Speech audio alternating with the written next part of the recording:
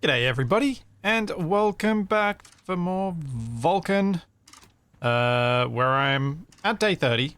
I've made it to my goal, and now I'm in that position where I'm like, I'm kind of enjoying being on enjoying being on Vulcan. Not sure about that, but I'm enjoying this playthrough. I'm enjoying what I've been doing here, and I kind of want to see where I can take it next. And so a fair bit of today is going to be chatting, probably, about what I want to do with this. What I want to do with this base, what I want to learn, what I want to try and understand better in the game so that I can hopefully be better at this stuff. And yeah, I think one of the goals I might want to set my eyes on is seeing if I can get to a point of setting up a Stirling engine here on Vulcan, because Vulcan is kind of perfect for Stirling engines. You've got lots of volatiles available, which is supposedly one of the better working mediums for Stirling engines, from what I remember. You've got a large temperature differential day to night, so you can use that differential every day to generate power.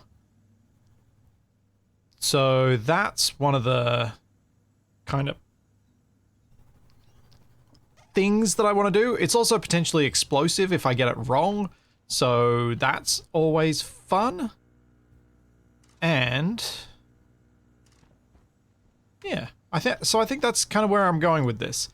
I'm going to put my suit on because I need light while I'm in here. I'll just open my helmet. Jetpack low. Oh, air tank low.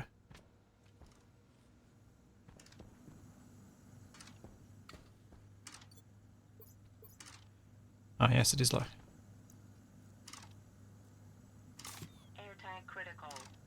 So yeah, that was kind of where I was thinking of going with this, is Stirling engines with other things, but in order to do that, I'm pretty sure one of the things I should be doing with this new production room is getting myself an advanced furnace that I can poke through the wall and just leave the actual furnace part outside. But with an advanced furnace, it's much easier to set that up than with a basic furnace, I think, because I don't need to have extra pumps. I don't have to do all that sort of stuff because it's got the internalized pumps. So yeah. That's where I'm thinking of going. Let's have a look at where I actually got up to last week on that room, once I can figure out how I get out of my solar panels. Thanks, Silly String. Thank you so much for 3 years. And for the gift sub. Thank you very much. And thanks, Danny. Thank you for the Prime sub. And thank you, Darky Knights, for the gift sub as well. Thank you very much. And thank you, Silent Phoenix, for 10 months. Now is the time for coding. Oof. I don't know what I'd be coding. I mean, Low pressure. Oops. Oxygen low. Helps to close my helmet. Critical. Pressure critical. So one of the things Critical. I think could be useful to do after I get the advanced furnace is possibly make that into an automatic or airlock, but I was going to do that once I'd gotten this room built. I'm just trying to imagine what I was doing and think of a better way of doing it. Maybe I go bigger? Was I going big enough? I'm not sure I was. I think this will still be quite cramped. So I was going to do production room below and then solar panels in a enclosed space above.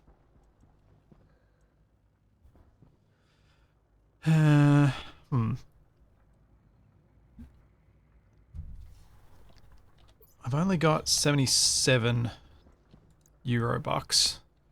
Should I... Can I sell this guy anything? Not practically. I could sell him this consumables package. Could make that. Although I need the tool printer, I think. It's just whether I wanted to buy some more oxide from him. Probably not. in a hurry to do that. Alright, let's go make some more steel sheets and steel frames. And I'll try and get more of this. Try and expand this room just a bit, because I think I'm possibly going a bit too small to begin with. Thanks, Paladol! Thank you so much for 2 years! Thank you very much. They're confusing numbers in that notification message. Because of the 6 months in advance, and you're currently on a 15-month streak, but you've beat... It does the numbers in the other order normally.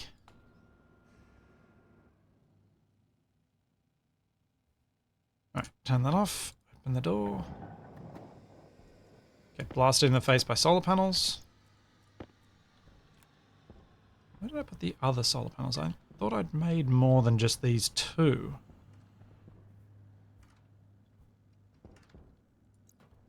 Oh. This room is impossible to navigate now. I need that expansion sooner rather than later. So, where has the steel gone? In there.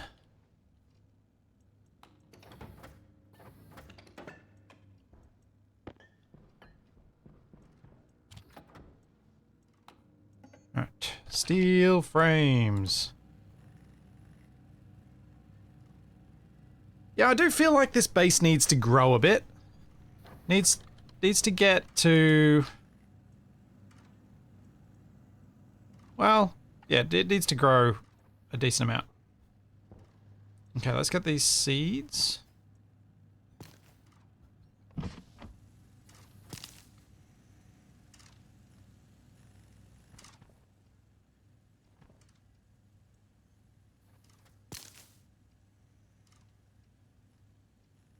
Oh, I should have waited.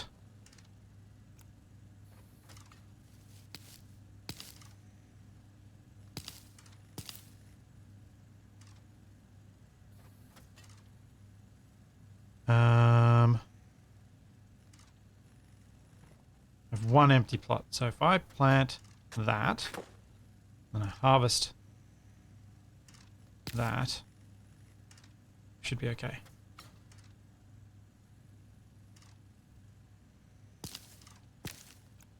Then I plant 1, 2, 3, and 4. And then I have enough oxygen being made, possibly.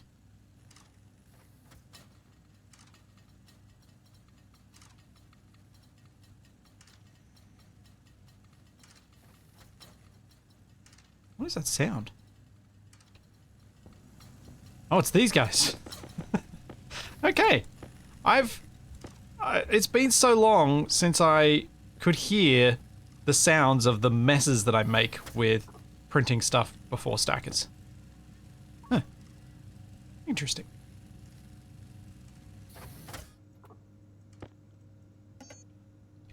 And some steel sheets.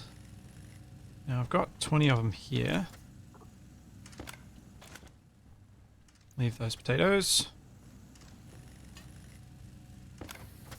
I've got 4 of them there. Oh, I had more steel frames there.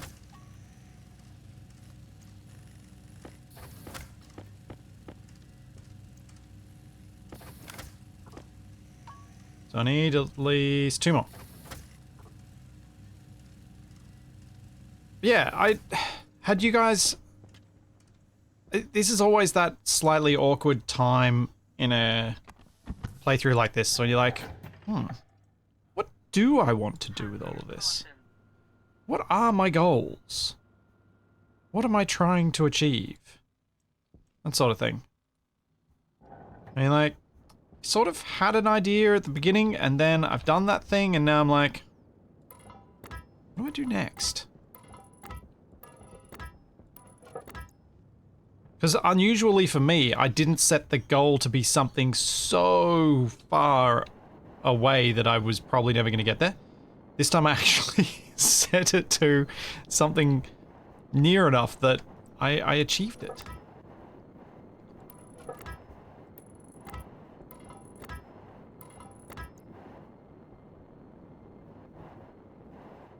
Maybe I go 1 more.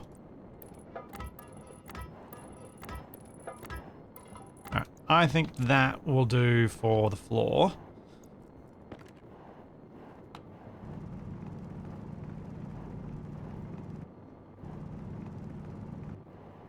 And then I need to possibly think about where I'm going to put the actual furnace. And I mean, I could put it pretty much where the current furnace is. Have it poking through the wall here. Have a door over here. Yeah, that could work. What's the goal today? Yes. I don't really know. I don't know. I don't know what the goal is. Initially, it's get this production room up so that I can get a better furnace put in. And then, with that, hopefully I can make the stuff needed for a Stirling engine and can have power input from that, as well as solar panels. But other than that, I'm unsure.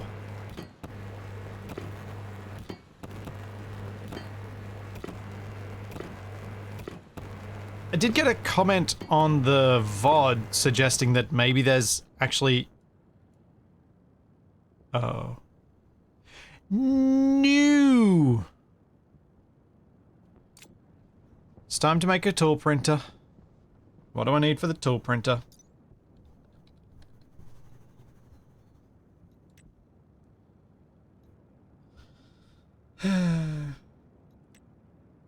Iron and copper.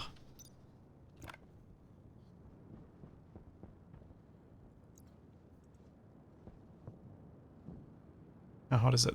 Is it hot enough for iron yet? I don't think so. You're empty. Let's get the copper done then.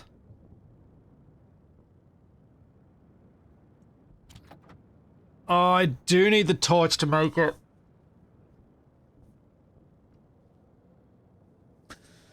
Well, that's not good.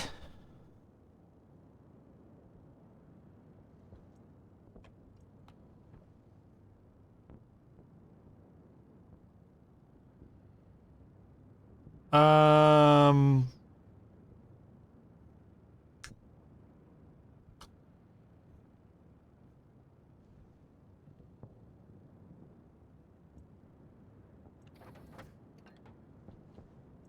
Um...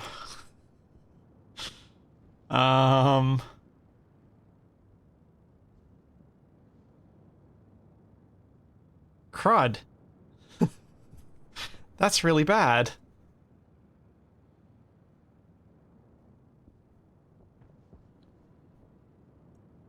Power low. Oh.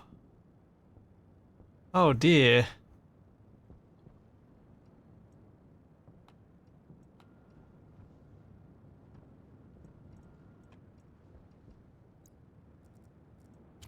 Well, that's not good at all.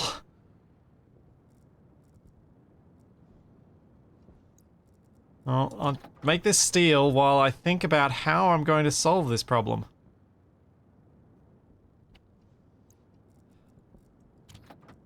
Because I need to hope that I don't need anything... Waste tank caution.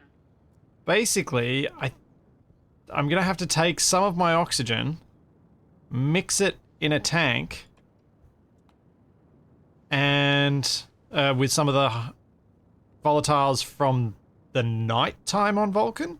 Because if I do it during the day, I'm gonna end up with problems. As in it'll explode. Because it'll ignite before it... So I need to use nighttime Vulcan volatiles.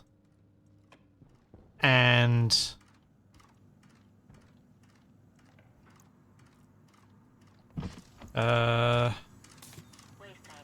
some oxygen from this system.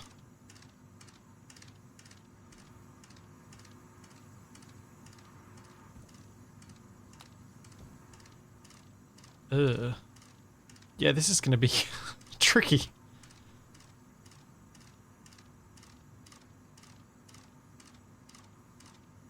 So I haven't made it easy for me to do this.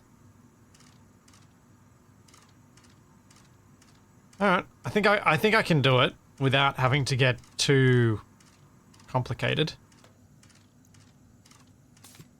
Or at least without having to make too many things that I don't already have. Air tank critical.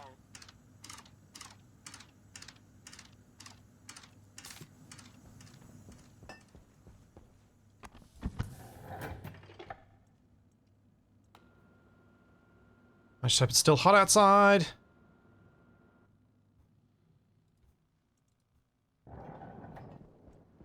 Just need to flick that to in.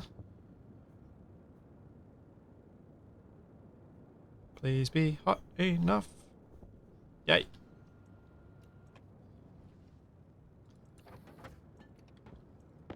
There's some steel. Let's make... I've got some iron lying around inside, so... Maybe I can get this silicon done? Actually, what does silicon require? Does it require 1,000?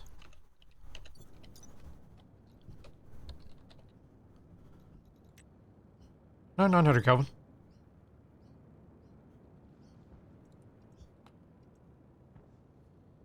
But it's going to drop before it reaches that. Before I can get that in, I think. Come on, come on, come on. Got 10 degrees. Hydration critical. Quick, quick, quick, quick, quick, quick, quick. Alright, let's flick it and see. See if we can reach the mark. No. Too late. Too slow. Alright, so the silicon will just sit in there for the moment. Oh. Alright. So my thinking on this is I need to get... Actually, what is in the air?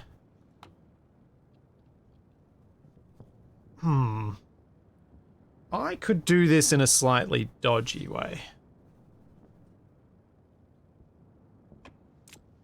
I need to make a canister. If I make a canister and Critical. a pressure regulator, I can put a small amount of oxygen into a canister. Or I can use my fuel canister from my thing, assuming it's completely empty. Let me just check if it is... No, that's the drill. That's the wrong device. Is this completely empty? Yes. Okay. So my thinking is, I put a pressure regulator onto the oxygen tank refiller, and then I regulate that to quite a low amount of oxygen. So really a very small amount of oxygen. I then take that, bring it out here, and just use this vent to pump a little bit of nighttime air into the tank. Just enough for me to weld up the tool printer.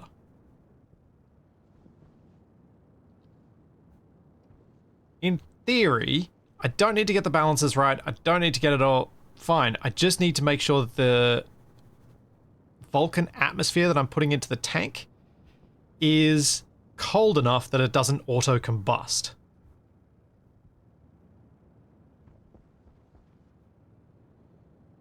No, Takari, why do I need to get rid of the pollutant? As long as it can ignite, shouldn't the welder work?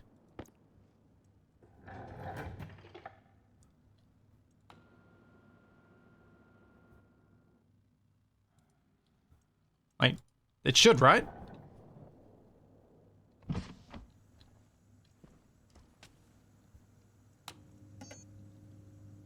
But can I actually make a back pressure regulator?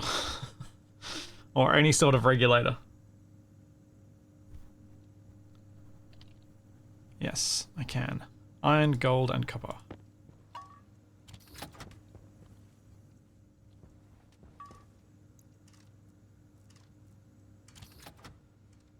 Does anyone have gold? Yes. Popcorn at the ready, yes.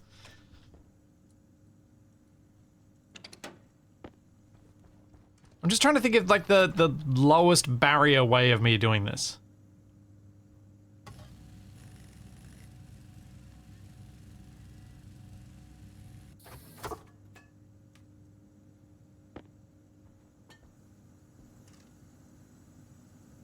I'm not welding anything indoors. Why would I do that? That'd be It's very silly.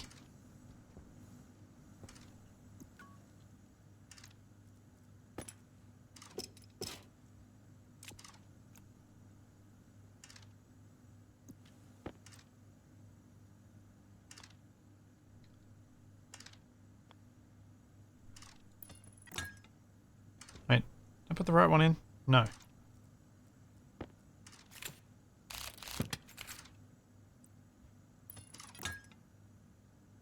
Wait. Oh.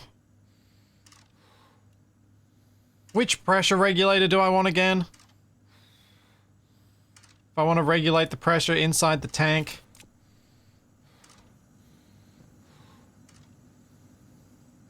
Is it the pressure regulator or the back pressure? Why can I never remember this?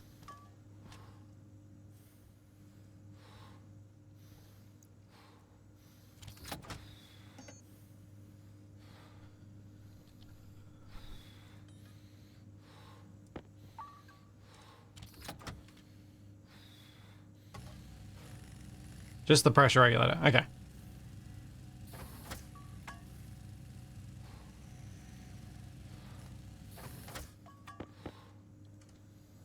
I should probably do something about this eating situation. Oh, no, I need that on.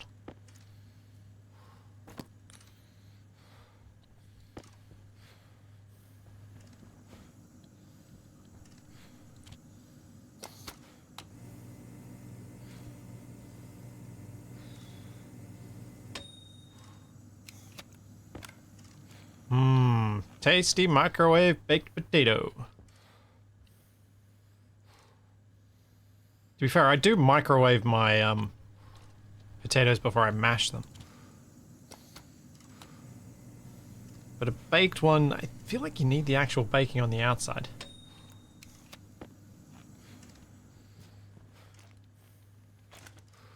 Because microwaves don't get high enough for the Maillard reaction. Just the tasty bit. Yeah, I know, could have put it outside. It might get a funky taste to it, though, if you put this outside, I reckon. So...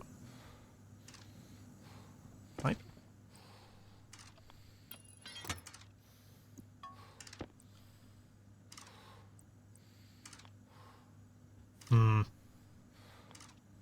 Guess I'll do it this way.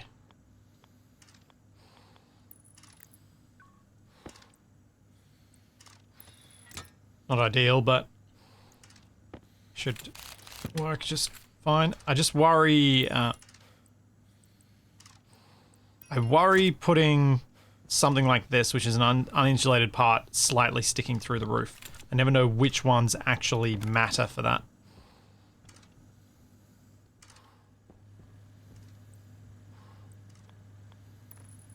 Which ones are going to get heat during the day.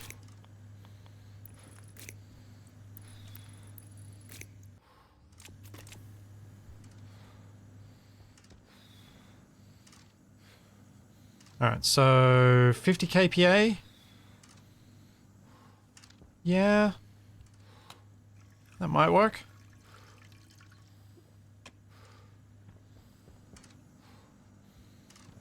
I should make the tool printer parts as well.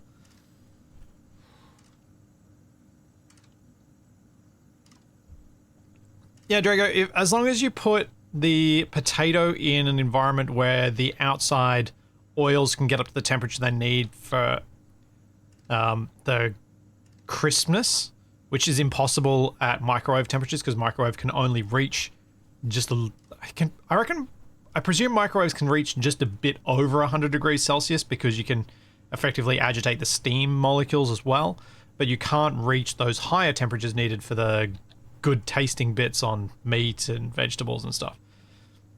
So a microwave can't quite do that, which is why you need something like an oven or an air fryer or whatever you want to use. No, that's not true, Louis. Microwaves don't cook from the inside out. Microwaves cook from wherever the water molecules are, which is where that myth comes about, because mostly the things we cook have water on the inner bit, but microwaves, just like everything else, you're shoving radiation in from the outside, so it's going to heat up the outer water molecules first. Like, just heat up something that's frozen, on high for a minute, and you'll see that the outside is warm and the inside is still completely frozen. So it's clearly not heating from the inside.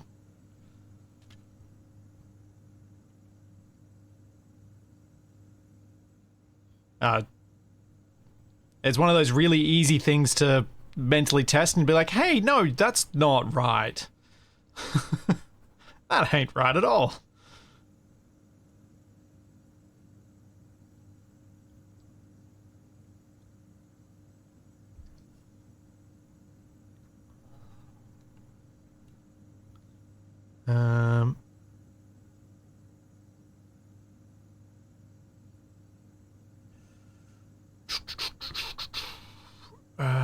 What do I need? What do I need? Tool. Got distracted by food science. Iron and copper. Chuck that copper in there. I thought I saw iron on the ground somewhere here. Oh, don't have that in there. Don't want to accidentally turn that on.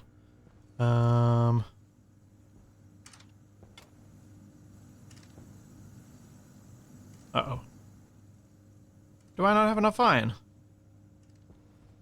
That's not good.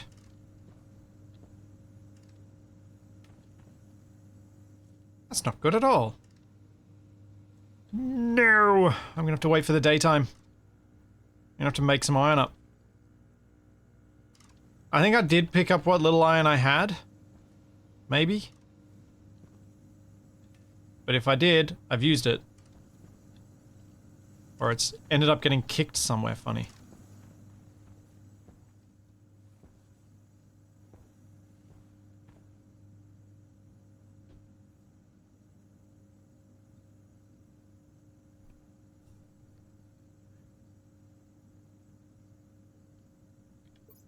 No, it's not hiding in my uniform. My uniform's my duct tape and emergency pill. Bah. Bah. Bah. Yeah, I'm gonna have to wait for daytime.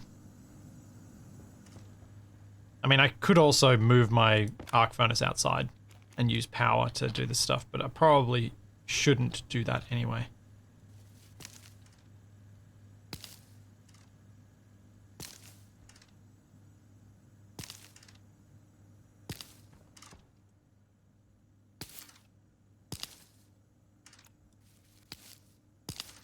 And I may as well get some more iron so I can get a couple more plants down and increase my oxygen generation. And I should probably consider whether it might be worth swapping out traders and waiting until I get a plant trader to get ferns.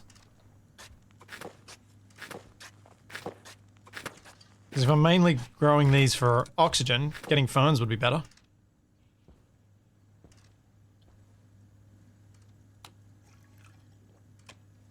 Would be much better.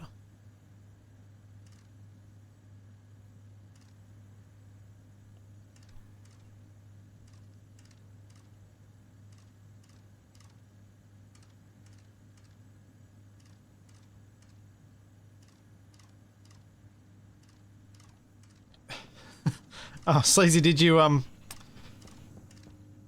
yeah, the whole splitsy, flipsy thing is, tricky. Because YouTube algorithms and all that had to be done.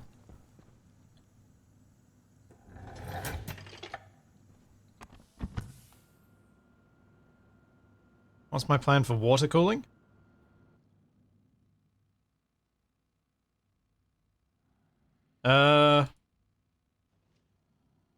What do you mean, Prairie?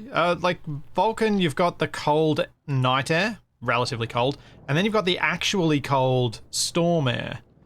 So I think if you're dealing with just night air, then you probably do have a bit of an issue with, I'm gonna send this trader away. Am I? Do I buy some more oxide while I've got him here? Yeah, let's fill up my thing again. Oh, Whoa!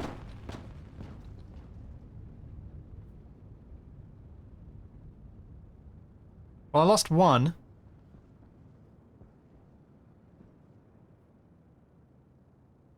Storm air is, we discovered this last week. Storm air is hot at the start and then cools off and gets below 100 degrees by the end of the storm. So you just got to wait till later in the storm to grab the air.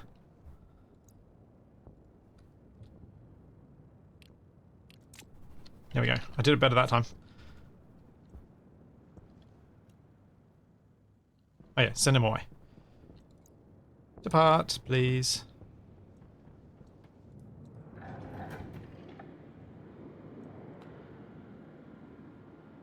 So you need to wait till later in the storm, so you probably need an automated system if you're going to grab the cold storm air. But yeah, you can get genuinely cold storm air that is at a good temperature for using phase change water cooling, because it's in the sub 100C range. Though I don't know if there's something better at that range, because it's too low for pollutant, because you'll end up with too much liquefaction and it'll all just be a bit of a mess. But I think water is probably the best around that level. I'm not sure what else might be. And I don't really have an easy way to look.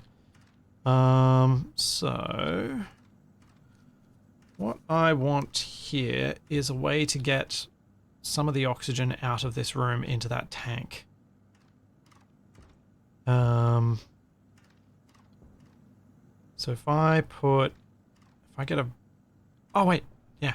I've actually got the thing outside that I need.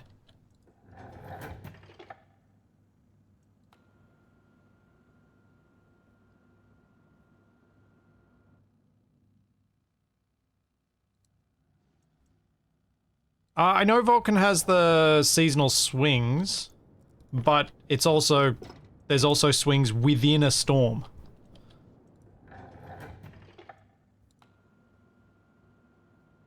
Oh wait. It's hot enough that I can process this.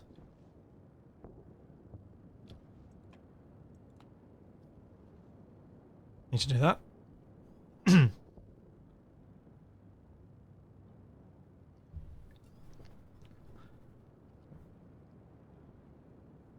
Yes, at least you guys got your blammo. At least there was that.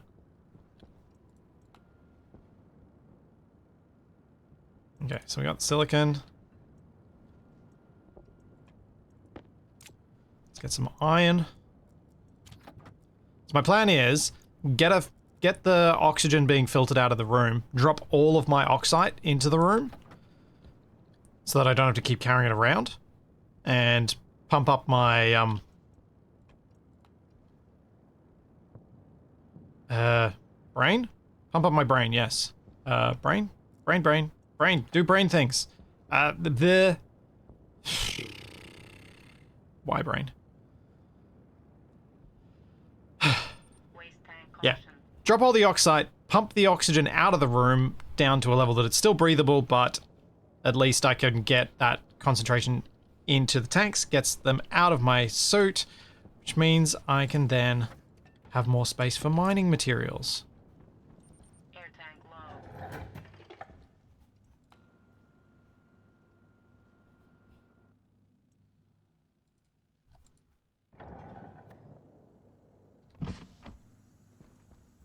Alright. So now we have iron. I can put that in here. Silicon's going to be needed in... actually, I might pop it in there. I think I need plastic. So let's make the tool manufactory while that's going. And then what I can do is temporarily disassemble this thing. Let's just check what's in here. Nothing. Good. So if I break this there, and then shove this on top of that, I can now start pulling some of the O2 out of here. And the pressure in this should start going up. So we can drop some more oxide. This is going to make this room fairly nitrogen heavy, but I think that'll be fine.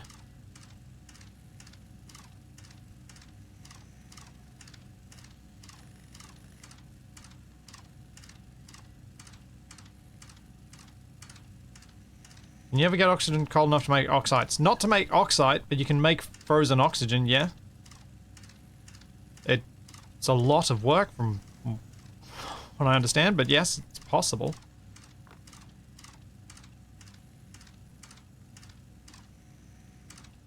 Where are we at pressure-wise?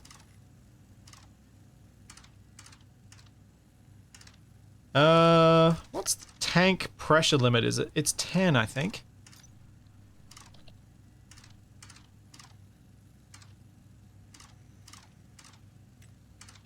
Yeah.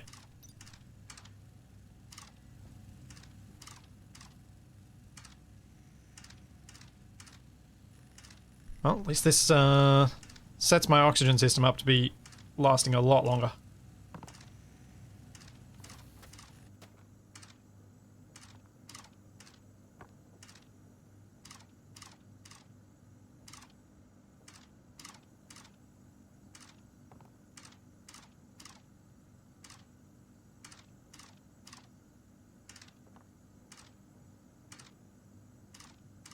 I mean, that sounds a bit real dodgy, Andy, so I'm not interested in doing that. But what I was thinking of doing is getting the outside air at night, or even better during a storm, pressurizing it till it was liquid, and then using that pollutant, that pressurized pollutant, to phase change into the atmosphere, like just let it go, to cool down my cooling for my air conditioners. That was sort of my ultimate goal with how I would like to approach that. My room's a bit overpressured.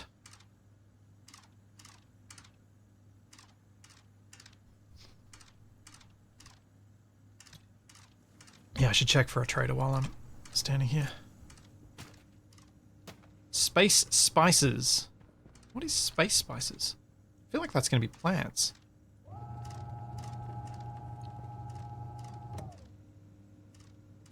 Oh, I think I've just made that a lot worse.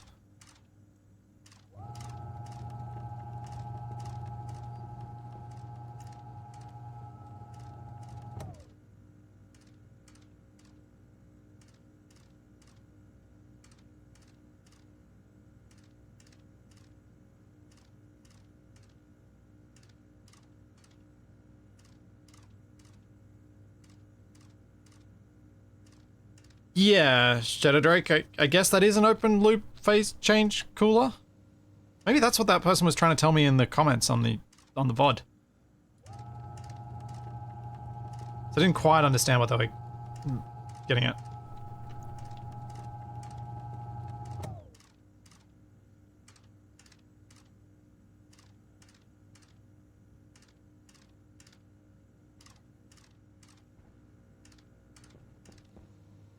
There we go.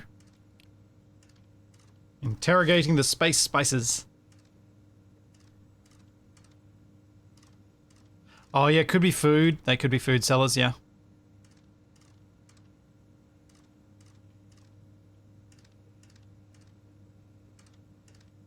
I don't have much money, so if they are just selling food, I'm just gonna ignore it. There's not enough value to me in better quality food. For how little the amount of money I have is. Oh, I should be keeping an eye on this. We're into the danger zone. Can we actually see the pressure valve on this? Like the pressure readout? No.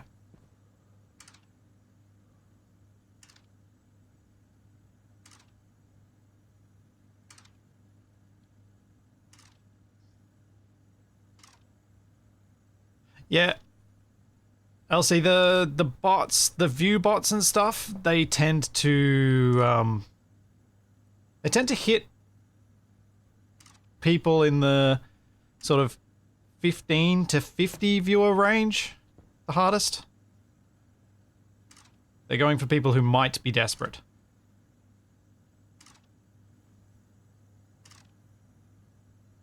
Okay, I think I'm going to stop here because 9 megapascals is very danger zone.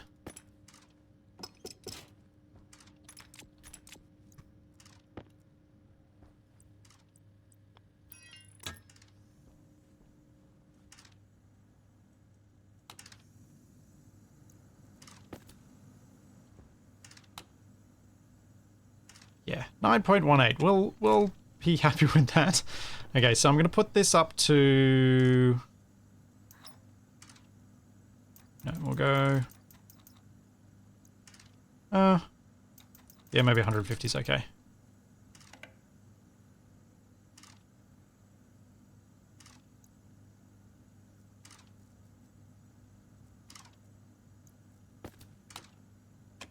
Right, turn that off.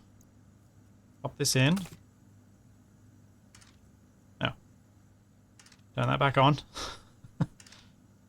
There we go. So we've got some cool oxygen in that. Now I need to do the terrifying thing of filling it slightly from outside air. Once it is cool enough, which it should be. Let's empty my waste tank before I go outside. And fill my air tank. So now that this is set up, I don't have a thingy. What are they called? Labeler. So I got to do that. Let's put that on. Let's put my air tank in. Air tank critical.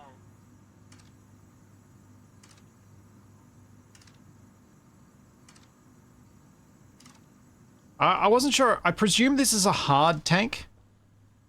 I looked up the regular one. I don't know if the hardened one goes higher.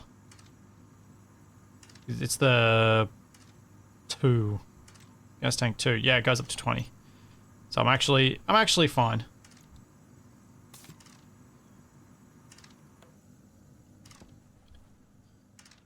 There we go. 6 megapascals of air. Oxygen. Happy, happy, happy, happy. Now, did I have... I don't think I did.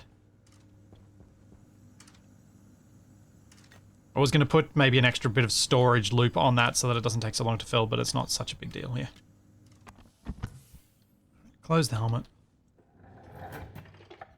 Go outside and see if I can make my welder work again.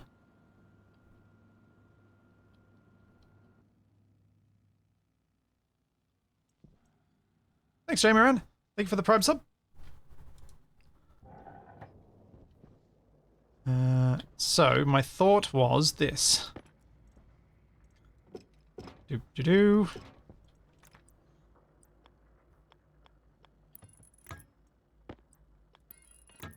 That's how I was going to get it into the thing.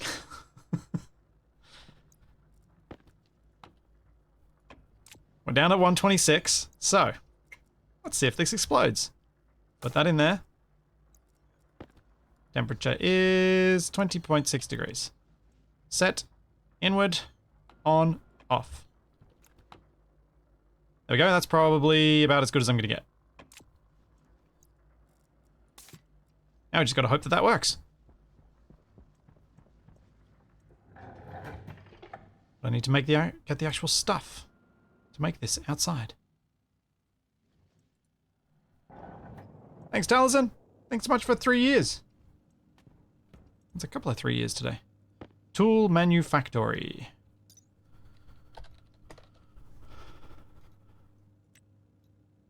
Need iron sheets, cable coil, and plastic sheets.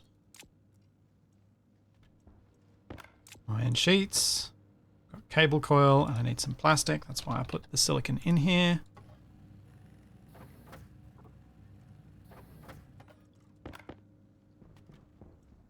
Well, it's entirely possible that what I've done won't work at all. I've never done a dirty fuel tank for a welder before.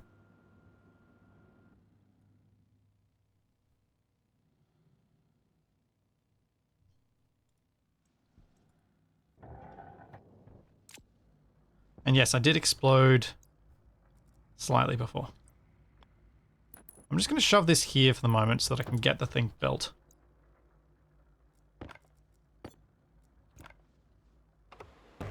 Hey, it works. Hydration critical. Cool. I was hoping that would be, right?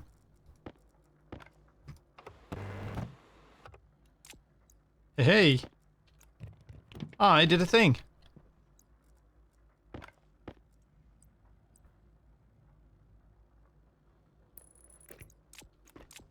Right. So, we need... No, why did I click that button? To make an arc welder.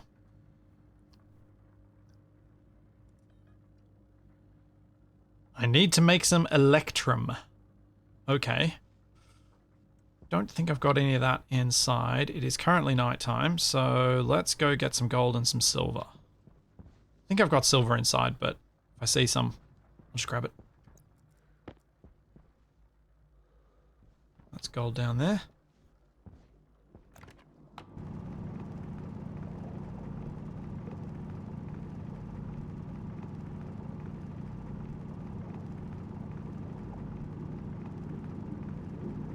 So I should be able to make electrum just as is, because I'm pretty sure the temperatures required for it are not particularly high. Power low.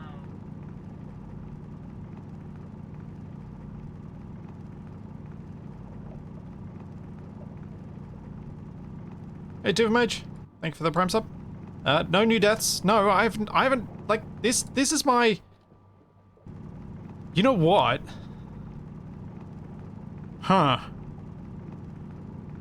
Huh. Do I make this a hardcore playthrough, where once I die, it's done?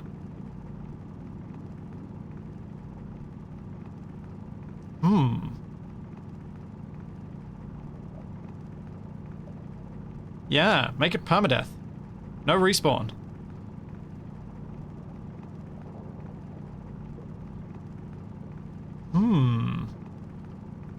It sort of is that.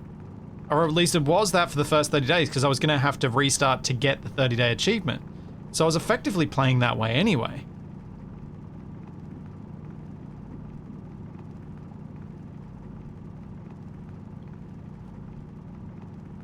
I think if any of you guys think that's a terrible idea, you're going to have to convince me of it, because otherwise I'm just going to go ahead with it. Oh no. As I almost fall in a pit of lava. Yeah, lava. Lava? Lava. Silver!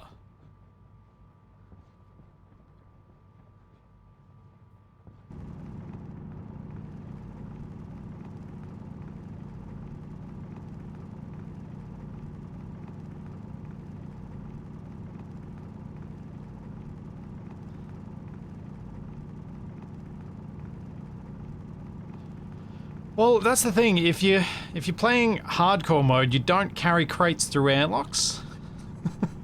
You got to remember that you're playing that way, so you don't take some of those risks that you often are more comfortable taking. She's like, I can. If the worst comes to worst, I can respawn. I mean, right now I'm playing hardcore anyway because I don't have a respawn, and if I never build one, just like I didn't on Venus, it effectively ends up that way anyway. Okay, that's more than enough silver, but there's some more gold down here, so let's get it.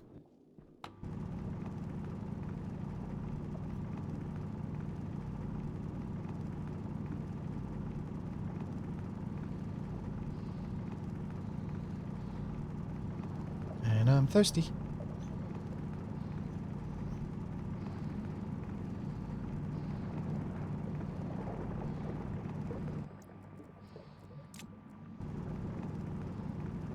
Maybe make a heavy drill. Eventually, yeah, but right now, no.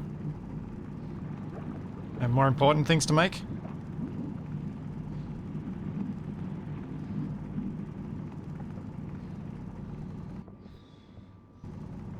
what I'd like to make is some deep mining drills.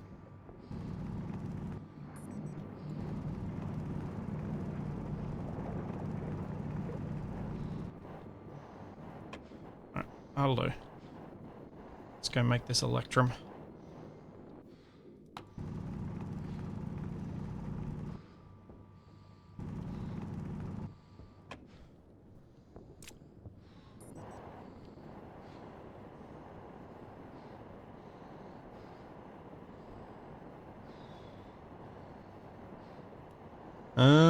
Put it to a vote and see what chat thinks if/when you die. No, I'd prefer the expectation to be set before death. I feel like the expectation needs to be set before death for something like this. Because otherwise, everyone anticipates that it's probably not going to be stuck to. It kind of defeats the purpose, in a way.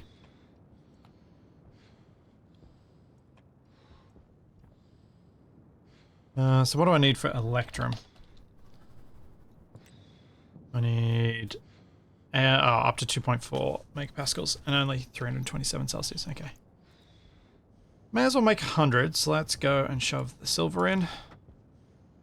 That's going to get real hot. Then we can shove the gold in. It'll probably continue to get hotter. And now we vent it. Until the right pressure.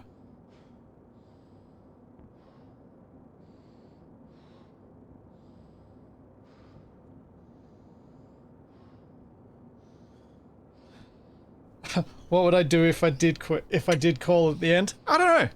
I don't know. Think about how long it was between the end of Venus and the previous death. There was a long, long, long bit of time in there.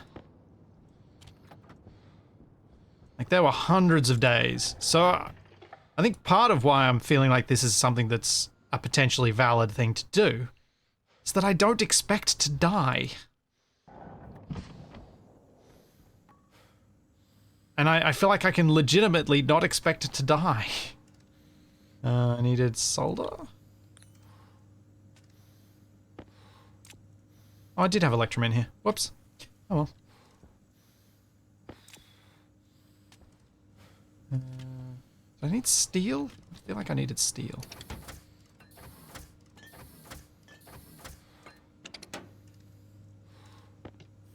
Bring that with me, just in case.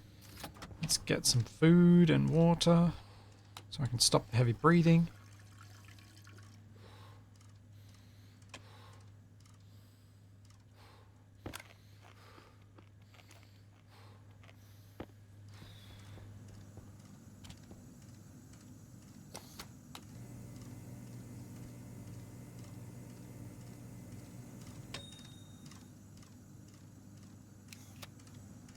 I mean, if I say this is a hardcore save, then I have a very clear goal here. There is that flip side, which is, if I say this is hardcore and that if I die, it's over, my goal is to survive until the terrain update comes out.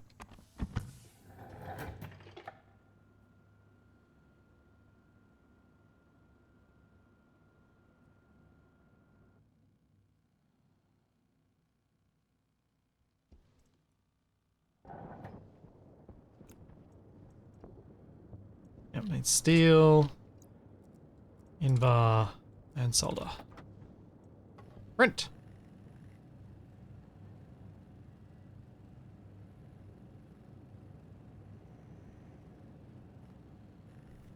So, the only caveat I will give myself is I think what you guys are trying to get at, which is if I think the death is suspect, as in game bug, Charlie, toddler, doorbell, forgot to pause, death, then I'll let you guys decide if I'm right or if I have to just suck it up and take it.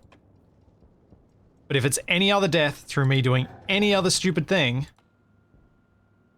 That's it.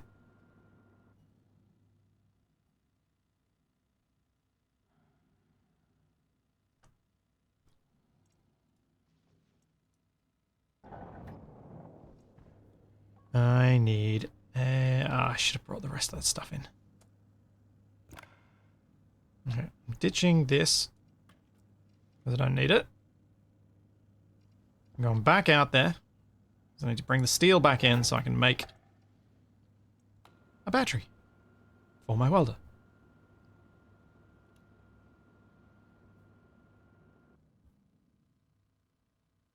Yeah, if I jump on the printer and suddenly suit crushed and teleported outside, yes.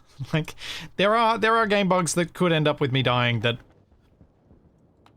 totally, yeah. Forcing myself to accept that would be just pain. Oh, if I brain myself from opening an airlock door, I think that's a legit death. But yeah, I will say if I think it's a suspect death, then I will get you guys to confirm. It's not. It's got to be. I've got to think it's a dodgy death first, which I think makes it less likely a thing to come up. Because there's always going to be someone who thinks a death is a dodgy death, right?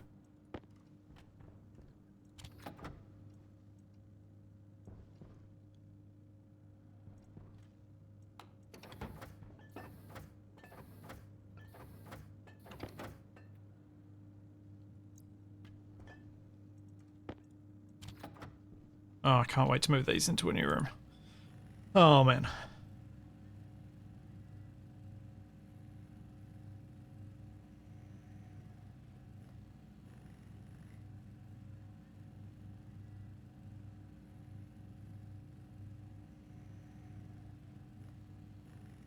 So, Prairie Wind, think about what the word condensation means. You are condensing something. So if you expand the volume, it's going to condense less, not more. Because there'll be more volume, it will be expanded, not condensed. So if you want something to condense more in pipes, you need less pipe, more gas.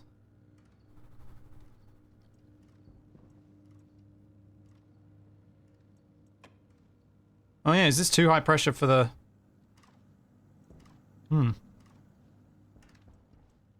No, the potatoes are thriving, they're happy.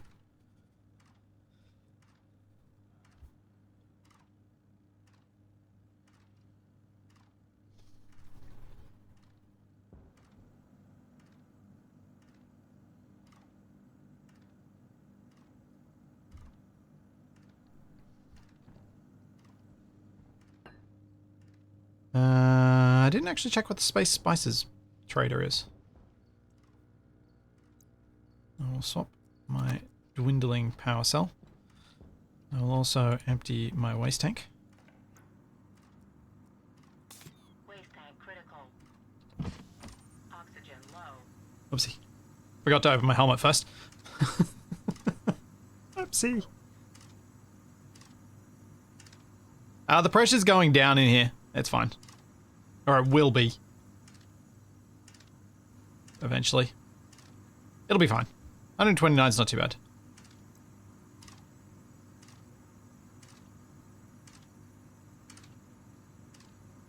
This is Stationeers solo. Yeah, you can breathe at 129 kPa. To some extent, that's what a CPAP mask does. For anyone who has relatives or themselves that has obstructive sleep apnea. You're breathing at higher pressures. It's debatable how much pressure it actually adds, but it does add some.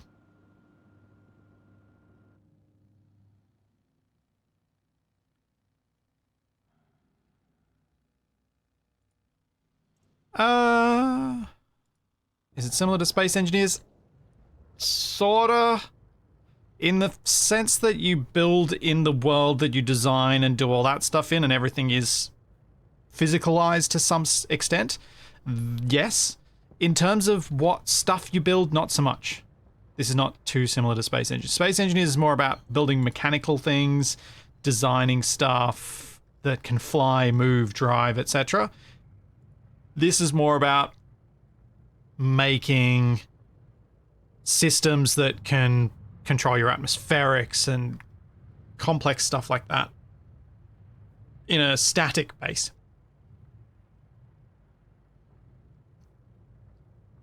I don't have anything I want to deal with this guy. So yeah. Okay. Progress has been made.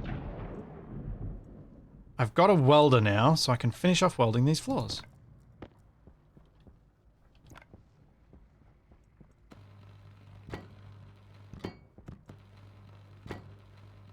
And I can now weld inside my oxygenated room.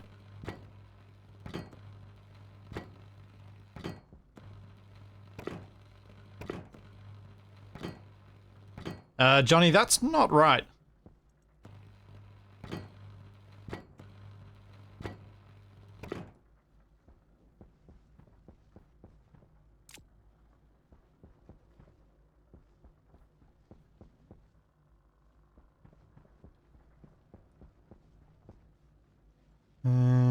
Okay.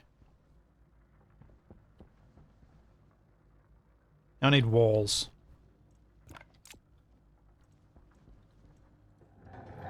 You definitely got some of those numbers wrong.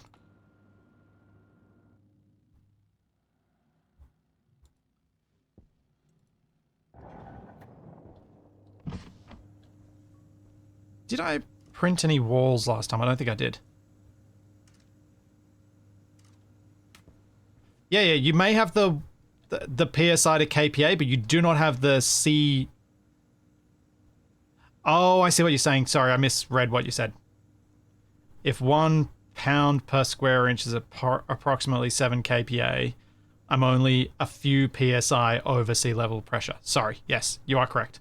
I take that back. I misread what you were saying. But yeah, this is completely a survivable pressure. Well within the realms of fine. It's possible it's high enough it would give me the bends if I suddenly dropped it. It's possible that, but yeah. I don't know what the pressure limit is for the bends. I never did anything like that in my previous job that would give me any insight into that.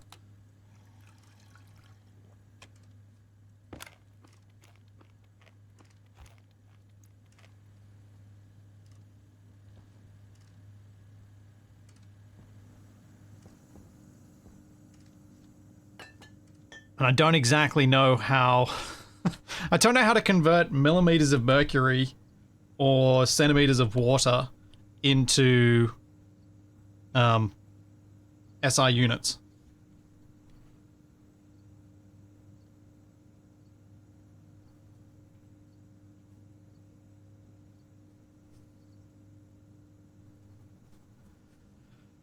Electrum I'm just going to shove in here, so I've got it stored somewhere that I don't have to be holding onto it. Same with solder.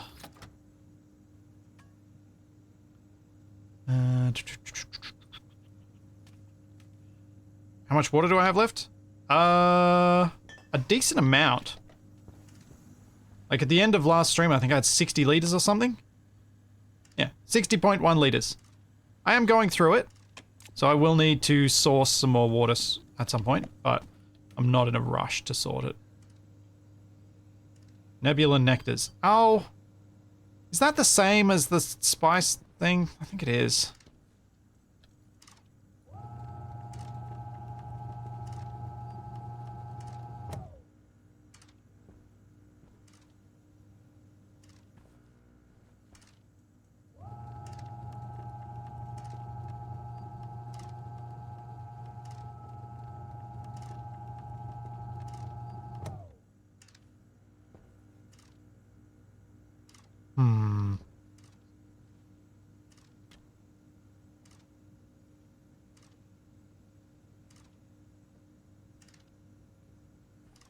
like I made that.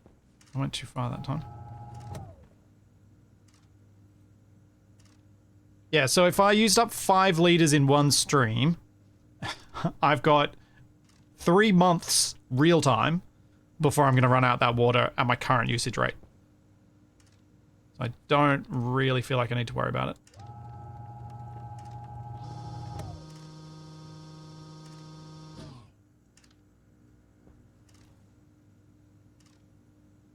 Is that better? Yes, it is better.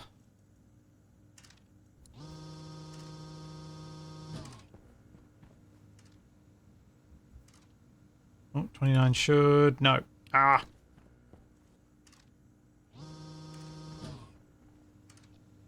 Yeah, 19 works.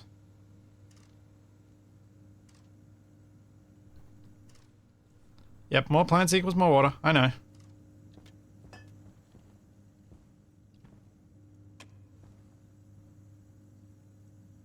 Need more steel. So I think I'm going to go through most of this steel making this room. If not all of this steel.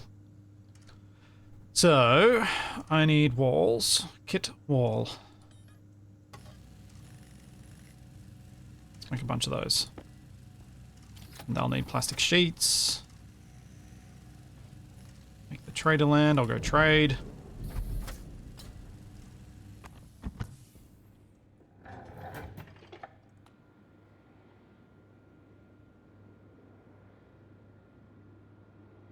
Oh yeah, advanced furnace. Good call. Yes, it does need the fancy printer, which means there's more work to be done.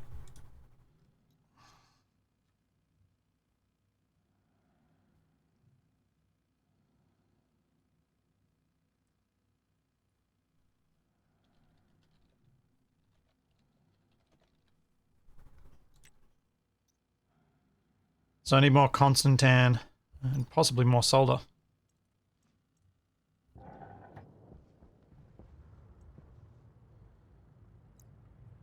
Oh yeah, I could do... There are... Nebula nectars is gases?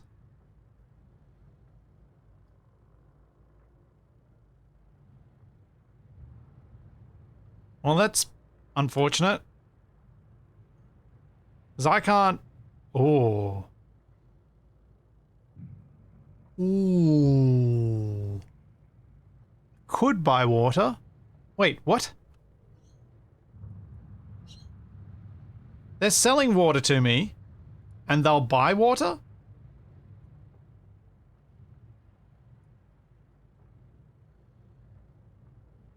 Huh?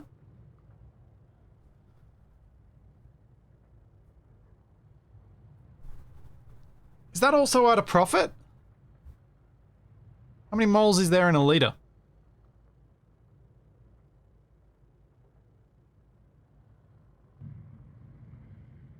Well, it's 250 moles. How many moles per liter at that temperature? 55.6 moles at 20 degrees Celsius. So they want 5 times that.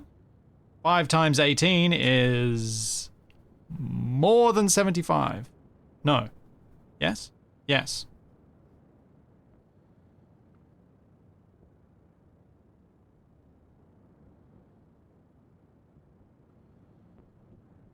Yeah, I could do the... I can get at least 33 bucks of the from the pollutants, yeah. And that would allow me to buy a couple more liters of water. Honestly, as mentioned, I think I've got enough water for the moment. Unfortunately, I think I've just got to get this guy to go and wait for an ore trader and make some money.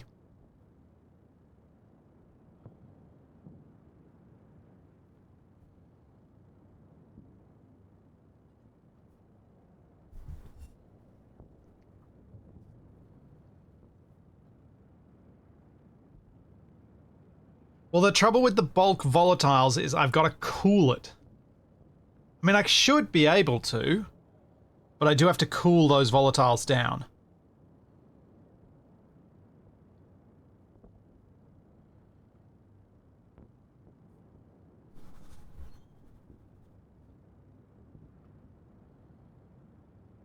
But... And it's only worth about 700. But it's... Oh, man. I probably have the power to do this. I'll have a think. I'll have a think. I might do the volatiles. And also do the whole... remake this into a gas thing and buy and sell the... buy... Well... Take the pollutants off his hands. Alright. So we know what that guy is, which means I can go back in here and I can make some plans. Stop thinking while you're outside. It's hot.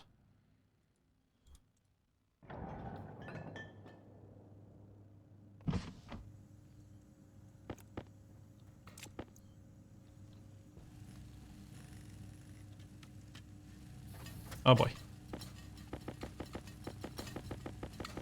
Stop making walls. I think that's enough walls for now. Because I also need to do frames as part of the roof.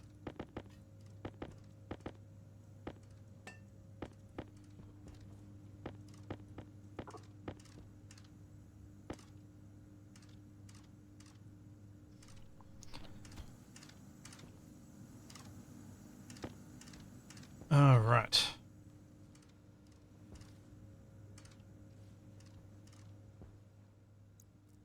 Just shove these there.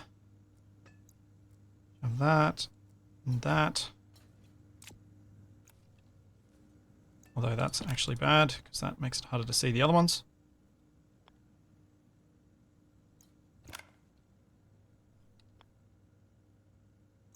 There we go.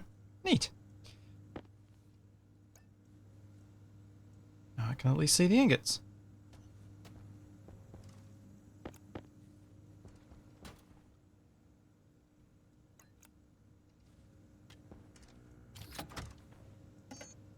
I need steel frames. Because what I'm going to do is make a single level for the production room. With likely some stairs on the outside and an external airlock into the solar room. Because the solar room will be kept at 0 at vacuum.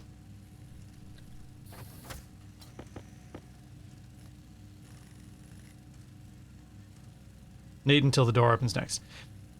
I'm hoping that's far enough away from the door that it doesn't get any wind, or enough wind for it to matter.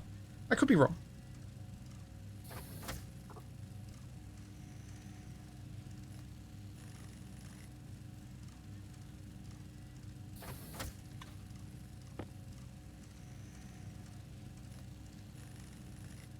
Yes, he's selling bulk pollutant at a negative cost, which basically means I buy it off him, I deal with it, and he's happy.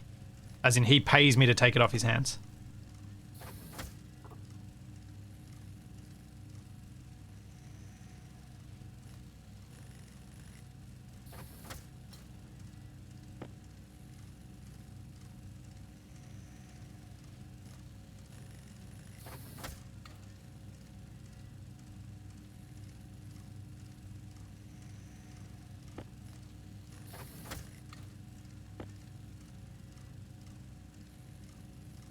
Well, I guess to them aged, they are technically photovoltaics, but people just call them solar panels. Because yes, they're not really... I mean, that actually... You could have a solar panel that is powered by a different source. It's just the original intent was for solar power, rather than other thing. But yes, the technical term would be photovoltaic. But that's a mouthful.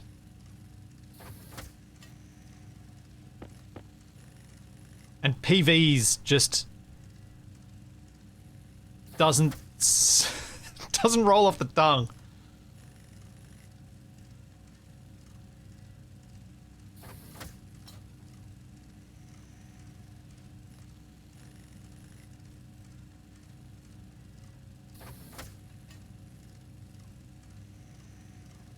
Especially for anyone with a health background.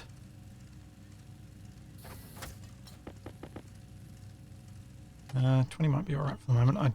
I know I need more than that, but I'm going to start with this. Steel, make the sheets while I'm out there.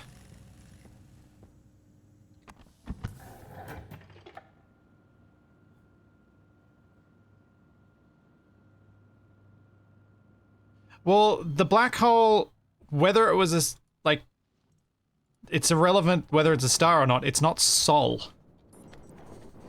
So it would make it not solar power. I think is the point that's being made. Don't want my room to be too high? No, I'll make it 1 high. 2 high is nice for the lighting. Actually, yeah, let's go 2 high. Oh. Batteries are useful for battery-powered tools, aren't they?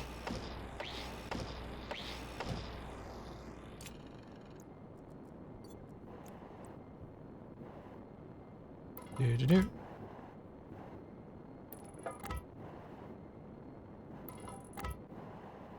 Yeah, stellar power. Or photovoltaics.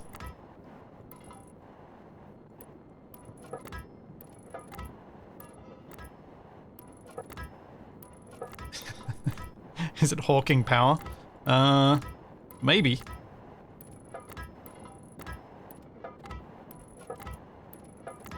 Okay, so I need another 15 to cover that up. So that would be my production room space. And then on top of these... Or do I do the cheeky? Maybe I do the cheeky here. Rather than having this be permanently down for the solar panels, maybe I place the solar panels on these and then remove them. So the frames are temporary and it just sits on roof pieces. The downside of that, of course, is then I don't have room for cabling, so no, that's actually a bad idea. Will make cabling super awkward. For lights and everything.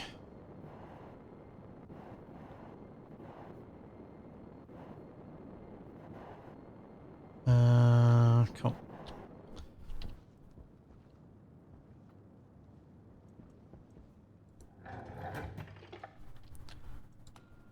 Either way, I'm going to continue calling them solar panels. Just like I keep saying, how on earth did this happen when I'm not on Earth?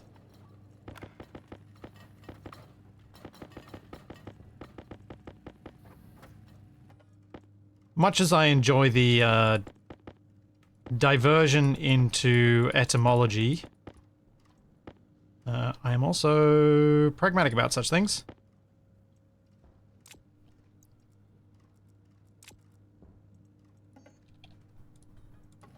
$15 more of these.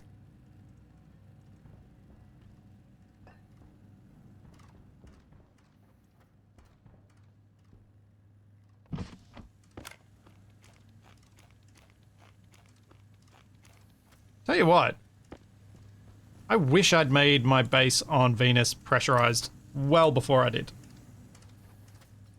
Having this space be pressurized and just being able to eat and drink with ease, oh, it's heavenly.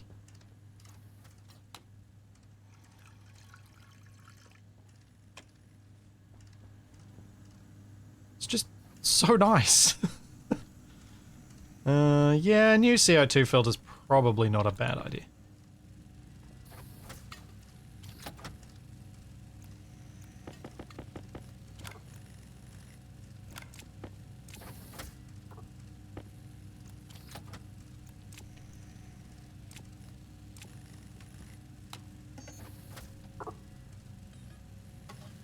There we go.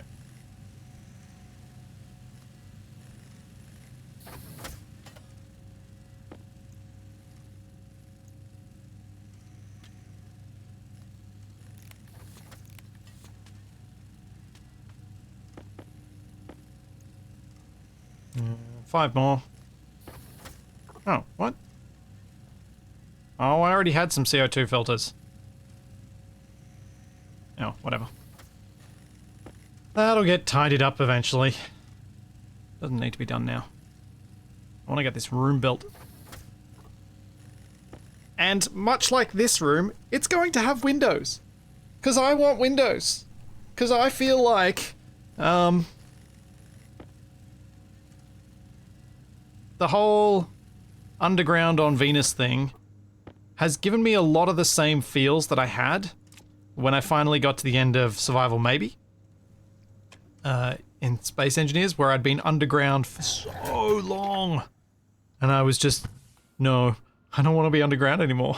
I don't want to build underground anymore. I want daylight. Sunshine.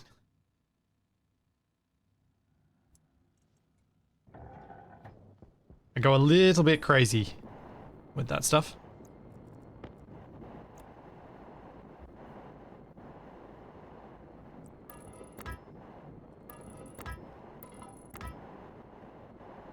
Air tank low. Oh, should have filled up my air tank before I came out.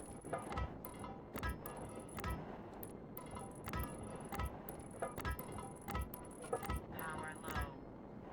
So I'm thinking I might actually want to build the solar room first.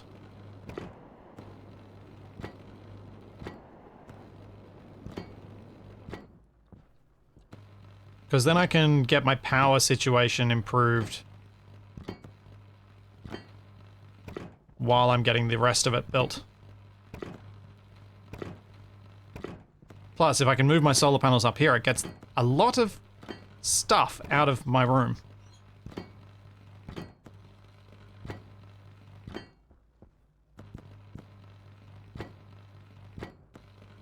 Yeah, Shadow Drake, exactly. That's exactly how I was feeling about it, which is that cooling on Vulcan, compared to what I had to deal with, is trivial, and so all windows all the time.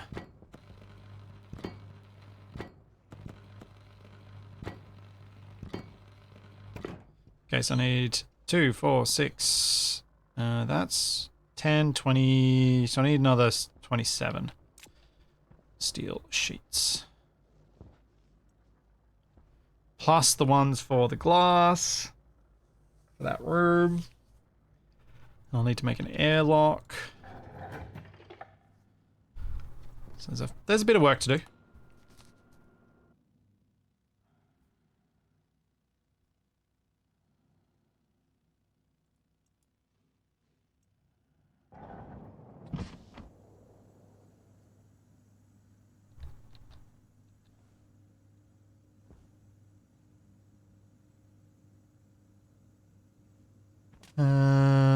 Right, so more steel sheets.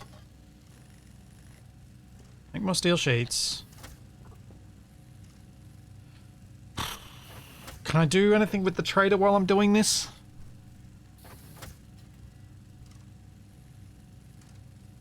Yeah, I can at least go deal with the pollutant side of things. Let's go do that.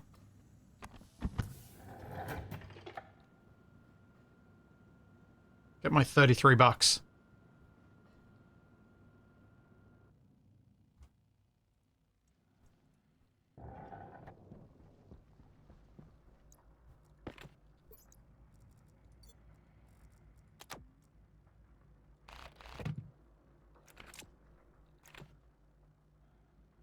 Angle grinder. Oh, I'm getting my other battery. This is just going to be annoying.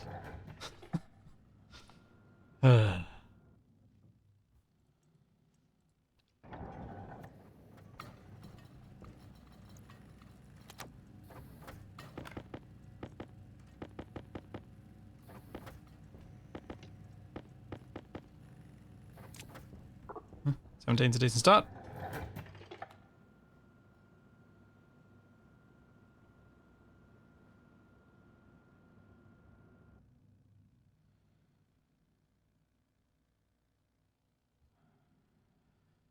I really started a new Stationeers playthrough and tried Brutal myself. How comparable is the difficulty if you can comfortably do Vulcan on Stationeers difficulty but without Brutal? I think once you've got the understanding of what challenges a particular planet start presents, I feel like you're then in a position to be better prepared for whatever is thrown at you in terms of what else that planet throws at you, really. So I think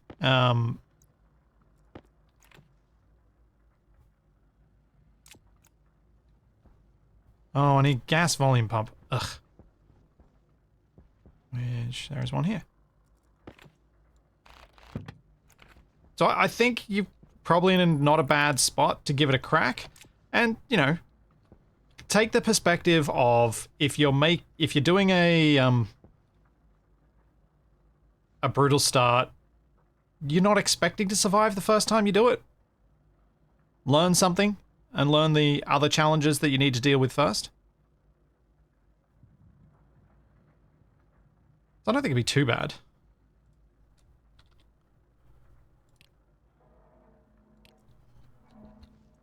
Pump it out. There we go. That's a lot of stress.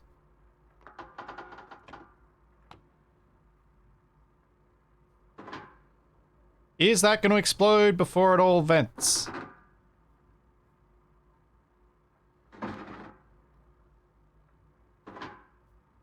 Air tank critical.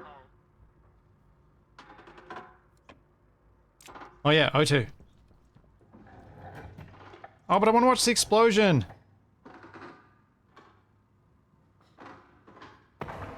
Yep, there we go.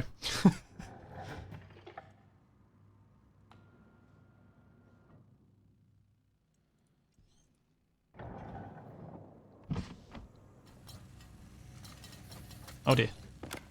Can't even get through.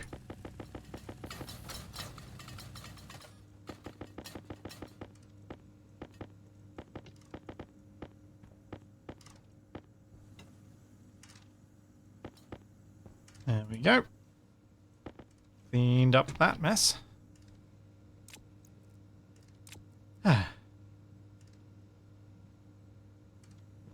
Oh, it didn't survive. Luckily, that's only one little bit of pipe that I broke, so it's not a disaster. Waste tank critical. That'll pressurize. I'm gonna need to print off a bunch of glass and a bunch of plastic. So let's get the plastic first. Actually, what is it that we need for composite windows? Is it plastic or is it steel first? It's plastic, okay. Just had a moment of self-doubt on that one.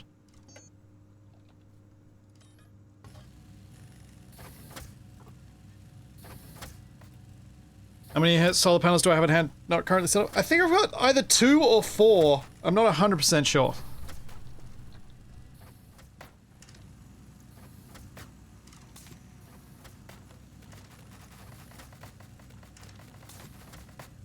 It's one of those.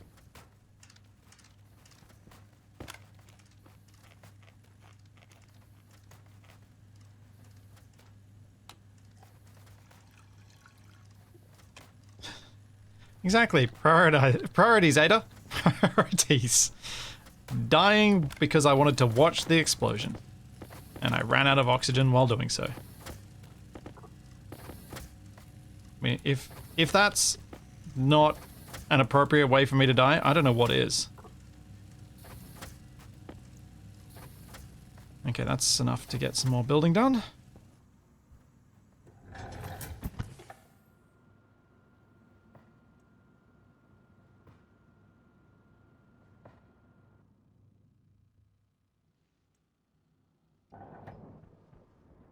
Alright, let's weld the rest of this thing up. Died doing what I loved, yeah. Exactly. Oh, I'm gonna need a new battery for this.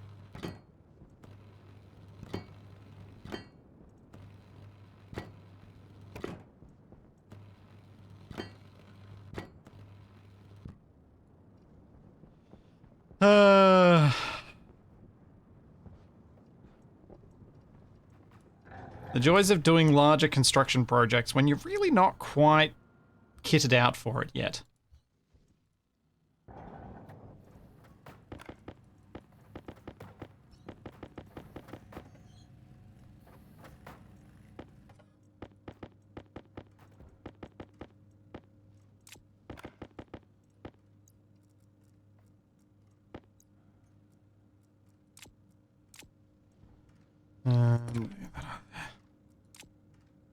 Oops.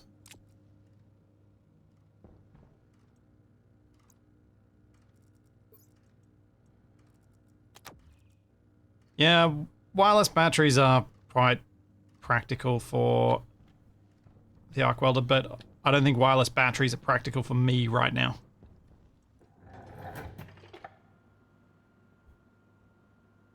I have a feeling that the arc welder right now is going to chew through a lot of my base's available power.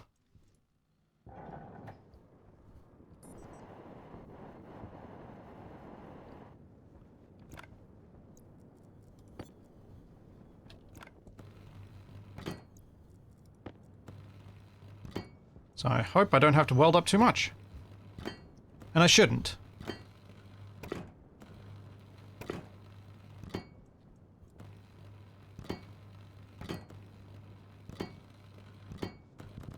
Yeah, I forgot what nuclear batteries need in them.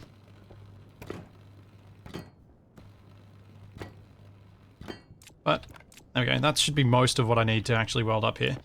So, something I don't often do and that I think I should do here is I'm going to put the... I'm going to put the windows on the outside. Because this isn't a room I'm going to spend much time in, so I should make the outside look nice, not the inside.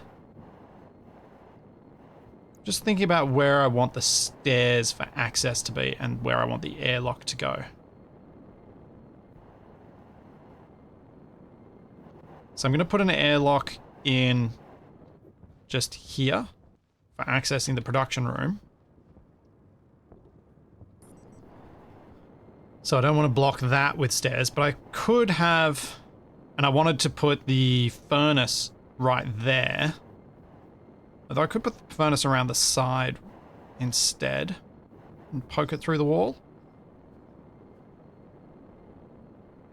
I kind of like the idea of having the furnace accessible and easily so. Oh. Well, that ran out quickly.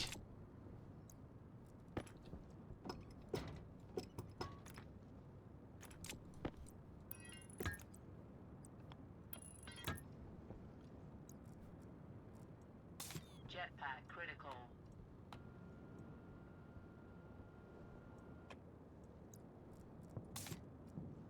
I'm glad I stopped that when I did. That is a risky way to fill a tank. I need to remember how risky that is. Ooh. Yeah, astrolabe, there it is. Okay. So where do I want to put these stairs? Do I kind of want this to be the full greenhouse, like to be the base of the greenhouse for the moment, and then I was going to perhaps modify it later to bring it up an extra story higher so I've got a bit of headroom in there. Maybe I put the stairs down the side. And since stairs, I want to use the sort of open stairs, which means it'd go up one layer, another layer. So there's 2 there, so it'd be 1, 2, 3, 4 would reach there. 5, 6, so it'd be this corner. And I could just put the airlock on the corner. I think it makes it awkward for the doors, though.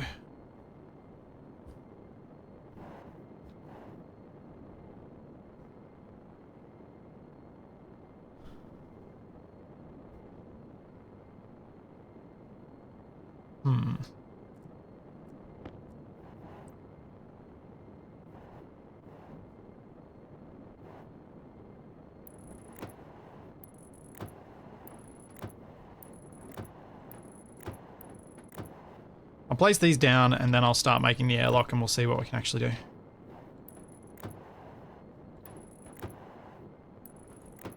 A catwalk to the solar room.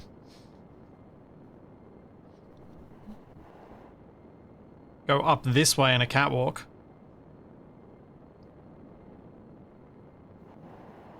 Yeah, I'll think about that.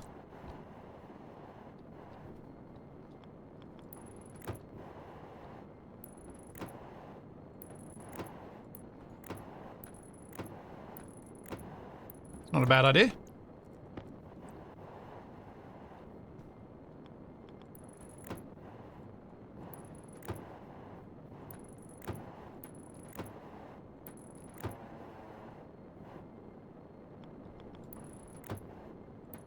Oops. No, don't. I don't want to build on the roof of this. Ah! Waste tank caution. Okay, I gotta go inside in a sec. Just wanted to have an idea of how many more walls I needed.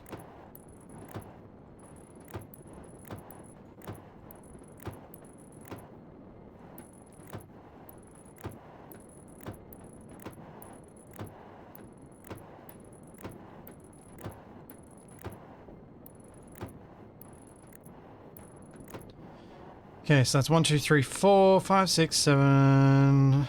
So that's 8, 11. Jetpack low. Jetpack low already. Wow.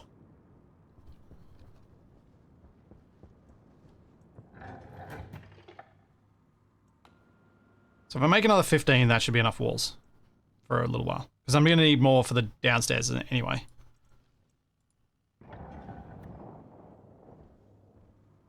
Yes. My suspended solar farm. I know it's weird. It'll be fine. It'll start looking okay soon. When I put the walls on the lower level, it'll start looking okay, I think.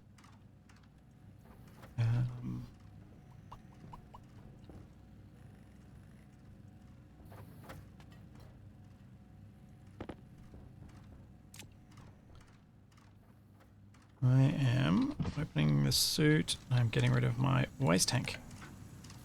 And since I'm doing that, I may as well do this too. Airtime critical. Should also get a new battery for my suit.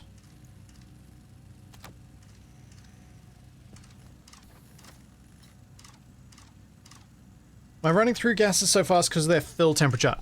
It might be contributing, yeah. The fill temperature is not particularly warm though. It's 22.9 Celsius, so it's not especially warm. But yeah, it's not cold by any stretch.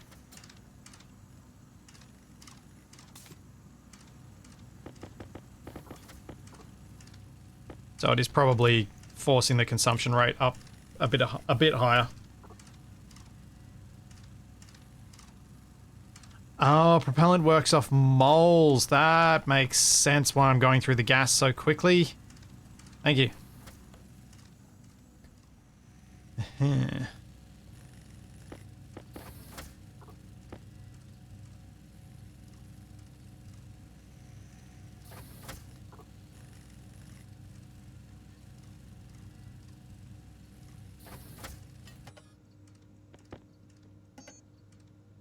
Kit stairs. Do I have iron lying around? Not lying around, no. It is in here.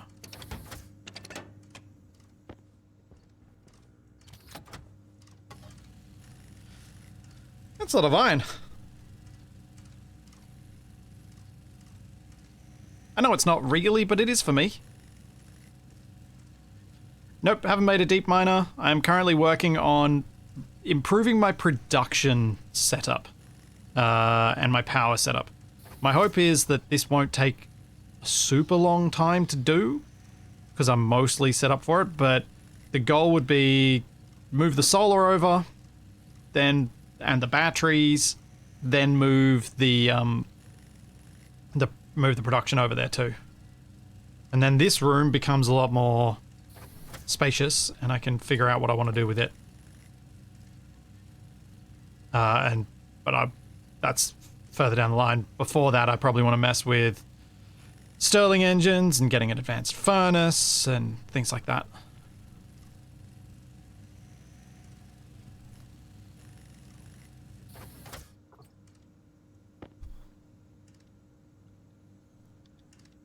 Snickers, do you really expect me to use cladding when I have the option of nice looking stairs that look proper?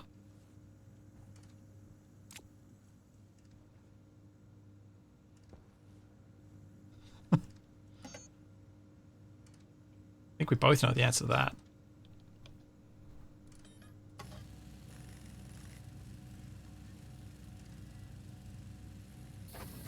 I don't use armor ramps in Space Engineers for anything. Oh, I need to take my suit off for a bit. Except for initial scaffolding, I use catwalk stairs and the like.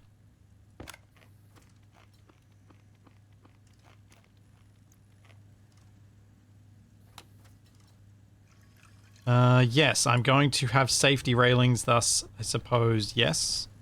Am good this time around. Where's my light? Meant to be on this wall somewhere. There it is.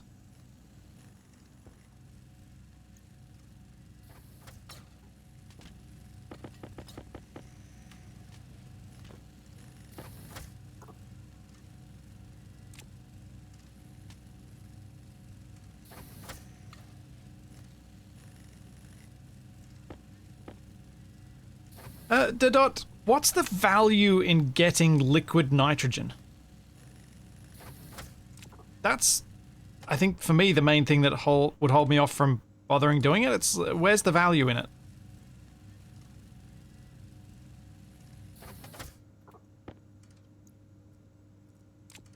I don't know where I guess cryogenically cooled fuels for rockets has maybe some benefit? Question mark?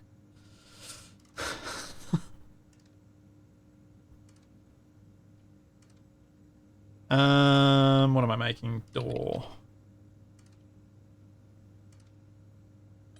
Need some copper.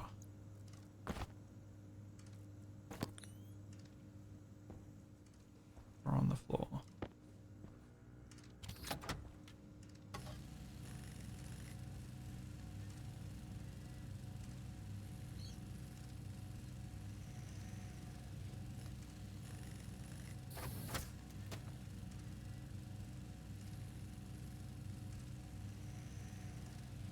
I love that my first proper airlock is going to be to a room that I will almost never go into after it's established.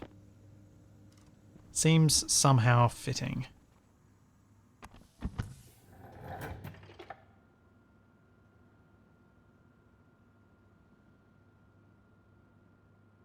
I mean, the thing is, yes, if you have extremely cool stuff, you can then pipe that to places and use it for extreme cooling of other things, but what do you need to extremely cool to that extent is what I'm getting at. Oh. That ran out quicker than I was anticipating. Okay then.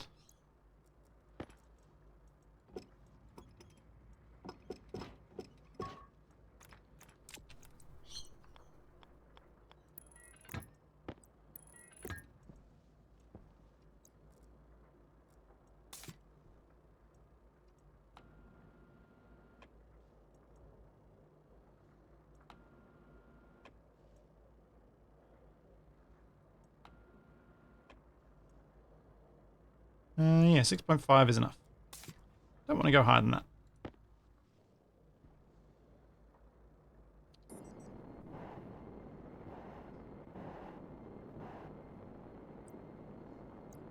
So, yeah, I was thinking door over here, but I ended up putting the wall down.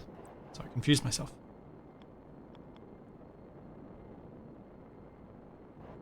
Just want to check. I don't think I can...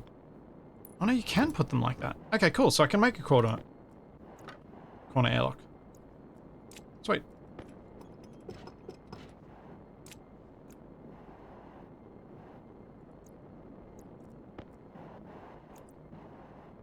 I'm going to start with out here, and then we'll see if the things evolve in such a way that I might be able to put them at the other spot. I might be able to make a catwalk.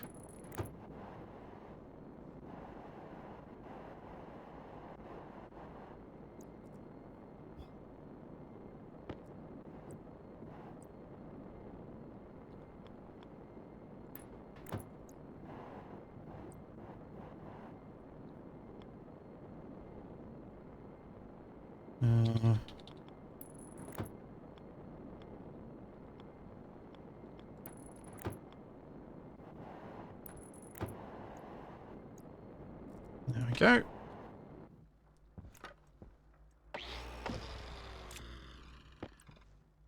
We go door and...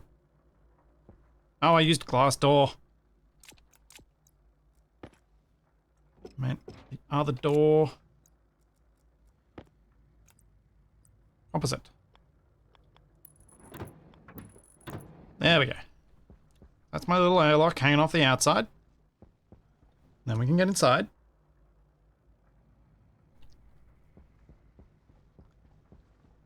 Yeah, I'm sure the corner airlock's going to be a bit of a pain, but it looks nice. So, why not?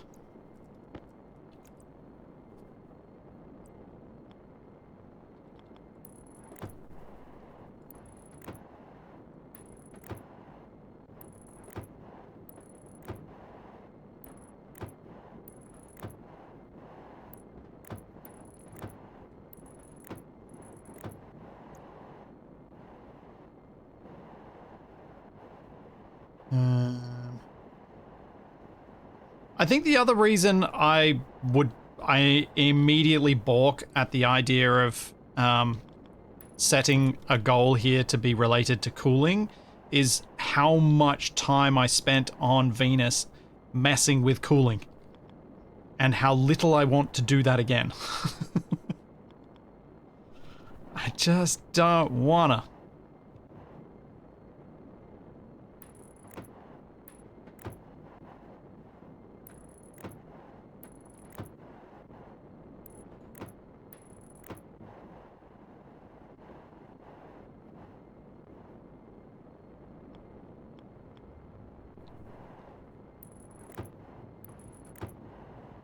Just start with every second bit being a glass wall for now.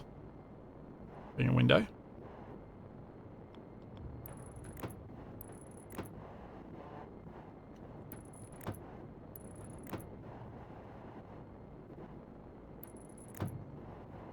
At least that makes this look flimsily supported somewhat. Alright. Now, because this is a room, we're now going to see weirdness happen with the gases in here.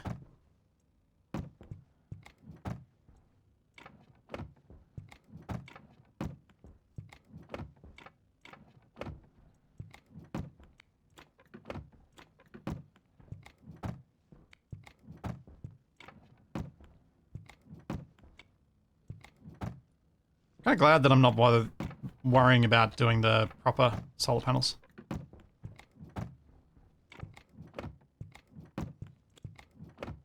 Makes achieving decent amounts of solar power a lot easier. For me, anyway.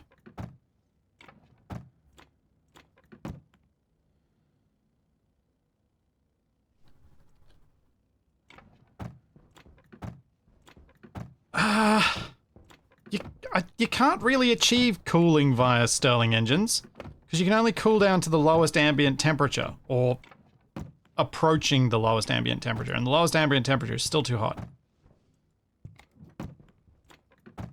But the temperature differential day to night is going to hopefully make Stirling engines, even in my hands, highly productive.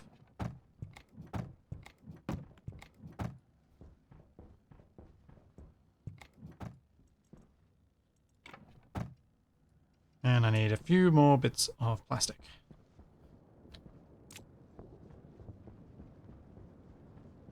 And then I need a whole lot more cable.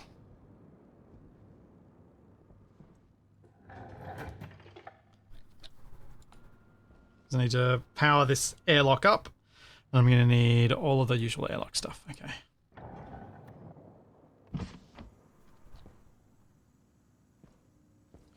Do you recall if the glass generating heat thing scales with energy, with the energy its star provides? I presume it does, but I don't know for sure.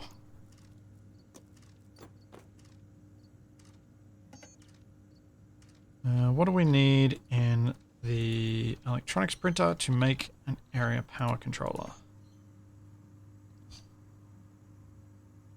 Iron, copper, and solder, which I put over here. Copper. Solder.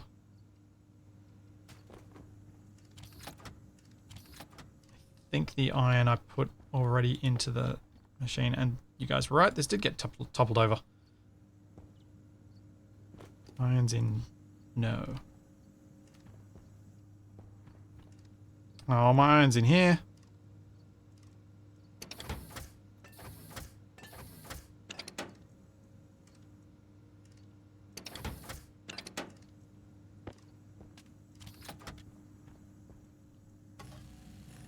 Man, this production room cannot come soon enough. No, only make one. So we make one of those, then we make a battery. Copper and steel.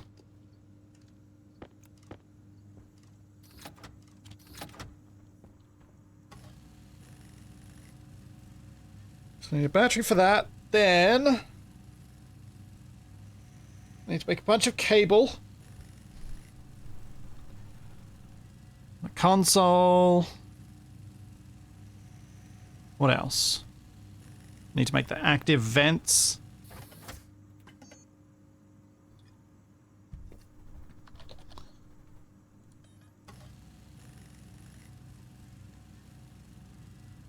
Pipes, yeah.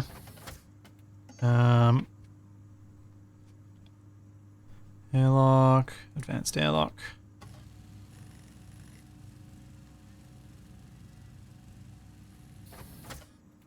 Huh. I don't have a data disk. Do I? I need to make a disk.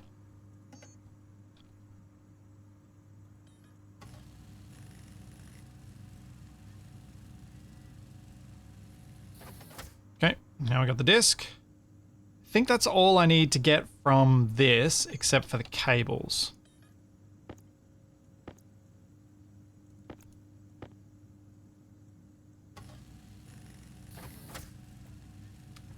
Yeah, sensor, that's true. Also need the sensor.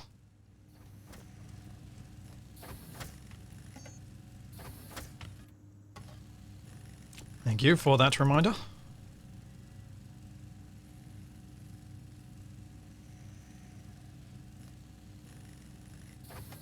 Go sensor, go back to cables.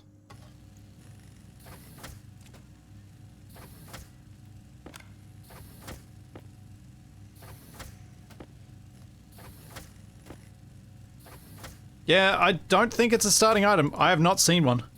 Not on Brutal Start, anyway.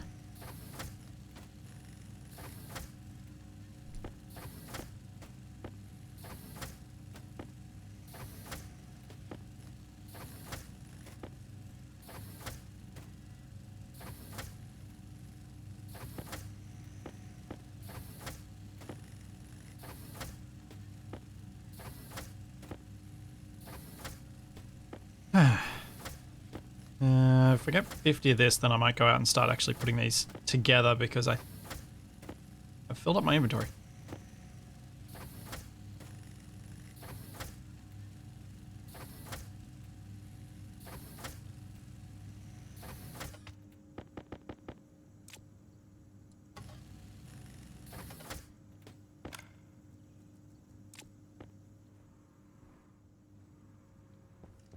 Let's get my suit on. Where'd my helmet go? There it is.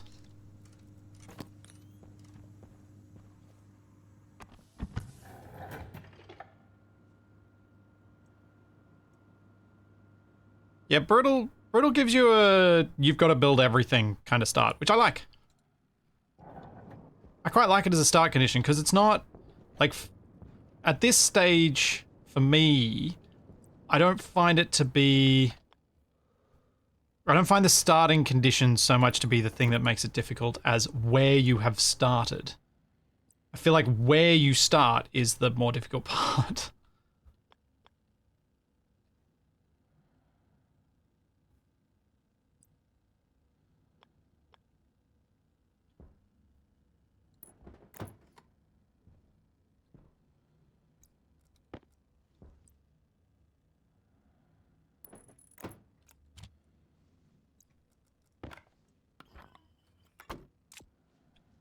Alright, then...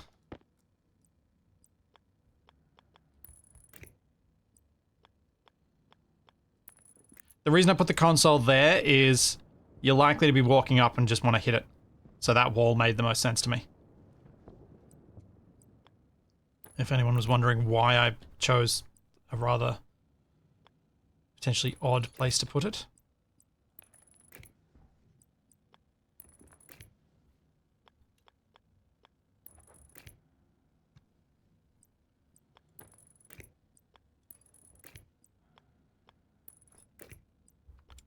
I thought about the ergonomics.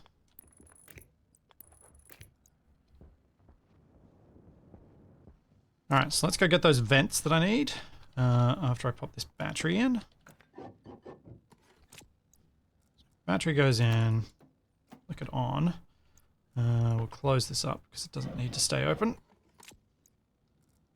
See how far I can get with the cables for getting it down to connect up to my current power supply.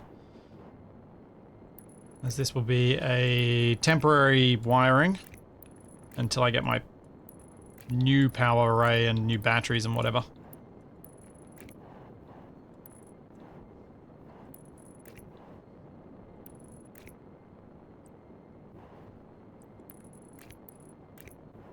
Yeah, the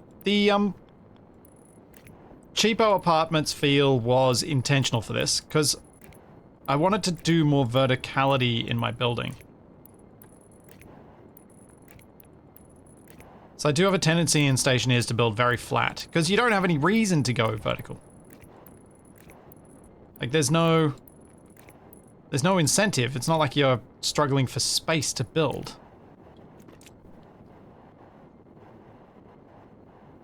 You got plenty of room.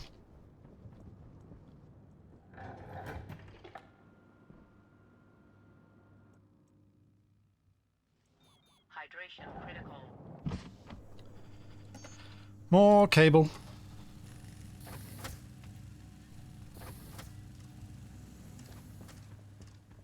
And I find that's kind of true in all survival games. It's like, of course you're going to build out. Because building up takes more effort. We only tend to do that when we have to do it.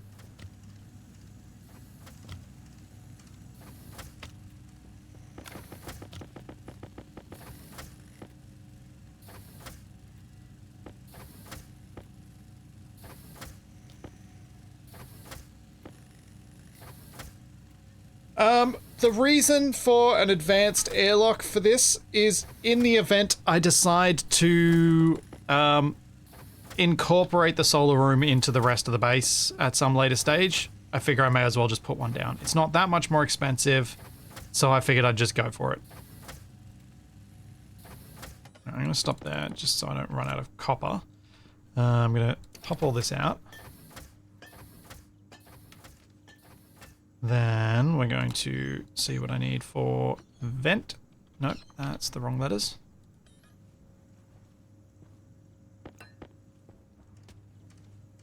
Need iron, gold, and copper.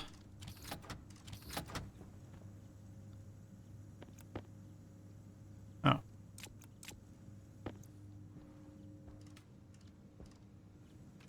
Oh. Oh no, I've already put it in there. It's like, where'd the iron go?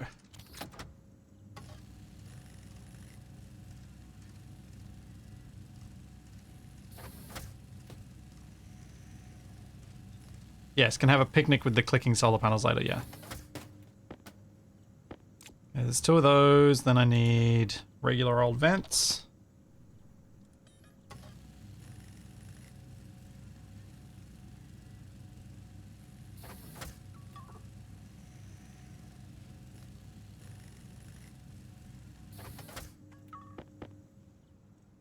And put the steel in, put the silicon in.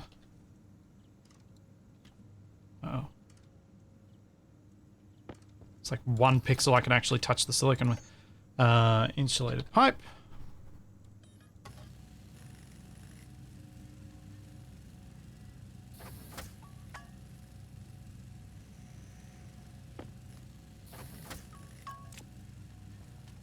Pop the solder down. How much pipe do I actually need? Definitely no more than 10. If I'm using more than 10, then I've messed up the setup considerably.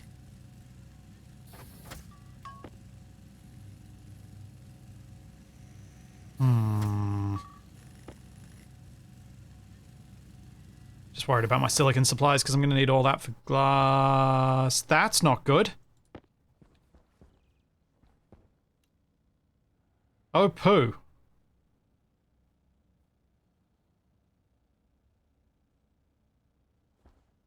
Oh, poo.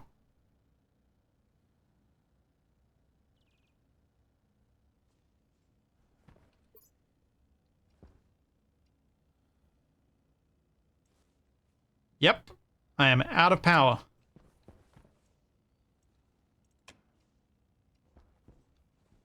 I think I was wasting a lot with those two being on.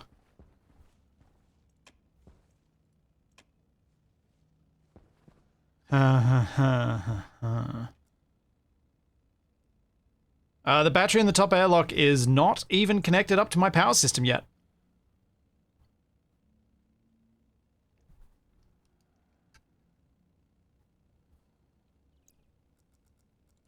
I don't... Yeah, the battery in the welder is something I can use, but I don't actually have a way to power the base from... Oh, wait, yes I do. Yes, I do. Do I want to risk that? Yes, I probably do.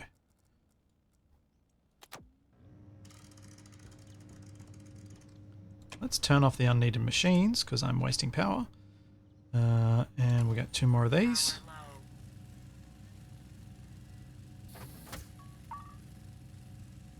No, the battery outside will not lose power faster. In fact, it'll lose power slower than when I had vacuum in here. So we got those 10. Anything else I need? Vents. I think that's all. Yeah, wind power and Vulcan is a thing.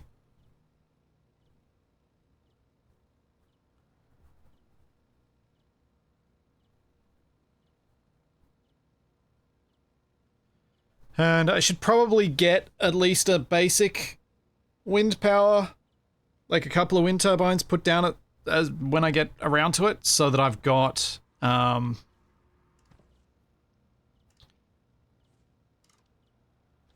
some backup power overnight.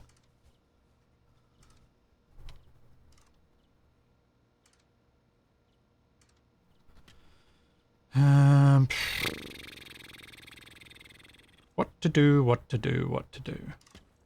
Need to empty this. Waste tank critical.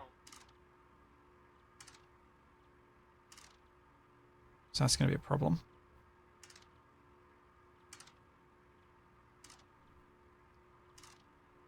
Oh yeah, the landing pad power. Oh, and this. Turn this off.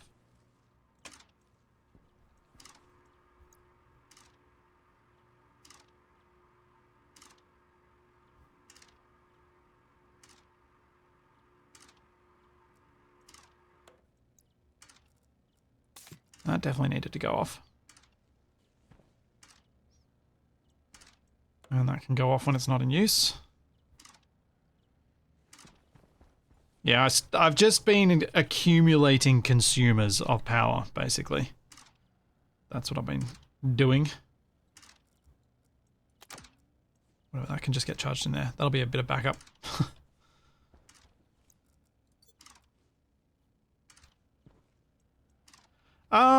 No, the plants really aren't a worry if power fails. As long as I've got enough power to keep the room in here at a reasonable temperature, it's fine. And it doesn't go up a huge amount each day. So as long as I'm cooling during the daylight hours, it's not going to be a problem.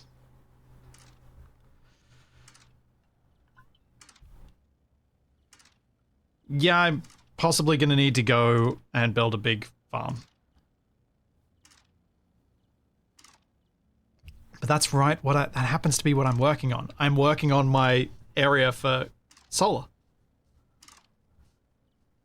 I'm going to put more panels down, and I'm going to, once I've got them set up, I'm going to add a little battery area, and one that can potentially be expanded. Maybe I'll even put it off my stairs, like have a little landing and have a little battery room that I can, or a battery landing that I can stick all my batteries on.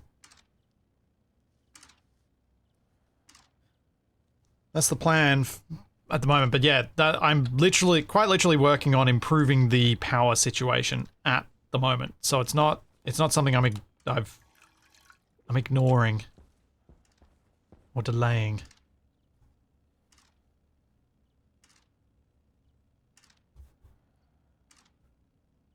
I will be right back. I'm just going to go have a quick bio break. One moment. Let's try the Capac braking screen. It'll be fine, right? Eep.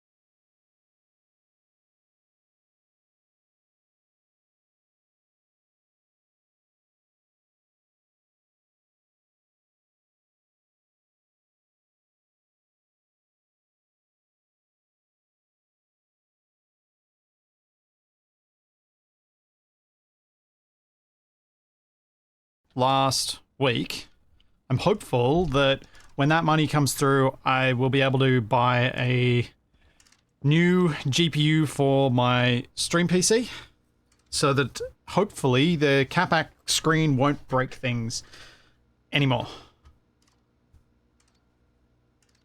Because I'm thinking I will get a 4060 for it, which should have enough encoding capability to do what I need to do right now. I've been debating all of the merits and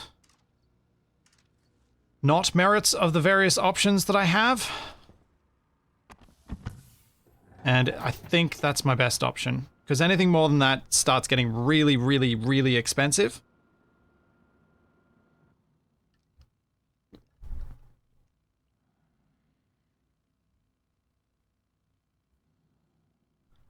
I'm not muted. You got... Not muted. Refresh stream. There we go. I'm not muted. I can see it.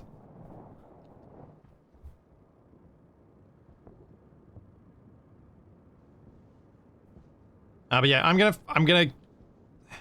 So, just to re-say that again. My plan is to get myself a 4060 to fix it, because I was thinking through all the various options, and most of them just don't make a lot of sense.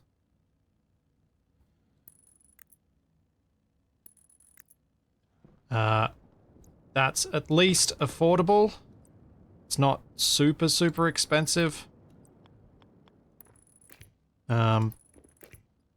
To get something with a dual encoder, which would be very nice for future proofing and future usability. It should be...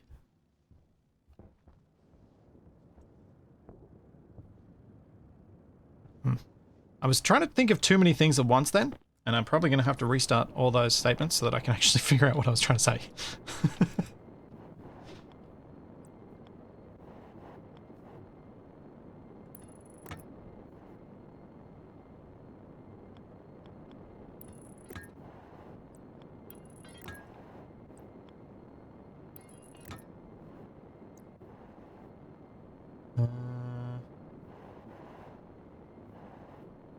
It's going to be weird having a vent in the middle of the window, but yeah, it'll be fine.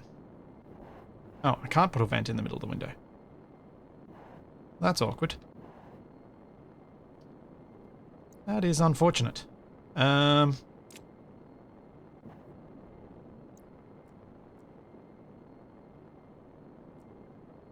the closed captions come from the future. Huh. I didn't recall that being a problem. That's interesting. When this all breaks.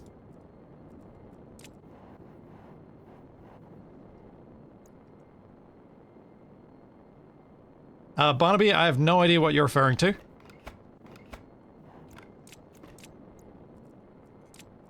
Because me buying a 4060 is not for gaming. It is for content. So it has different requirements on it.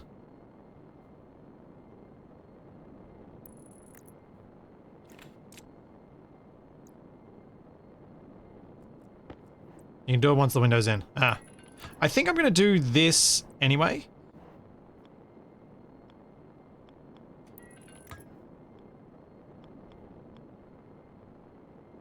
Which might end up... actually, no, I'm going to go one block further.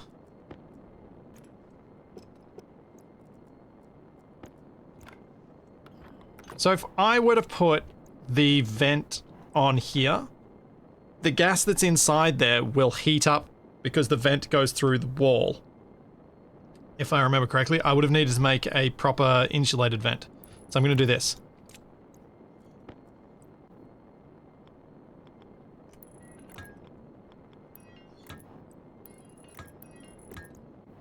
And that works.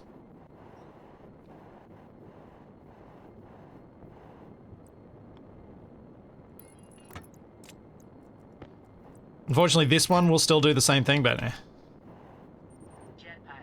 or may do some heating. That should work. Annoyingly, labeling these things is going to be impossible unless I want to make a label maker, but I think I will probably just I'll figure them out rather than labeling them. This one? No, Barnaby, it's not particularly relevant. That's not true. 8 gigs for making, for doing video rendering is adequate.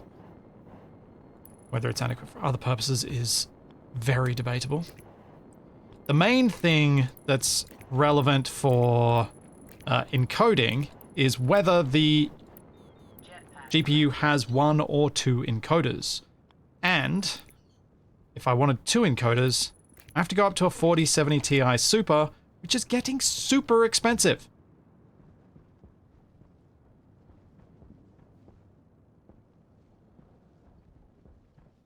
Well, trip safety shouldn't be too bad if I put a floor down there.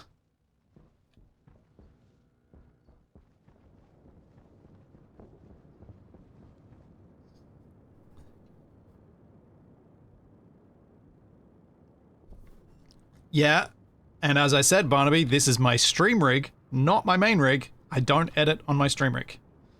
So, VRAM is not relevant. Not particularly relevant anyway. I think it becomes relevant when you're trying to encode multiple 4K streams, which is why the dual encoders are only on the higher higher end cards. But yeah, it's so expensive.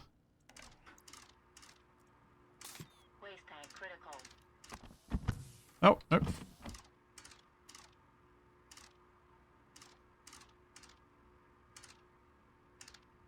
Yeah, exactly, Andy. That was my plan. Figure out which one's which by which one's locked when I activate it.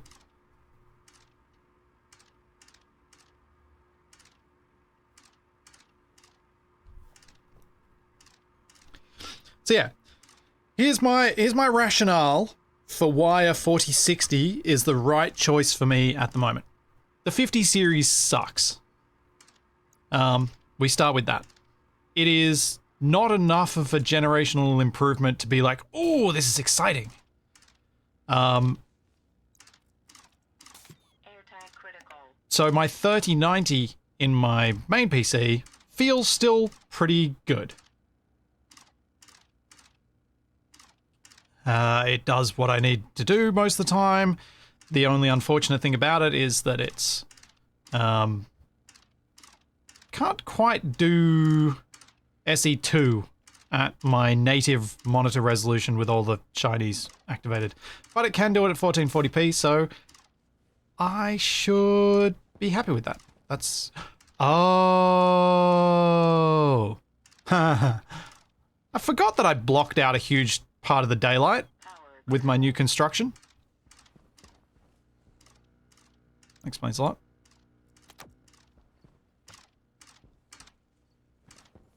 But yeah, because the 50 series sucks, I'm not considering it as a serious option to upgrade my main PC to then throw the 3090 into my stream PC. Because that's usually the way that I've done my stream PC. It's my old main PC parts. Like, right now, it literally is my old main PC. It's my 8700K, it's my GTX 1080, it's the same RAM that was in my old PC. Like, it's literally my old PC. In fact, I think, aside from the fact that it's got a capture card in it, it is my old PC that was my main PC before I did my upgrade. And so, like, it's 100% my old PC. And so, it's kind of, that's the usual way, but since I'm not going to be upgrading my main PC's GPU, how do I decide how to sensibly spend money on a new GPU for my stream rig? When I started thinking about it, I'm like, well, it's difficult. Because I don't want to spend so much on a GPU for it when it may end up inheriting the 3090 at some point anyway. So if I'm not getting something that's better than a 3090, at which point I should be putting it in my main rig, then I probably don't want to be spending too much to begin with. So then it's about finding what's best bang for buck for encoding. And then it becomes a fight between Nvidia and Intel. AMD is out. AMD is hard out for encoding. AMD just does not do as nice encoding. It can encode, and it can do it, but the visual fidelity is worse with AMD across the board. So it's Intel and Nvidia. As far as I could determine, Nvidia has a slight edge. It's also what I'm familiar with, and would just be a plug and play.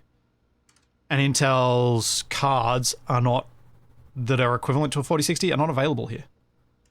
I couldn't find them for sale when I was looking. They may be available now, but until AV1 is the standard, it's hard to go past Nvidia for encoding.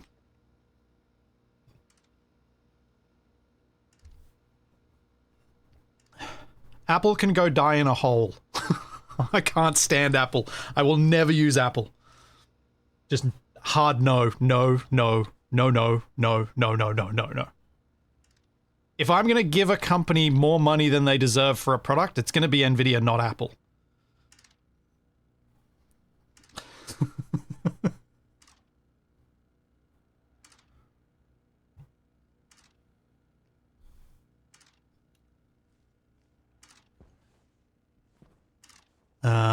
Yeah. That is a 100% emotional decision, but it is the decision that is never going to change. I had to deal with so many frustrations thanks to Apple when I worked at Harvey Norman, which is an electronics retailer here, that I just know. Big old jerks, a lot of them. That company. Not the people who work there, the company.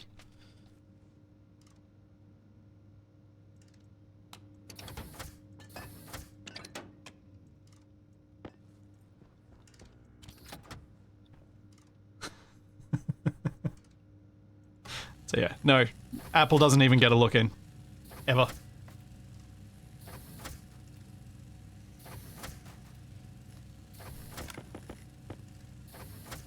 The closest I come to using an Apple product is when I help my partner figure out how to do something on her iPhone.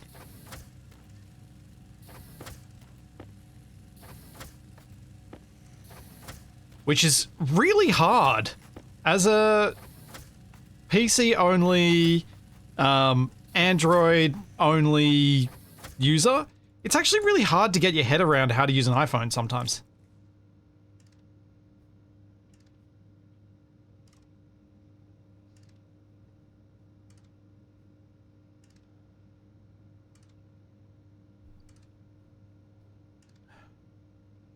Apple pie. I could go on apple pie. Definitely. As long as there's ice cream. Must be ice cream involved. But yeah, unfortunately it comes down to Intel versus NVIDIA. And I like the idea of getting an Intel GPU for my stream rig. I really like the idea of using something that's not NVIDIA. Just to not. But then I'm like, oh, but drivers, but other things that, and I'm like, this is my stream rig. I need this thing to be super stable, super reliable. I need it to just do its stuff and not complain about it. And it makes me want to go for the known entity as a result.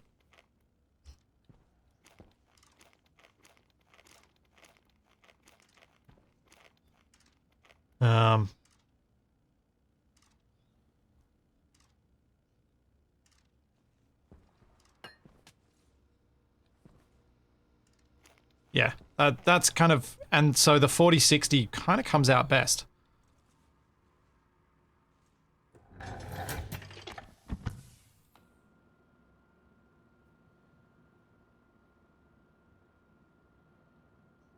Jetpack low.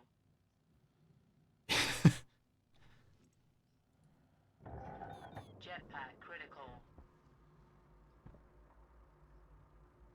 I mean, Shadow, that's kind of the point, is that the phone UIs, like, people talk about it, Apple UI being really good and really easy for people to learn, but it all depends on what you started with. What did you first use? And what do you consistently use? Because, like, I find Apple's UI to be really unintuitive because of what I've used.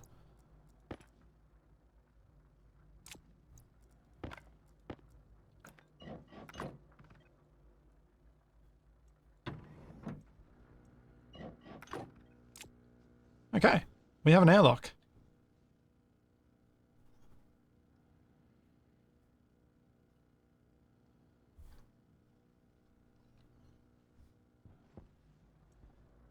Right, so let's get a disc in this. Active vent exterior. Currently locked. No, it's the other one. Currently locked. Okay, interns. Comes the door exterior. Disabled. Interior. Oh, wait, hang on. Active vent, interior, set. Outward, and, oh. Why am I setting up an airlock? This is too soon. Don't even... I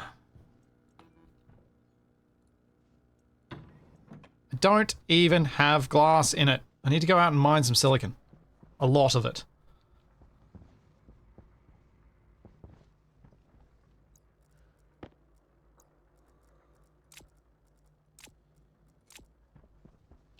So yeah, that's my rationale behind the 4060. Open to people trying to poke holes in it. But I genuinely, I think it's the sensible decision. Now I know some people would say, oh, well, why don't you consider a second-hand card? Warranty. Makes me really nervous. It's entirely an emotional decision, that one. I just don't want to put that much money down for a second-hand card. I find that a very difficult concept to go through, because I would have a very good warranty protection if I buy it new.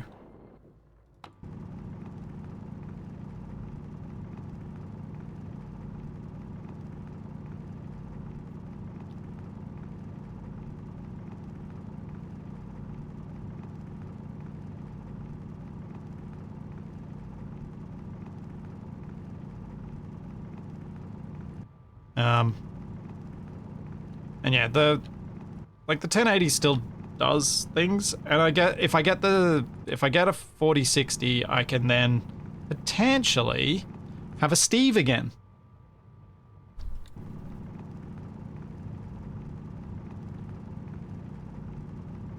And have a second PC set up in my office that can actually record an external perspective on Space Engineers, which would be... It would have been cool if I could have done that for Wrong Way Out. But there are other things I've got in the works that will benefit from an external perspective.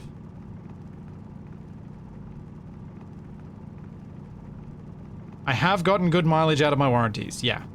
And I think that's a big part of why I do prefer having something, buying it new.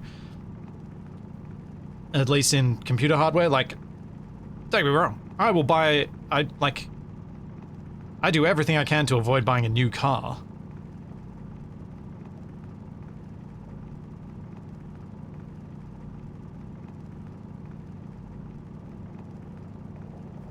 I just buy newish.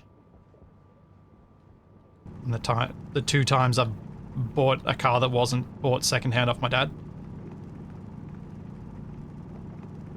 Or third hand off my dad.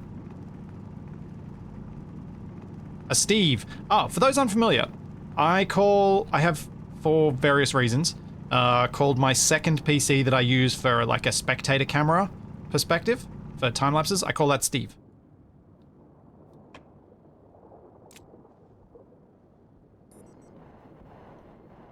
With my main PC, what is my main PC called right now?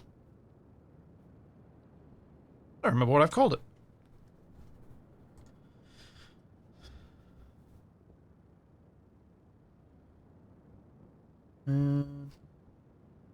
Just going to my network to see what I called it. I can't remember. Oh, it's Goofy right now. Yeah, that's right.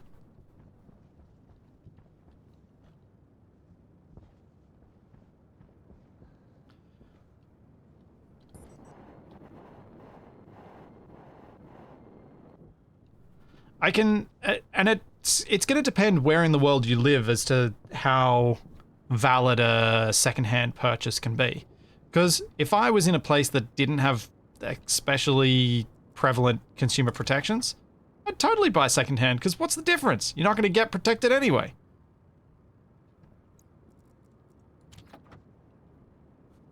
But I know that if I spend a few grand on something, I can go, hey, I know you say your warranty is only 12 months, but I'm pretty sure our rules say that's not true. Because I would expect something like this to function for or a reasonable expectation of this would be that it would function for 3 to 5 years. So you're going to have to provide me a warranty replacement for this.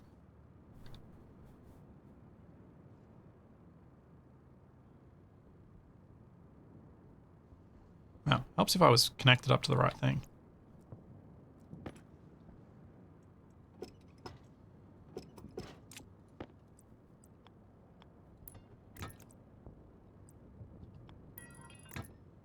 Which is a commonly tested thing with fridges and other household appliances.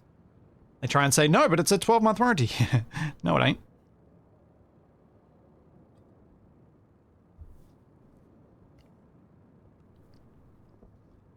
Reggie, I think Reggie is my stream rig.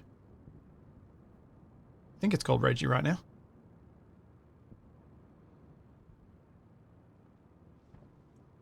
Oh, yeah, electric cars are complex. I don't have an opinion on that. I don't understand it enough. Buying new versus secondhand with electric cars, I know there's... That's whole kettle of fish I don't understand properly.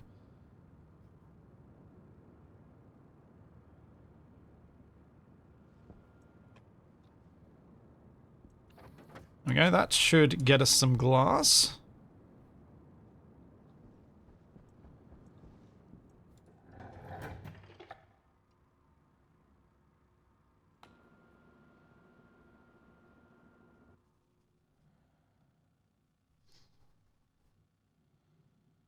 Yeah, so if you're in a place where you've got limited protection, then buying secondhand makes a lot of sense. It's like with cars, like, how much is a new car warranty really worth sometimes? Because the warranty doesn't cover servicing, it doesn't cover a whole bunch of stuff. It's like, well, this isn't helpful. What does it actually cover? Or like, like, there are just so many things like this where it's like, you've still got to pay to get this work done, and it's like, but warranty.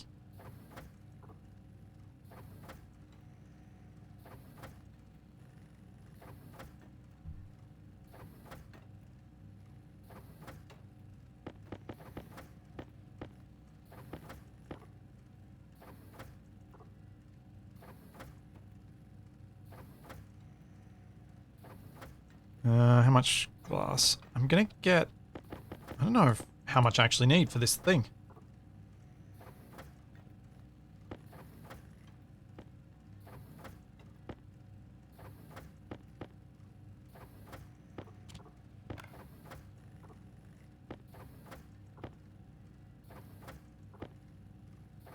It was lucky that that vent just then and the little error that I made was actually,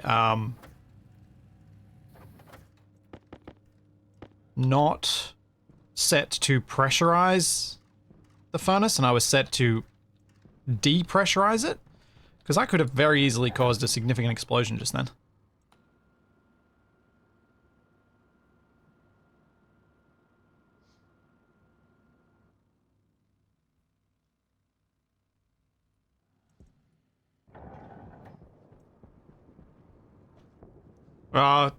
Shadow, that's not unique to EVs, unfortunately. When something breaks in a new car, it'll cost you an arm and leg to replace. To fix. That's just life these days. My dad's a bit of a dope when it comes to the amount of money he will sink into cars.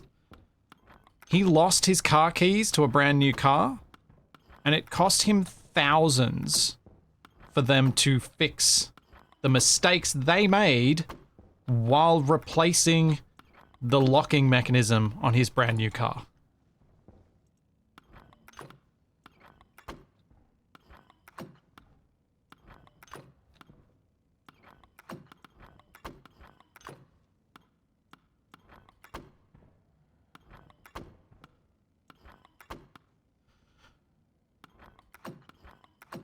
Yeah, I think because he lost the keys, they figured they could get away with it not being warranted or something. I don't know. Maybe he could have pushed the point and it would have been fine. 1, 2, 3, 4. So 4 by 5, 21, 2, Power 3. 23 more bits of glass I need. low. Waste tank caution. Oop.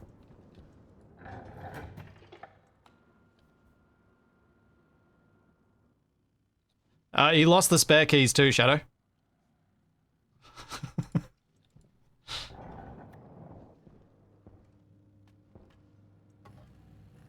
Oh, I don't have enough silicon. Ugh. Poop.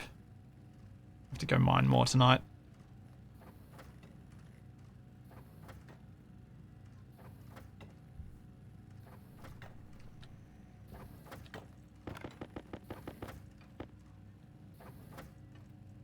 Oh dear. But yeah, enough about all that rubbish. I'm probably going to get myself a 4060 when the payment from the that sponsored stream last week comes through. As I feel like that's a good use of doing sponsored content. Directly feeding back into making everything better. Being able to use my be right back screens again. Oh wait. Never mind. I need to empty my waste tank. Which means I need to turn this filter on, because I'm going to explode those pipes otherwise. Waste tank critical.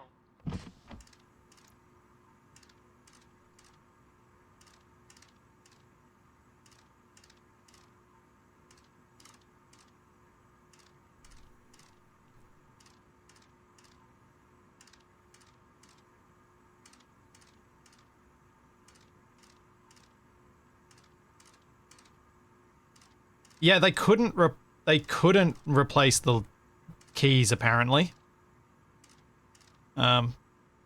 This was Toyota. Apparently they couldn't replace the keys. They had to replace the locks. And give him new keys, and then they made a whole bunch of mess of it when they replaced the locks.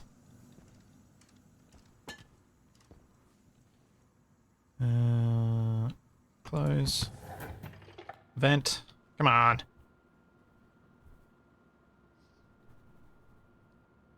None of the I couldn't get the transparent video formats to work.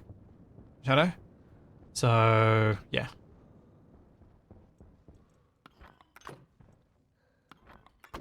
Unfortunately, new GPU is the method of fixing the problem.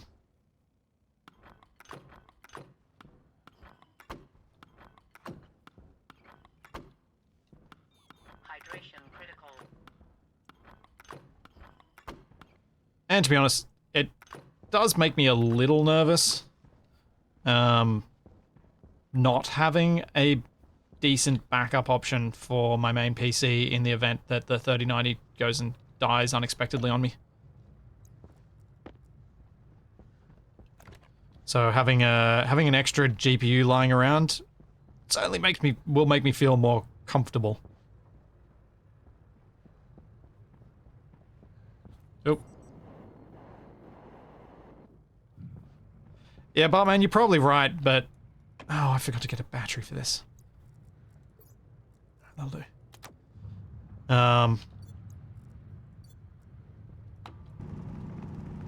There's definitely story that I'm missing from all of this. Because it is secondhand info. But yeah, it was really nice having lucked out and bought the 3070, the PC that had a 3070 in it back in COVID times. Because when my 3090 needed to go for warranty repairs, having something that could still do the things I needed to do, given that this is my job, really nice. And that has value too. And I guess that's also how someone could argue, well, maybe you should get a 4060 Ti, maybe you should. But then it starts being like, where do I stop? Where do I stop in that progression? And how long am I going to wait until I do that? How many more? How many more games can I find that are actually willing to pay me to play them, so I can justify it to myself? Not enough is the answer to that question.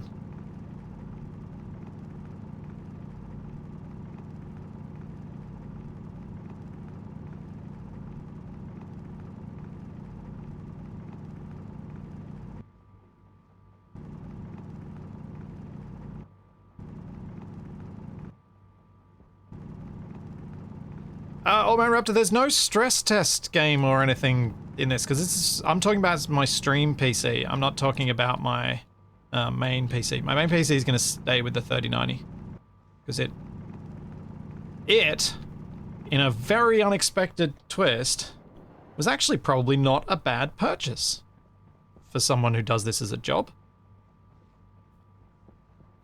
Because it's 5 years old. And it's still performing really, really well. It's still a really good card. And I bought pre-COVID, so I did alright on that front too. Oh, that's cobalt. Oh, there's more silicon.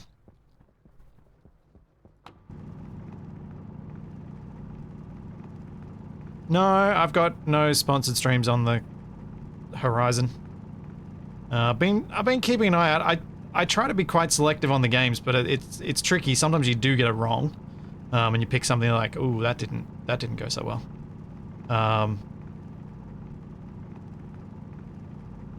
But I do try and pick stuff that's similar-ish to things I've played before, and I think I'll be able to enjoy as best I can. Best I can do is try on that front. It's never going to be perfect.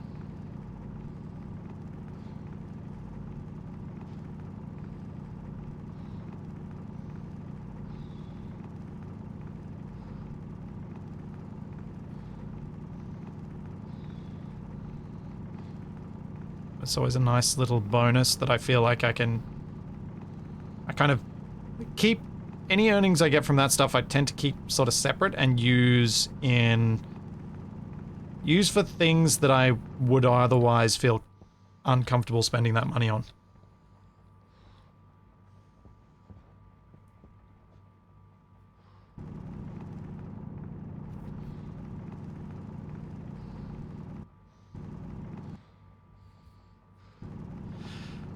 No, I don't. Honestly, Raptor, no. I like my like if I got a brand new card for my main PC, heck yeah, of course, I'll be going and loading up something. Although, I don't think I've got anything much that would stress beyond what my 3090 can already do at 4K max settings. Because my old stress test games were always like Skyrim and GTA 5. I mean, and GTA 6 isn't going to come to PC until probably we've got a 60 series of GPUs. And that would be my next stress test, because that... Yeah. Because I really don't enjoy Cyberpunk. It's just, didn't have any fun with it at all. Thanks, Kaylin. Thank you for the 20 months.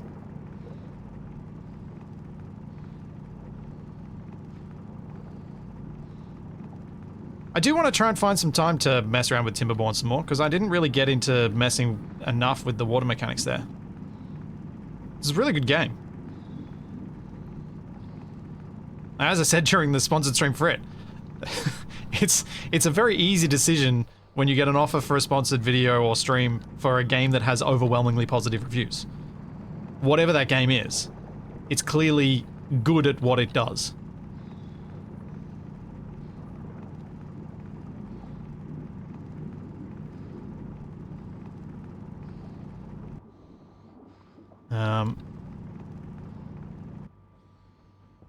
Oh, we're definitely going to get a GTA 6. When we get it, who knows? I feel like even the executives at Take-Two don't know. But when we'll get it on PC is... depends how much they like money.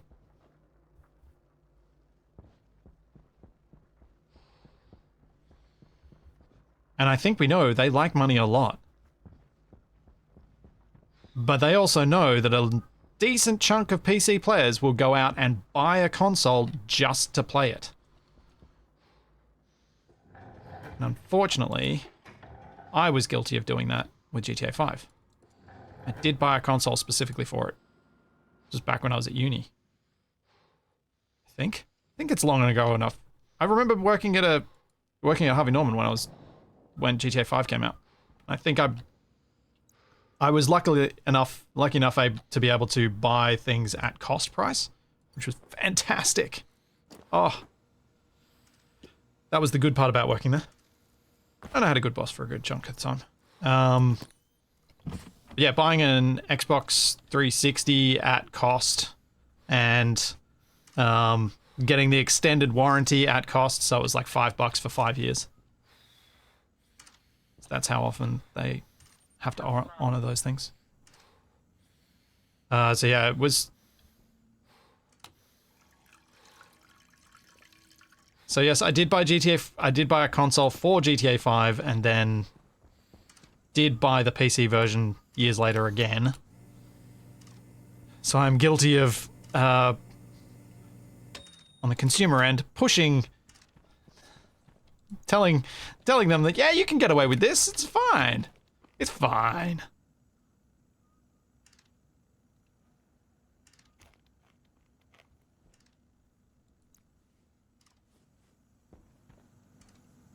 And I slightly hate myself for that.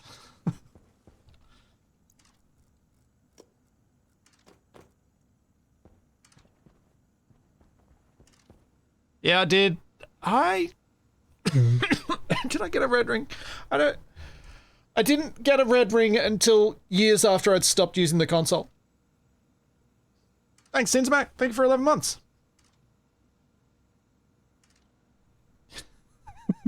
Grammar Police, I'm pretty sure you're being sarcastic there. I think the markup that they had at the time I worked there was something like 250%. So the cost price was like $20 and they were selling it. No, it's more than that. It's like 5 times or something. It was ridiculous. Thanks, it's my Snickers. Thank you so much for the 5 gift subs. Oh, sorry. I did the emphasis wrong. It's my Snickers.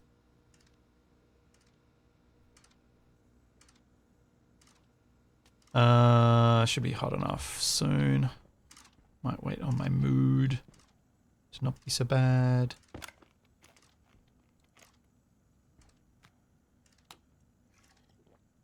Yeah, why was I talking about GTA 6? Oh, right. Things that are going to take a while. Yeah, so I don't really, like a 4060 isn't going to be better in any way than my 3090 as far as I understand. So there's not really anything I can do with it that I couldn't already do. What I might do as a stress test for it, actually, now that I'm thinking about it, is I would potentially see how many 4K streams I can... Like, can I stream to YouTube at 4K while recording at 4K? Can it do that? And if not, how close can I get to that before it breaks? And my internet will break first, so this will be entirely a theoretical thing of it's... Although that may make it difficult to tell where I'm dropping the frames. Maybe I'll just open up multiple OBS windows and try and record at 4K to test it. That's probably more effective. Any close calls yet today? Kinda. Kinda. Had a couple of little explosions.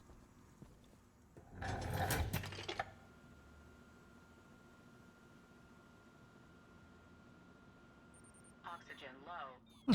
Oops, if I close my helmet. Oxygen critical. Pressure critical.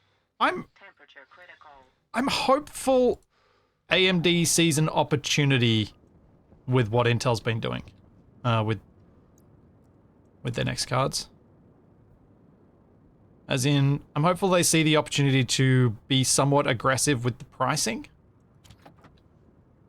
And be like, nah, let's push down some of these mid-range cards. Let's make it harder for Nvidia here.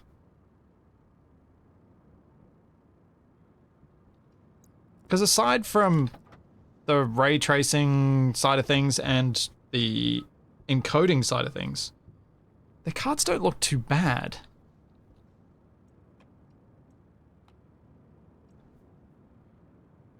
Anyways, it's actually going to run into a software lock before actually testing it. Not in the... No, because wasted the encode, they changed the limits on the encoders in the drivers, so the you can do 8 streams if it will let you, if it will actually do the thing. Or are you talking about a different limit than that one? Because while you only have one encoder, you can still encode 8 video streams with that one encoder. If you encode it low enough quality to actually do it.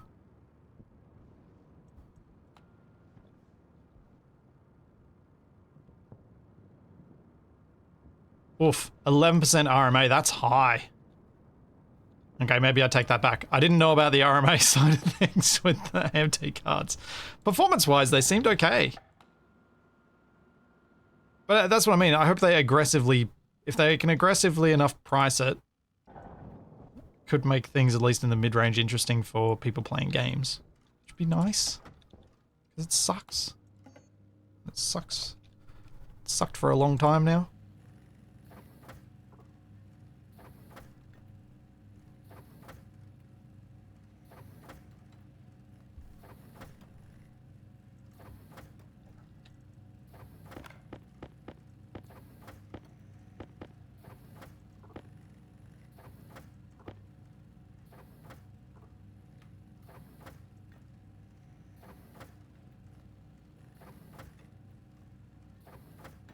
It just doesn't make news because no one has one. Yeah.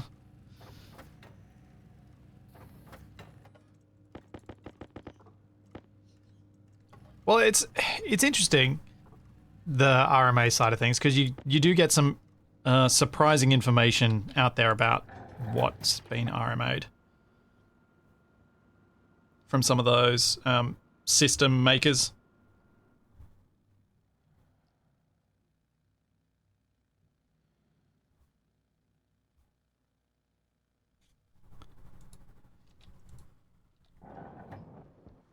And I remember when I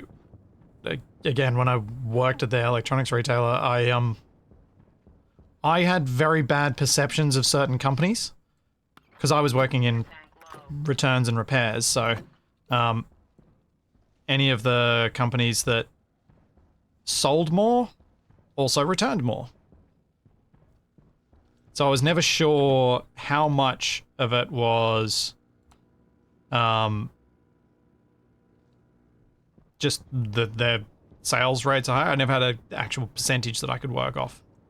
But it did make me possibly irrationally nervous about some makers and irrationally comfortable with others. Like Sony seemed fantastic and HP seemed awful. I fear there is a little bit of accuracy in that though.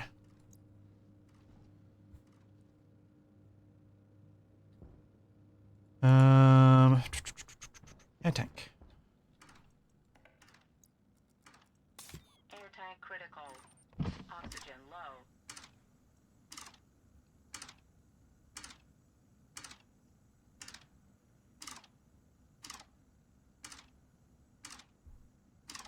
I think I missed the corner across from the door. I'll go back out and check.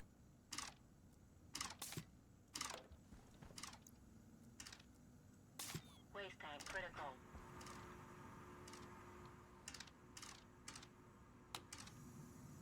And these on for a bit. How's my battery power looking? Okay, it's been accumulating with all this stuff switched off. It's also getting warm in here, so let's turn on the aircon.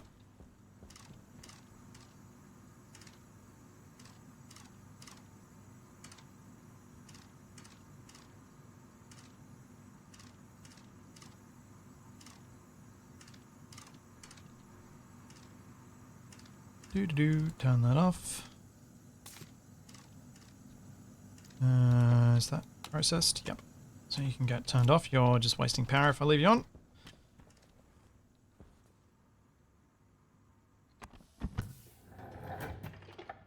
So let's go check that room, see if it's actually getting pressurized.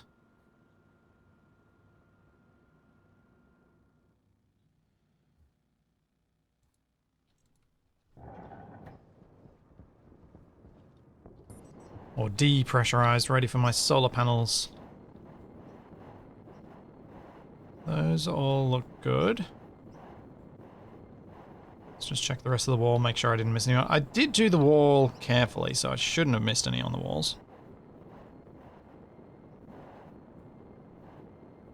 Does look like it's venting though, because the air transition effects are moving through.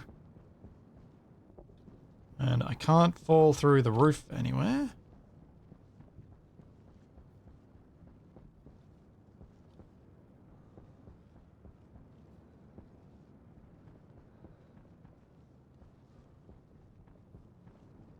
So I think it's good. I'll set up this airlock. Probably. Oh no, wait. I don't want to. I want to wait till it's pretty much vented. If I set this to inward. Nope. I set this to inward and I turn that on. I can then close this. Nope. I can then close this door, open this door and see how it's going. We are down to 41 kPa. That's going to take a while.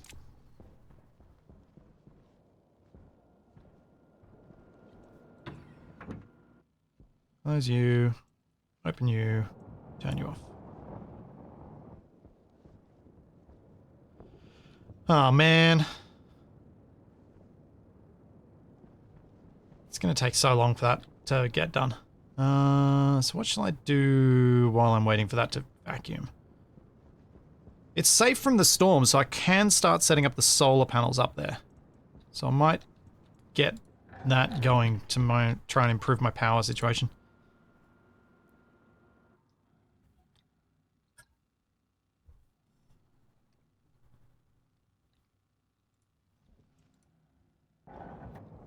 And solar panels. Now what else does it cost me to make these? See if I can get a few more of these built, because if I can get a bunch of them, that'll be much better. Kit, solar panel, gold, copper, and steel. You got steel? How much gold and copper do I have? Not much copper. No copper over there. Okay.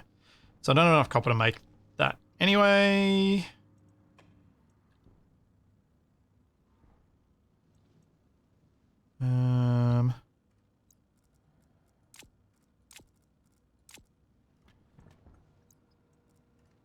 ditch that. Oh. There's a very large... Is that a bee or a beetle? What the heck is that? That's enormous. In blue. There's a very large insect that looks very much like a fly. But it's the size of a bumblebee. I think it is a bumblebee. I think it's just one of I think it's just a native bee. Huh. Might need to help it to get out of my room. That buzzing is very loud. Oh yeah, I need lots and lots of cables, and I need heavy cables too. So I'm gonna need more gold. It's night time, so I guess I go get gold and copper.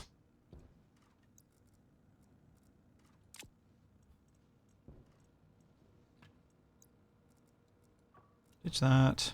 Ditch that. Ditch that. Ditch that. And ditch that.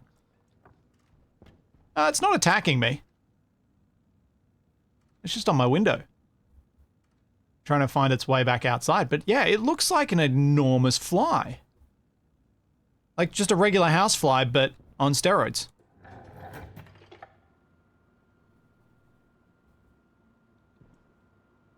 I think there are a number of native Australian bees that do look a bit like flies. They're often solitary ones.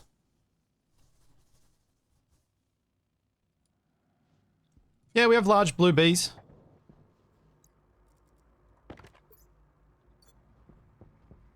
We have small blue bees too.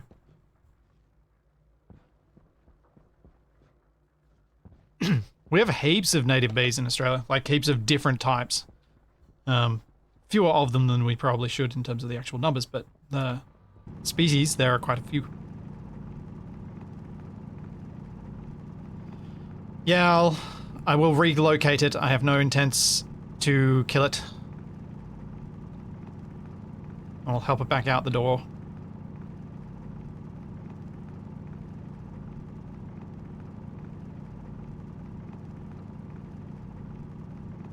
Alright, so copper and gold.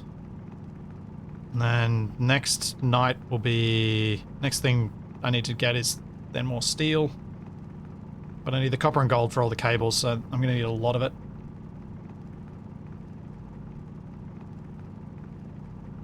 In fact, it might be that after I get the solar panels set up, I should go straight for the Sterlings. Because then I've got enough power, hopefully, to run deep miners.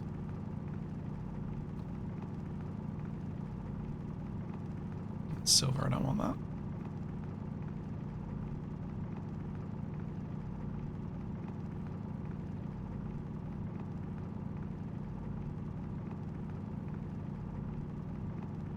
Yeah, the Sterling may well explode in my face, which is probably best that I find out if that's going to be the case sooner rather than later.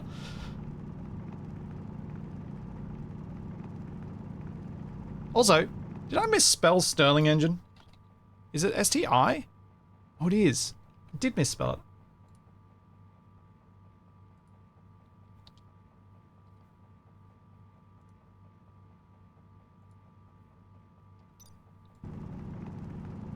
Whoops. My bad. Surprised no one called me out on that I noticed in chat.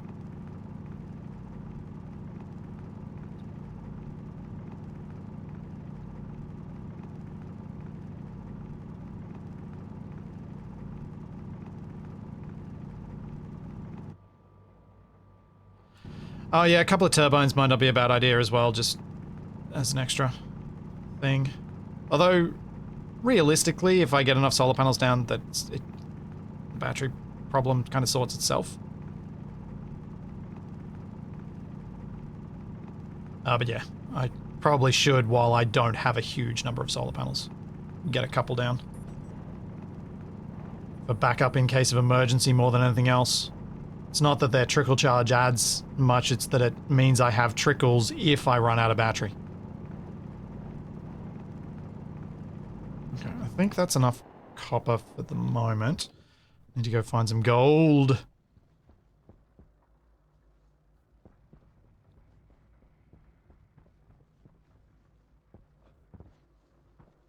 Give me gold.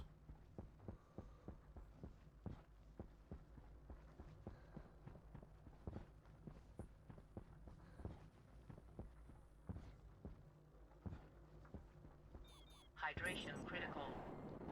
Ah, sensor lenses. That's something I want. But if I'm going to get a deep miner, then I don't really need them.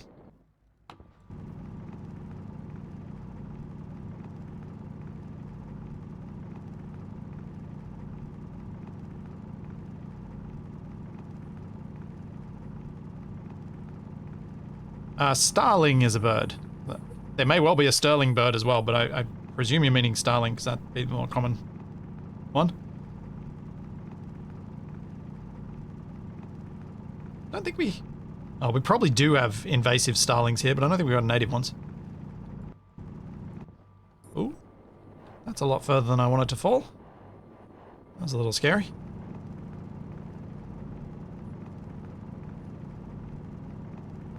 The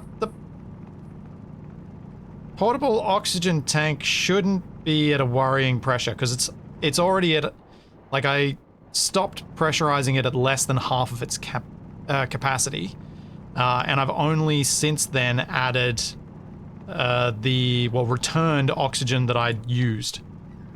So it shouldn't have added too much pressure beyond whatever the first waste tank added to it.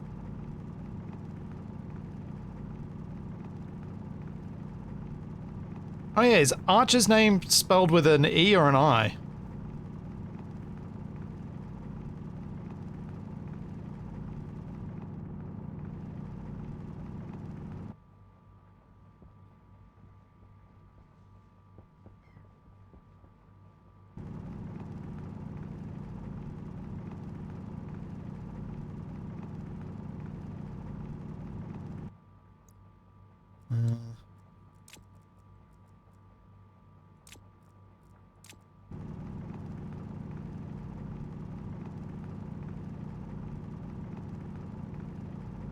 Yeah, I definitely knew. I just this morning was like, I don't remember which spelling it is. Didn't bother checking it and just did the title. Yeah, I know the oxygen filter's on, but there's no. It's not connected to the room, so there's no way for it to get any oxygen from the room and overfill itself. So it's not.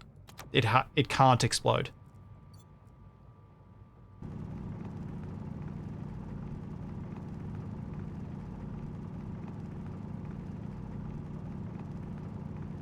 Ah, so Sterling Mallory Archer is with an E.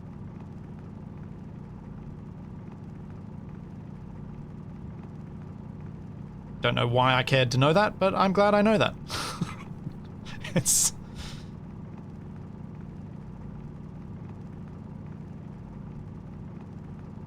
I very much enjoyed the first few seasons of Archer. I liked what they were trying to do, but I just didn't enjoy the subsequent seasons as much.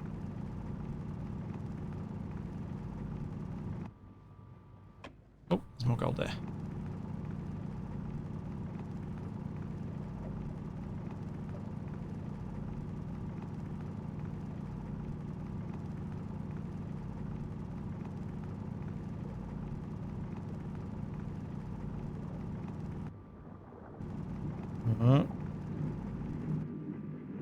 Would I risk going into the lava with sensor lenses? Yeah, I think sensor lenses would potentially distract me enough that that would be a higher risk, yes.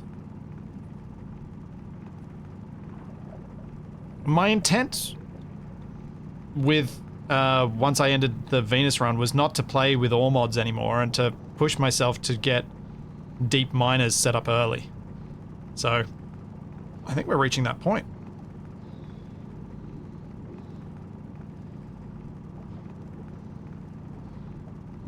As I am doing my heavy breathing from dehydration.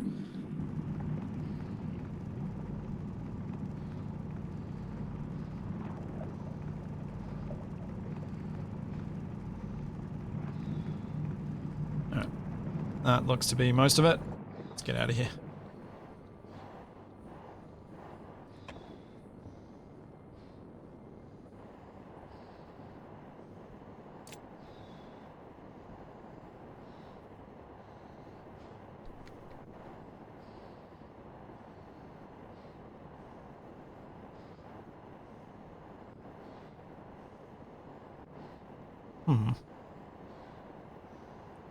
I think it's hot enough. Yeah, it's definitely hot enough for me to do the copper and gold smelting now, so let's get that done. Empty, yep.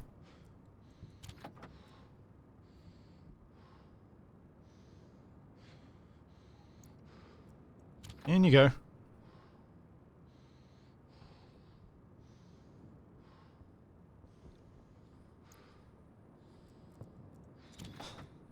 Subsequent seasons got weird for the show. Yeah, yeah.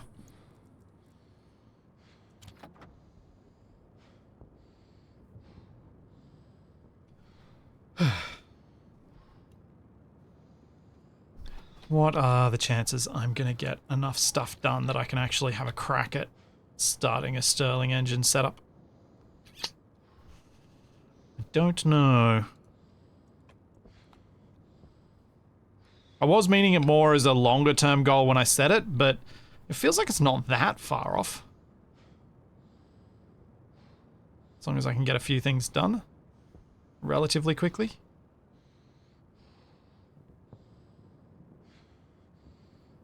The Ronco would be fine on Vulcan, because it doesn't care about craggies.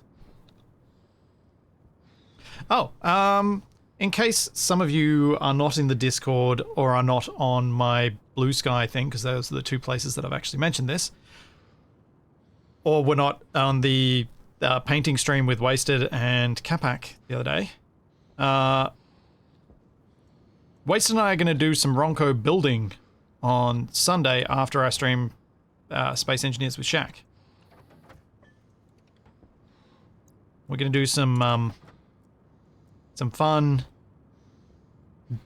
decorative, complex stuff that we never get the time to do when the distractions are around. It's just going to be building, it's just going to be chill, and I'm really looking forward to it. Because I normally do a little bit of off-stream stuff for certain bits and pieces for my various series that I just know it's kind of the stuff that I'm certain would fall on the editing room floor if it was an edited series. If it's live or if it is an edited series, I know I'm going to edit it out anyway. But if it's edited, I tend to record it just in case something catastrophic happens. But I'm looking forward to doing that with someone else. Because I normally do it all on my own.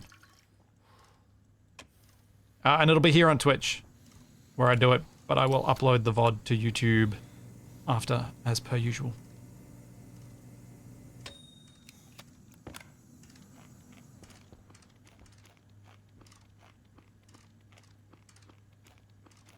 Oh, I didn't need another one of those. Oh well. Food and drink. Oh, cool. The large cell has actually gotten charged from the solar panel. From the tiny solar panel. I'm going to turn the computer off because I'm not dealing with the trader right now. And then I need to make a whole bunch of cables. And that's going to consume a bunch of my remaining power.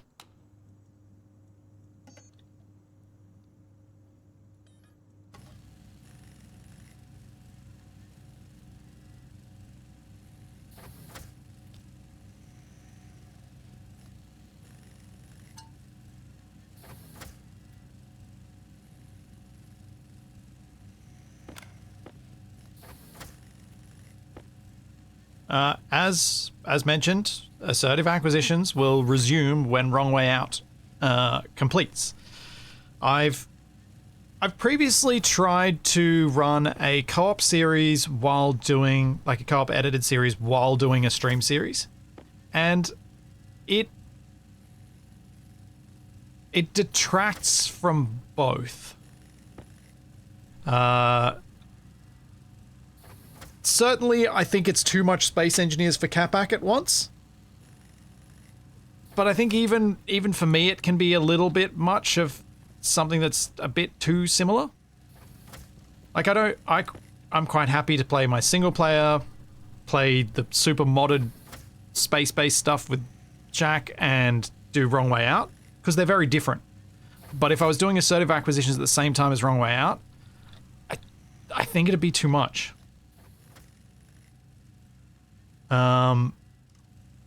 And so I prefer to not run them at the same time. And I've been very happy to be back doing Wrong Way stuff, so it's going to be sort of a one then the other sort of thing.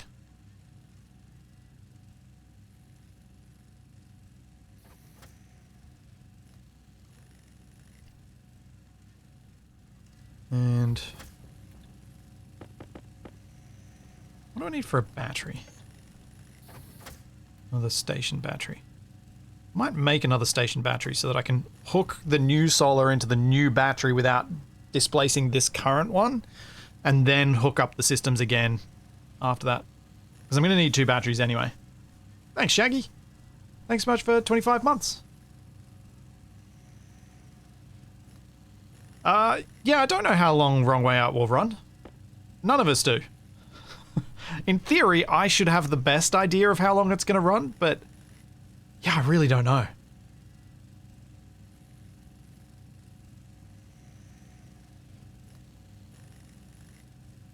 The role for Wrong Way Out is to leave the planet. With no control seat on the large grid. No thrusters on the large grid. And some quirky things that we will discover as we continue.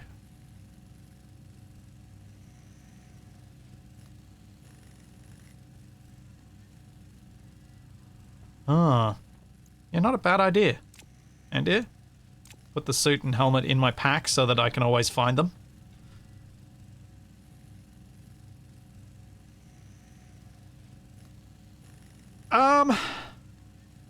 Cosby Bird, that large flatmo I really want to turn into a swamp boat, like one of those fan boats. We're at the beachside. I just think it'll be a fun way to have a boat.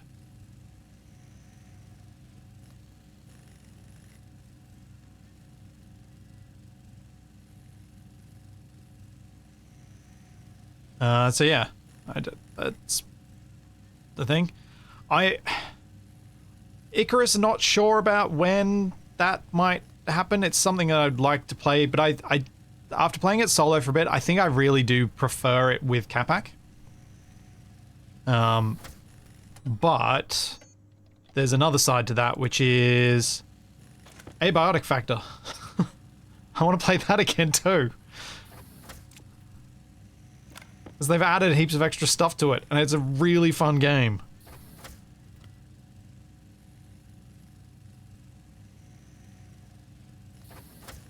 I mean, the Ronco may well get turned into the mother of all swamp boats. It may do that. Shadow is back streaming occasionally.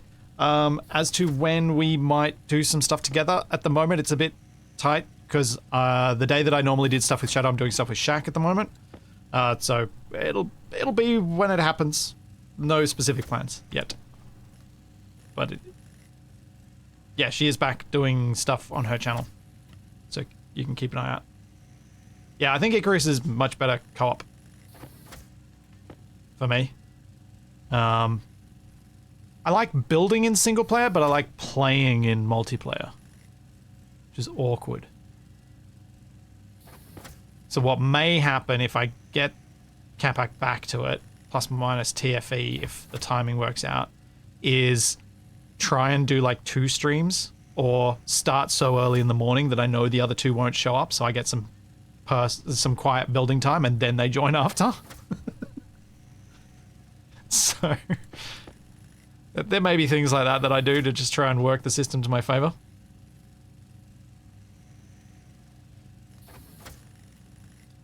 Without having to go full on solo on it.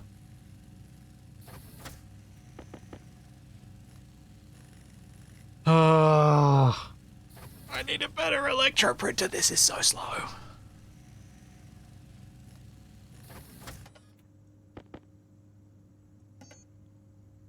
Abiotic Factory is just a genuinely well-made, clearly thought through, just good game. It makes me feel like I'm playing a game that was made with a lot of care and a lot of consideration, and I really like that.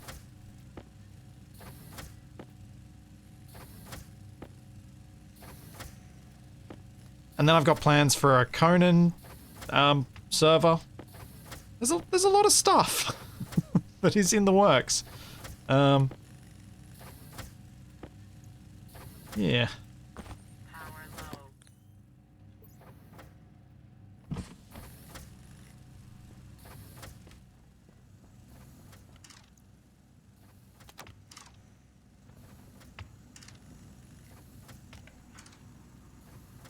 A lot of stuff. Critical.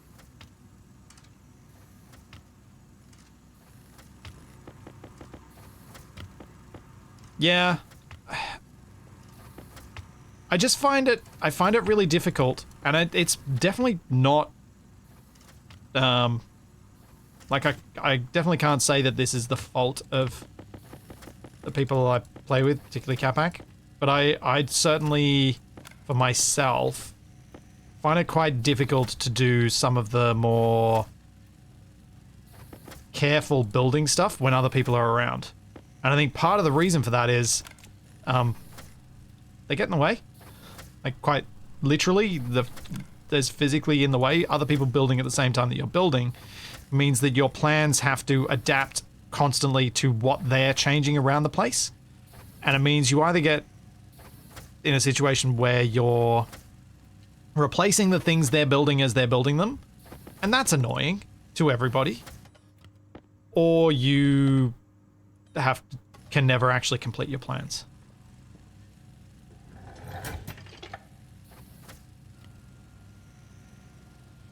And neither of those is particularly desirable.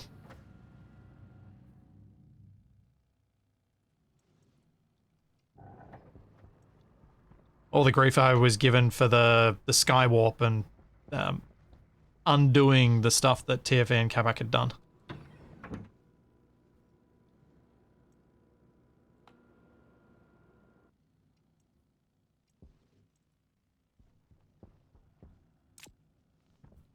Just turn that off for now. It doesn't need to be on. Down to 5 kilopascals. Not bad. It's definitely storm safe in here anyway. So, if I'm going to put my solar panels up here and I'm going to put my solar tracker, that'll probably go on this row. So if I start on the far side, and make sure I've aligned these the same orientation as my current ones so I don't have to mess with my script. I can do this.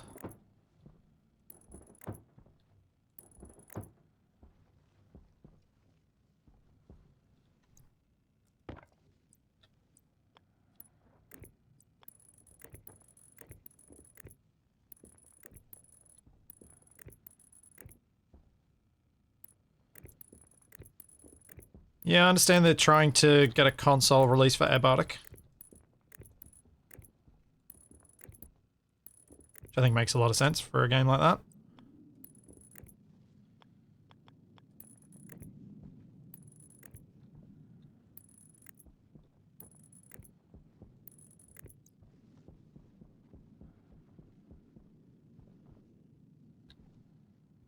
Oh, it's storming. Ooh. I might need to remember to go down to my cooling setup and get that storm air. In fact, I should go down there now and start pumping out the current air that's in there. Need to do that. That's more important than what I'm doing here.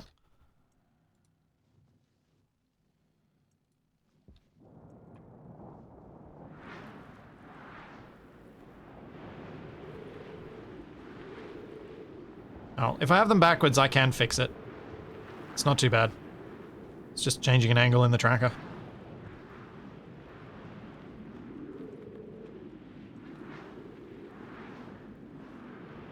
Empty, empty, empty. You're gonna be slow, but at least do a little bit.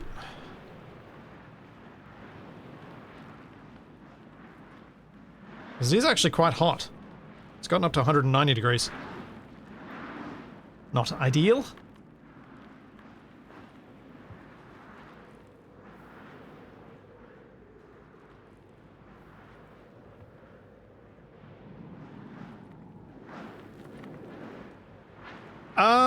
No, I wouldn't use a weather station to automate this. I will use a temperature sensor. Because I don't really care what the weather is, I care what the temperature's gotten to. And if the temperature's low enough, then it's fine. But if the temperature's not low enough, I don't want to utilize things.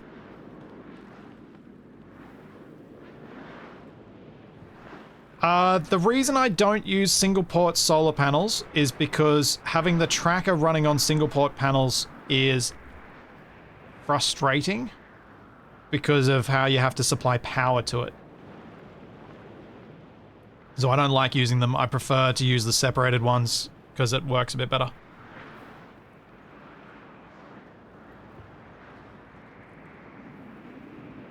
Alright, so we got a few moles of gas out.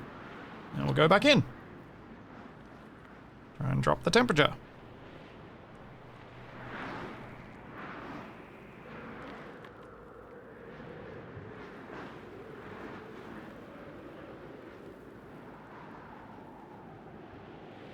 No, it was sucking. It was blowing out 200 odd degree air. Well, 190 degree air. It's now sucking in 137 degree air, 134, 130.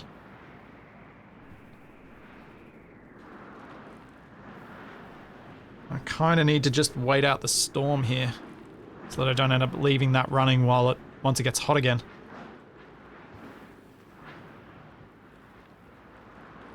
But at least the overall temp is now down nearly 10 degrees Celsius from where it was at the start of the storm. So that's not bad. There you go, 10 degrees.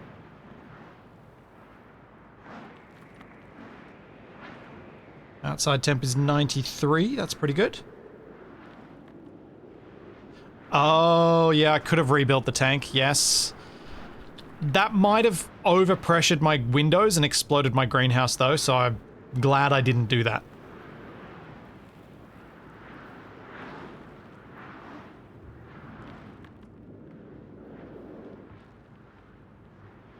If it was further away from my base, I'd be tempted, but being right next to it, I think it'll overpressure that cell and pop the glass, or at least have a serious risk of doing that.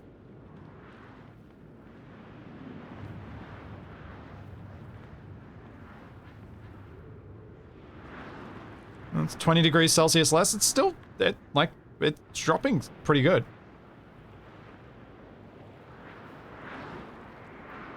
What do you mean, oops? You can see on my suit's readout that the external temperature is 86 degrees Celsius, and it's starting to climb.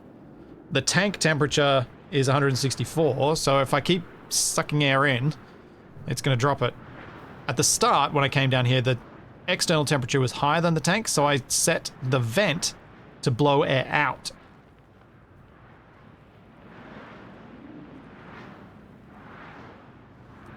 When deconstructing the tank, dump the tank contents into the pipe network. No, it dumps it into the local atmosphere. I think that's about as good as we're going to get, so let's turn that off. Let's go back to inside where I've been printing off heavy cable.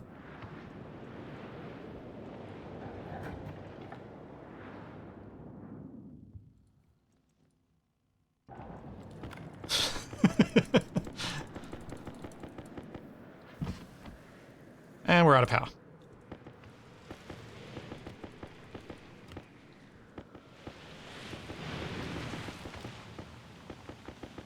Oh, I can hear the storm.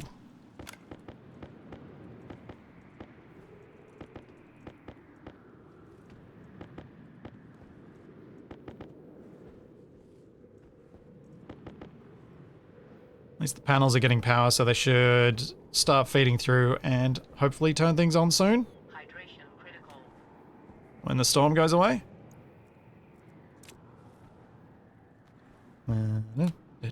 Oh, right, I can't drink yet. Okay, I will be back in a moment. I need to take another bio break. Let's not use the CAPAC transition. Be right back screen. Let's just put some music on. Let's do that. That's probably a smarter way to do this, isn't it? Needs sorting. What shall we choose? What does this one sound like? Oh, yeah. That works. I will be right back.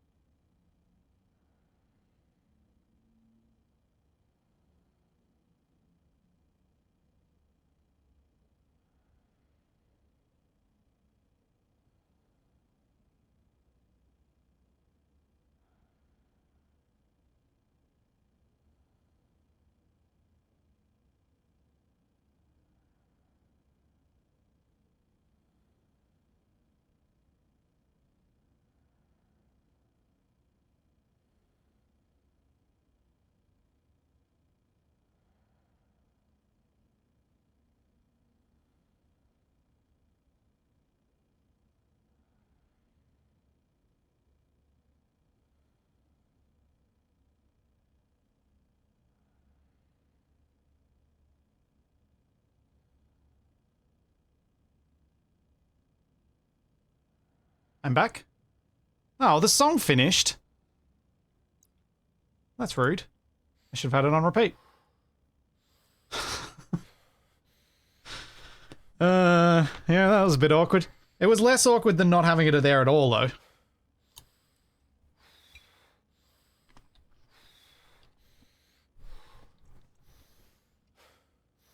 Uh-oh.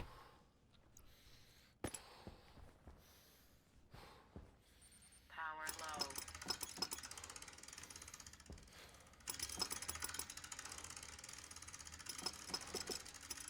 Is that enough power to kick things going?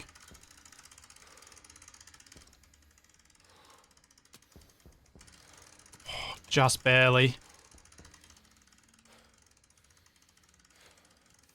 Just barely. They still keep moving after the power goes out, though.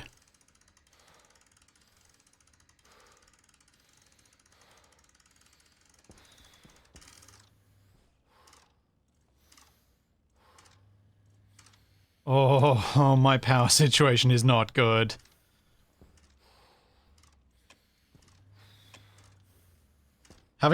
Venting out the solar room is not helping me.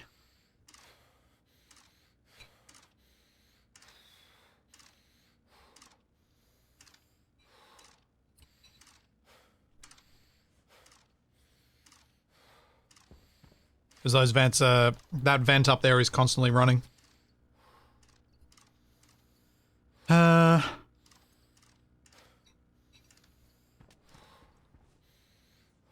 I drink now?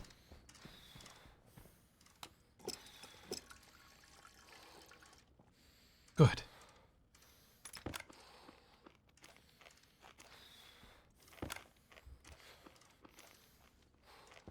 Alright.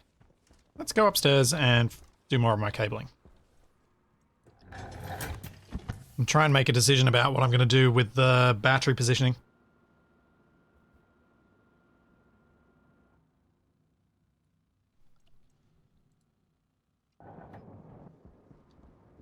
Alright, so battery. Where do I want to put the battery? Do I just shove them along the wall here for the moment? That seems ugly. Do I put them right next to the furnace so when the furnace explodes it takes up my whole power system?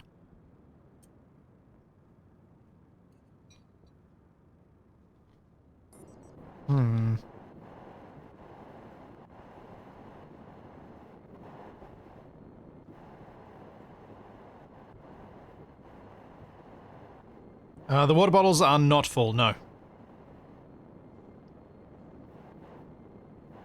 Or maybe I have the battery room be part of the production room? So the production room doesn't need to be this big.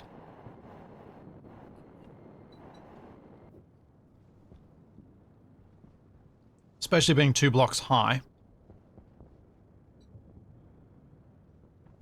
But the reason I wasn't going to do that was because I was potentially going to be operating this room at vacuum for a while.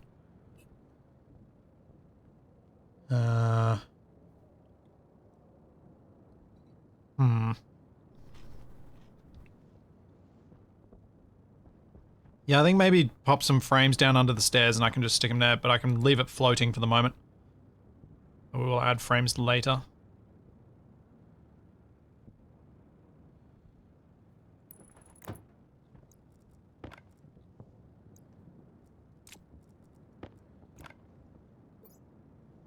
I don't have any tools with power, do I?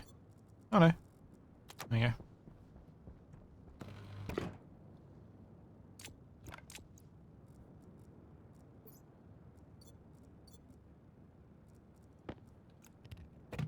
Okay, have battery ready for solar panels.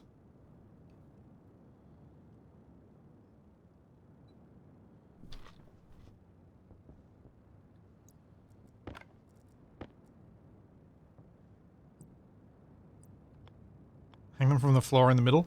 I mean, these are smaller batteries, so they're going to be temporary regardless, so I suppose it doesn't really matter how I set these up. Does it?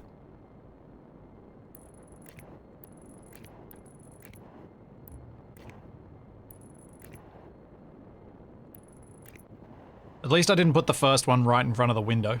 So there's that.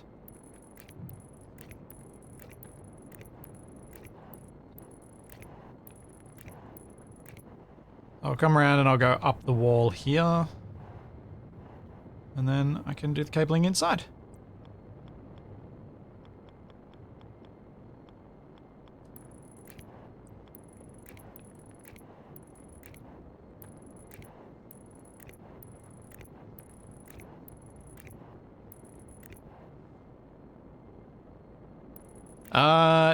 No, I can't. Wait, yes, maybe I can connect the regular wire. Maybe they will start tracking from the other tracker. If I connect the power to it. I'm not sure.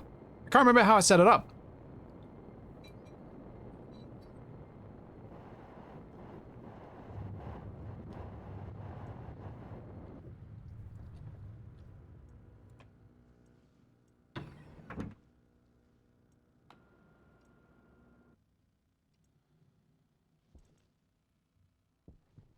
Oh, this is almost vacuum.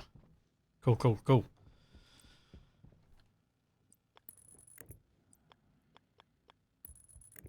Now I was going to potentially leave this row along here empty of solar panels and just fill the rest of it.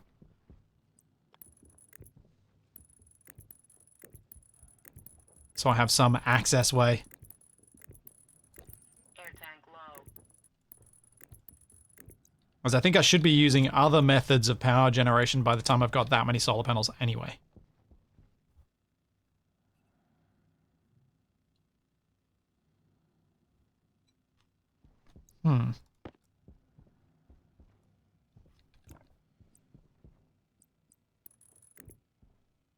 I might have grabbed myself a peach while I was on that last little break. And man, is it good.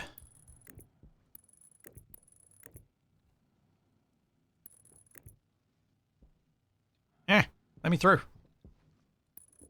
So I'll bring this around and see if it will start them tracking. I obviously need to go get some more windows so that I can finish them, because I need some glass. Oh, why am I like this?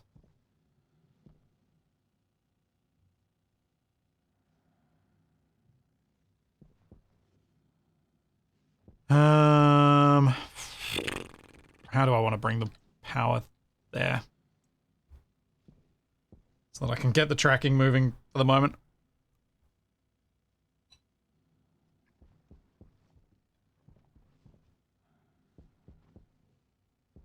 My thinking is that I will have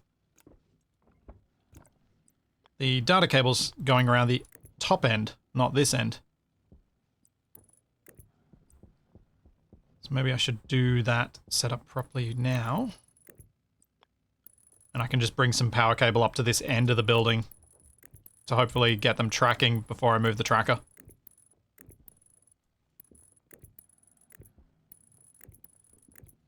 Should work, I think.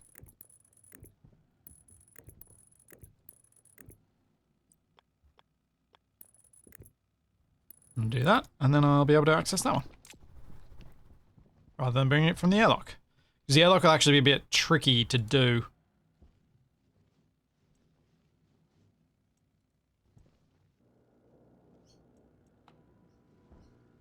Because of all the doors and stuff, whereas it should be easy to just bring it down this wall as a temporary thing.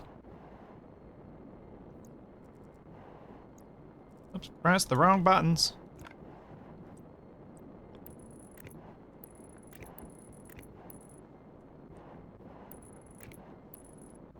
Oh, this is going to massively increase my power production. It's more solar panels, but more importantly, it's more solar panels that don't have random bits of their windows blocked.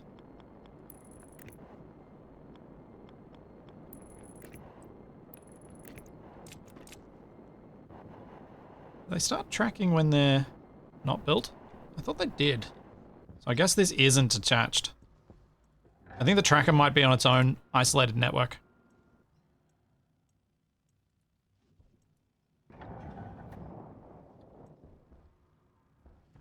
Let's have a look. No, Oh, yeah, the tracker is. But I could connect it.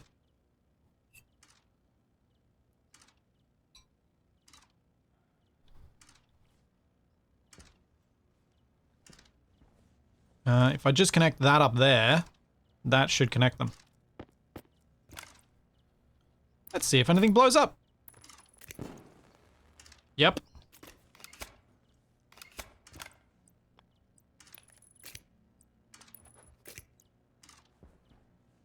Something just blew up, and I don't know where.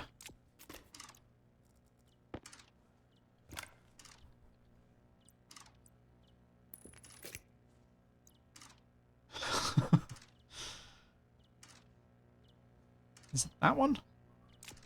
I don't have a way to inspect. This is bad. I shouldn't have done that. I'm gonna have to go outside and see if I can see anything that exploded. Although I'm gonna have to fill up my air tank first. Air tank critical.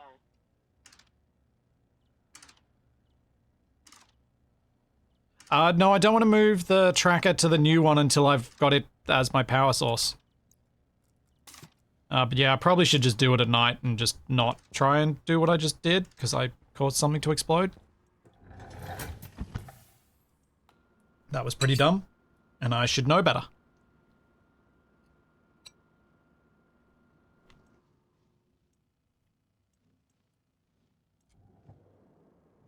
Uh-oh. Did I leave that on too long? Oh no, I've got to check.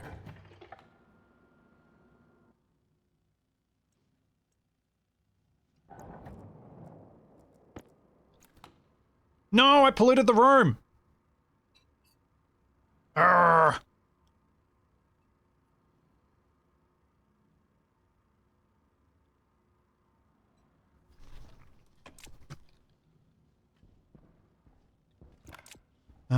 Where is... Do I still have that? Vent the... Oh, man. Okay.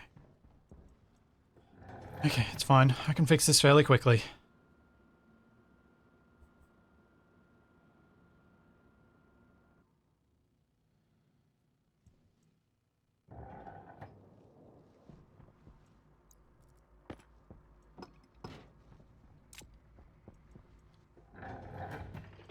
Yeah, I already have a scrubber, thankfully.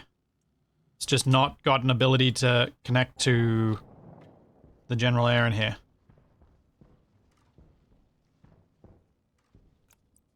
So what I need is that. Actually, let's move that along a bit so I get a bit more...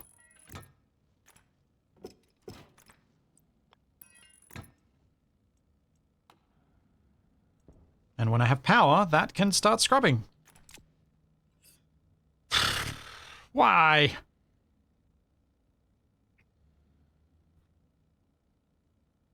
No, it's less than 1% of both, so the plants should be okay. I mean, to be honest, I should probably harvest the plants anyway, because they're at seeding. Because what I'd like to do is have some backup seeds. Like so.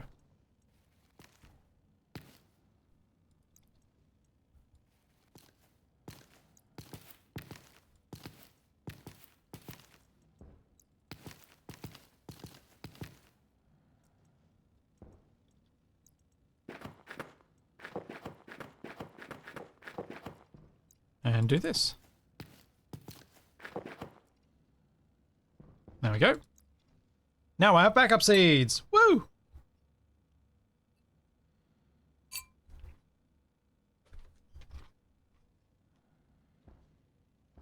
The solar panels are in the correct orientation, pretty much. Luckily. Where does this filter exhaust? Outside.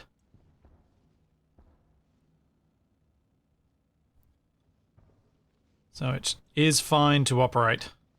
I'm just going to leave it on for whenever power actually comes through. I'm going to go outside and check what else I broke. No, I'm going to steal this battery from here first for my suit. Power might be my undoing if I don't... Oh no! I can't use the airlock! There's no power on the vent! And this'll be explosive if I open this. Oh man.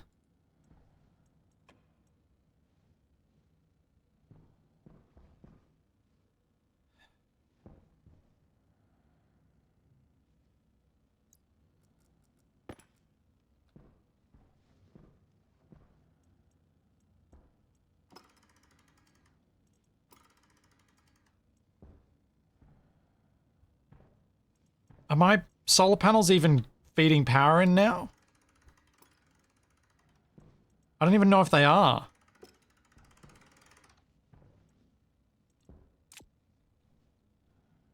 Okay.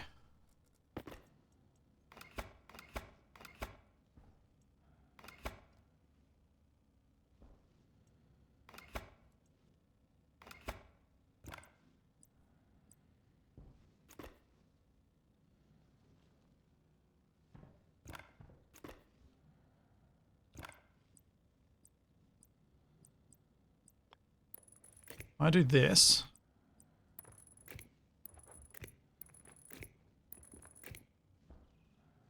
That should start feeding some power directly into that battery.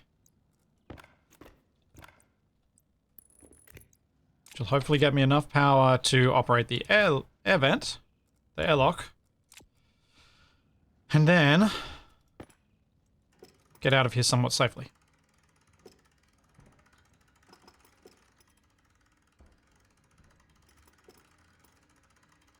But the solar tracker isn't working. Why is the tracker not working?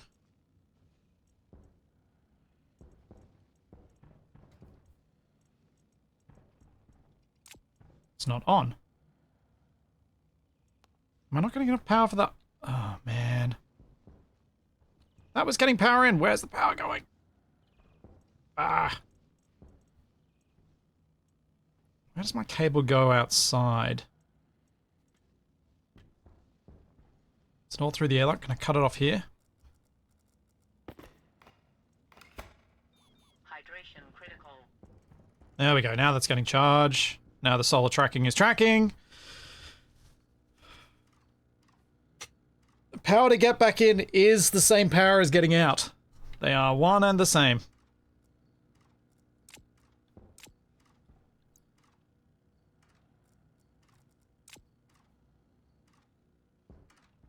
So the correct place for me to have joined this on would have been here to here.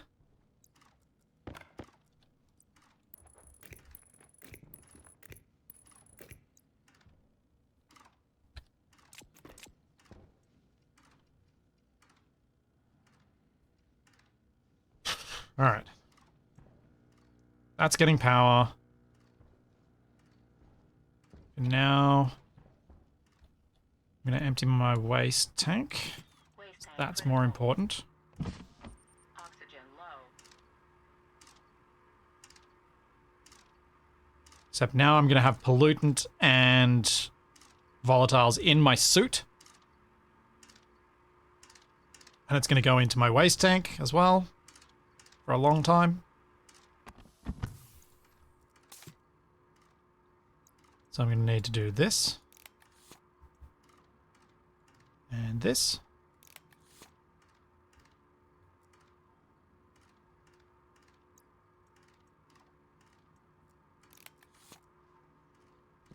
That battery's charging up. I'm going to swap out. Alright.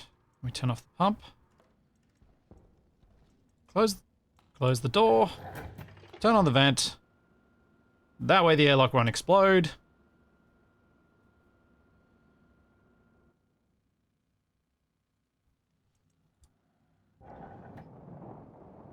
Pipe from the waste tank pump is not connected. Luckily, it should be okay.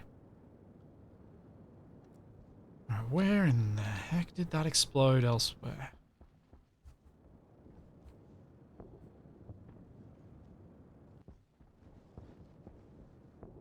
Ah, there it is. There's the explosion.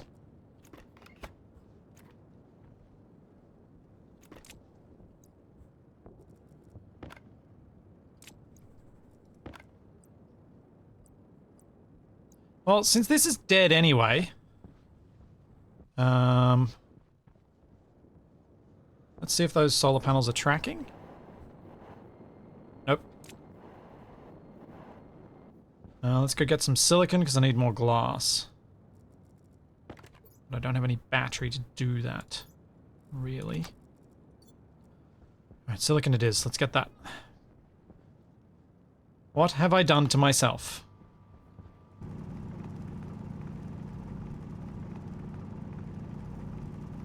Yeah, I'm just going to move that battery. Now that battery's not holding any power, I'm just going to focus on getting moved over to the new setup. That's my goal.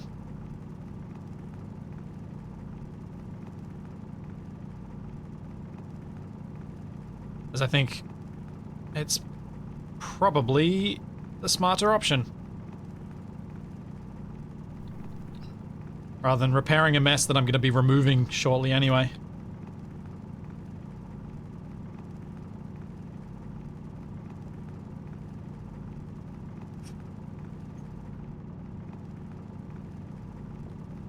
Charlie, I think I'm going to have to bath you today. You smell terrible, dog.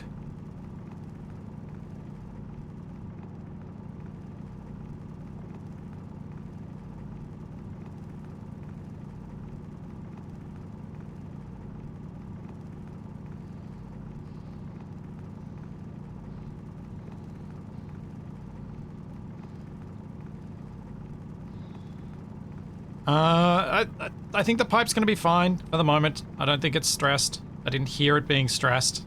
It's a pressurized environment. I should have heard it.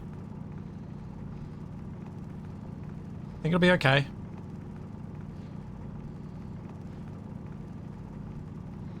The most important thing here is that I get some silicon so that the next day I can smelt it and get the glass.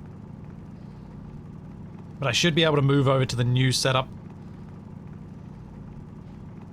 even before then, potentially, by removing the other solar panels.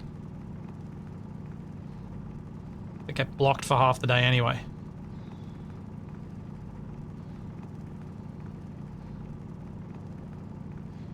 No, Daz, I'm gonna stick away from the solid fuel generator. Hunger caution.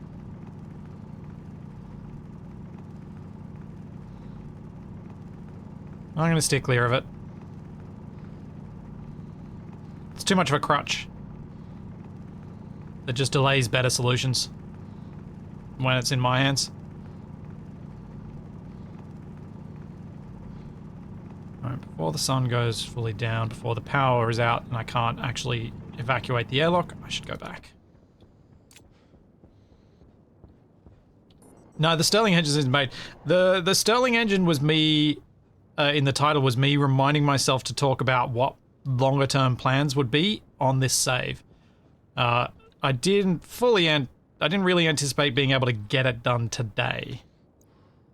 If I process some gold first, how hot is this? Yeah, let's do the gold. This might get hot enough for the silicon.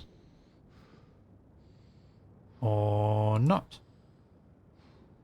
Never mind. It will not. But process the silicon first. At least it's all done beforehand. Especially if I don't use the vent because that costs me power. And I can't afford right now. This week, because I'm not streaming again later today, You right there, Charlie? You got that fur ball up? It should be out on YouTube later tonight, my time.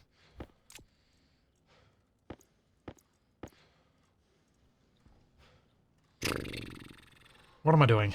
I am drinking water. To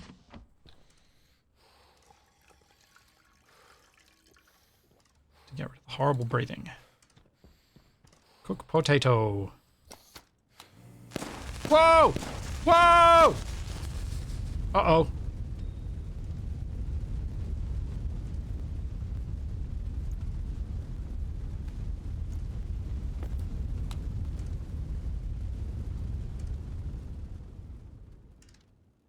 Holy cow. Ooh. Oh. Oh. What the? Power low. I need my air conditioners. It's hot.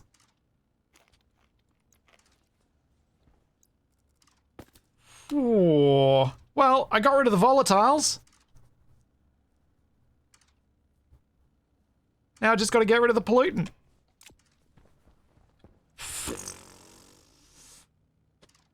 That was certainly a thing.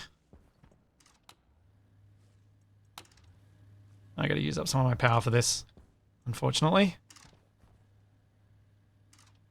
That's just a bit too close to the upper range of the temperature range. Upper end of the temperature range, I should say.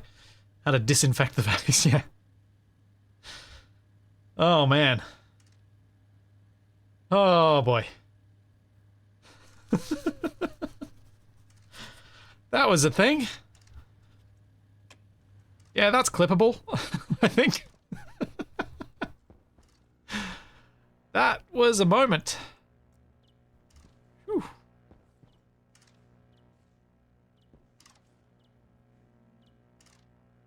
Right, what am I doing?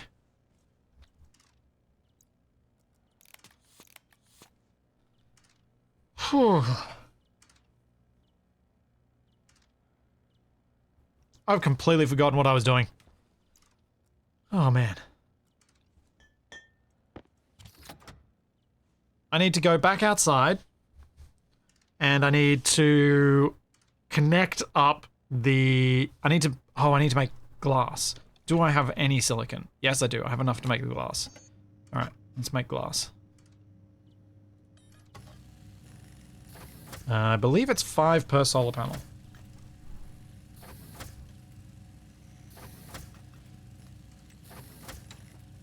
No, it's 1 per. Okay, cool.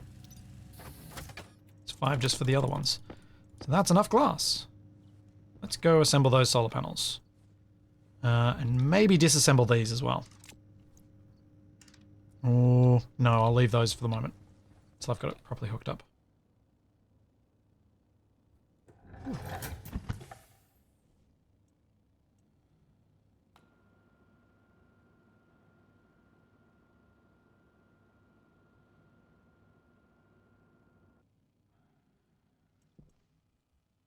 Yeah, piece of aluminium foil in the potato, yeah.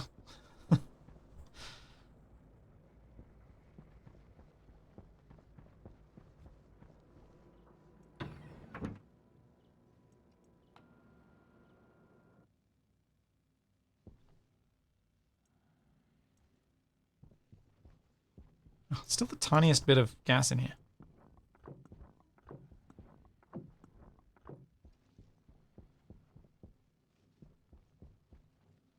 Now, did I not actually complete that cable connection? Surely these should be changing now.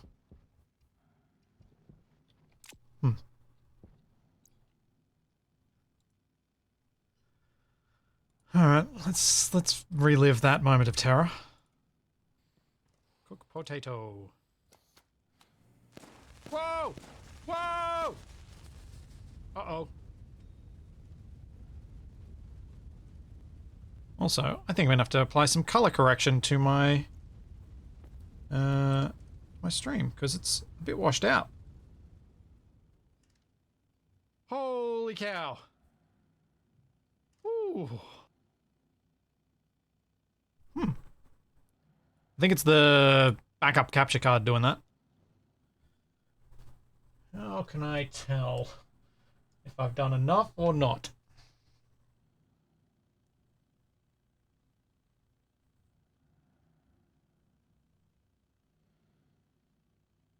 I'll have to deal with that after the stream, I think.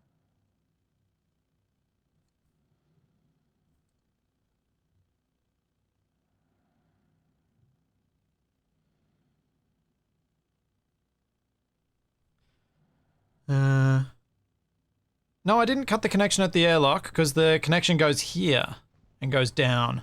Oh, I did cut. Yes, sorry, now I know what you mean. Yes, I did cut the connection at the airlock because of power usage outside. Yes, I did. So if I fix that, it should be fine. Yeah, I see what you mean.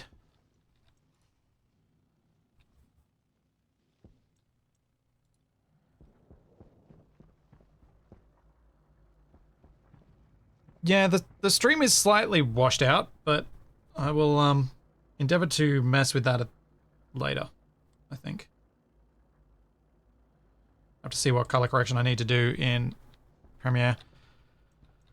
Because that's another thing, I need another capture card. Because my capture cards died.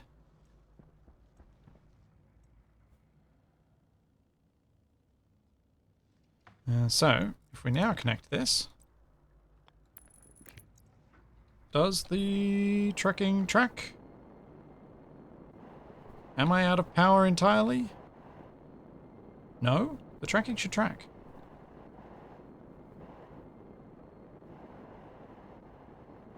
Oh no, burnt here. Jetpack low. Hey, tracking is tracking. Jetpack low. Alright, so the other battery is disconnected. So what I should be able to do is disconnect the APC inside and hook up here to this battery. But I will wait until we actually get some solar power coming in.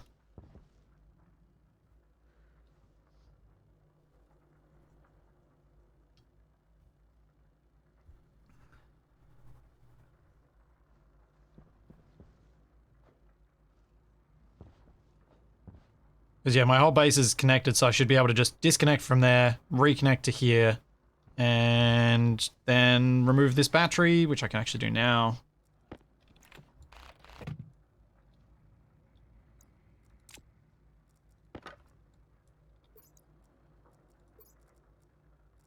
Oh.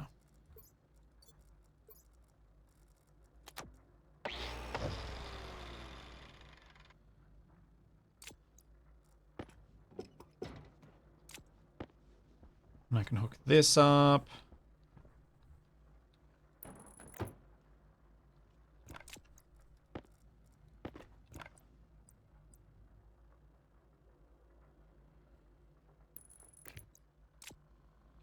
Yeah. I will add a transformer in later, but I know my base is okay for the moment.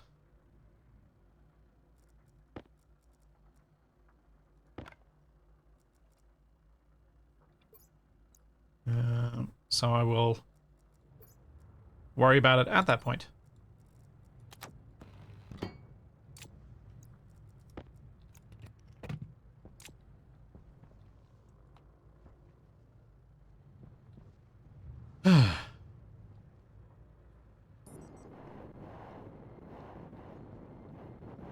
Okay.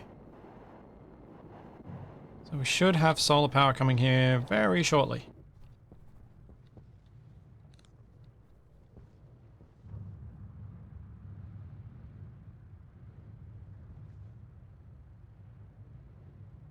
So I'm thinking I'll deconstruct the other panels today, switch over the power source to the grid battery, and then overnight I'll move the tracking array up here.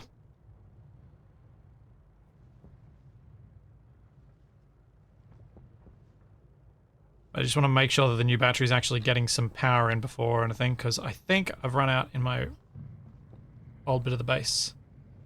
Looking at the fact that the solar panels are not tracking, yes, I have. Which means I can't actually go inside until that gets some power in it. That's not good. Alright, we're gonna have to do this. I'm gonna have to turn that on and I'm gonna have to stand here until this depressurizes. And after this, what I will probably be wise to do is put the APC in the airlock as a backup battery. Oh, actually, will I explode things if I add the battery to this? I shouldn't.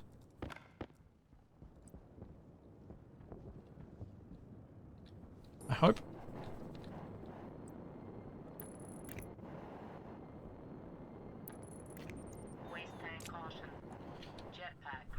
Oh, great. Waste tank caution. That's not what I need.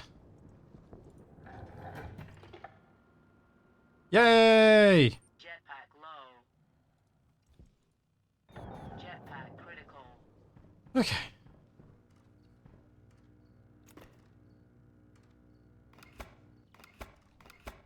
Let's move these guys upstairs.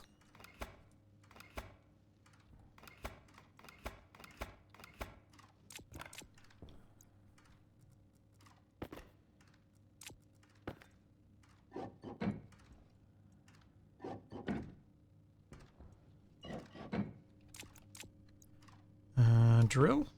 Is that what I need for this? Yes.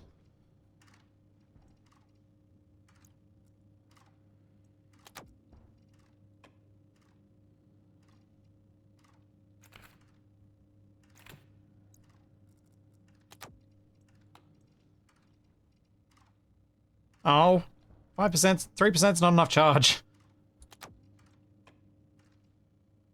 Yeah, I need to deal with the waste tank, so let's deal with that. Let's turn the filter on.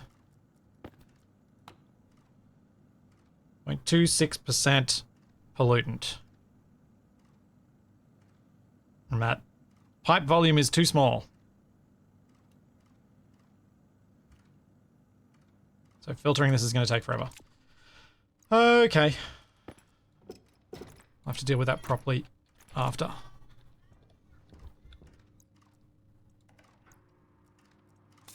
Waste tank critical. Oxygen low. Come on. Empty, empty, empty.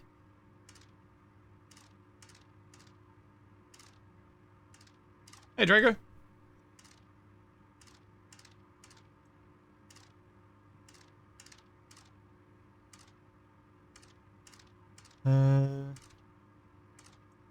Do. Oxygen in. I've got a bit of extra capacity there.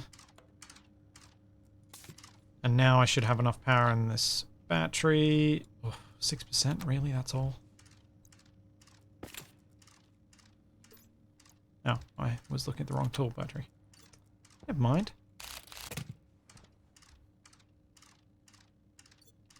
Oh, seriously? It's 6%?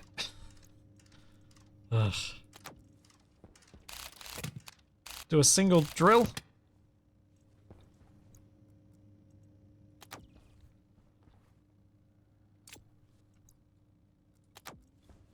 Okay. Back to upstairs.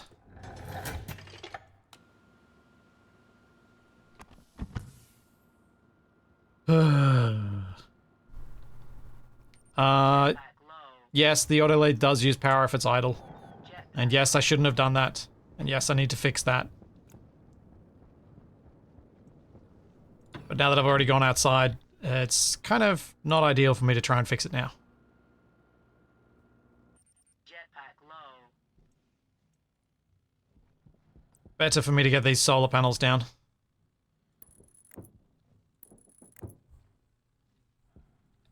I'm tempted to put one there because it's the corner. But I don't think I will. Stick to the original plan.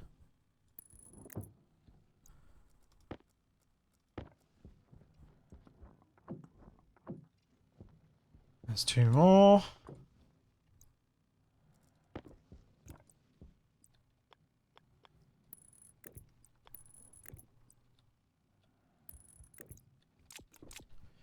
Now, I don't think I've got enough heavy cable to do the whole way down.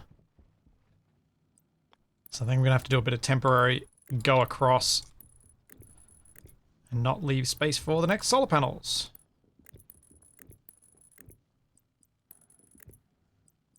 Just see how far I can get though.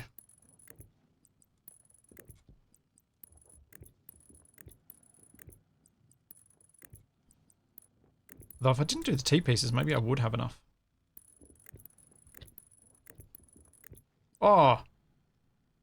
Well, that worked out nicely. Of exactly how much I needed. Cool.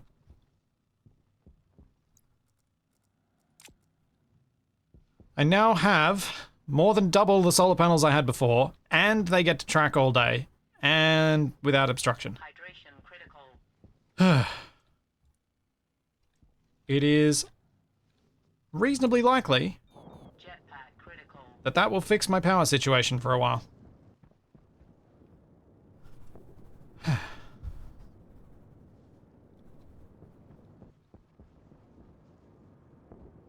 Two batteries, more than twice as many solar panels. That is a win.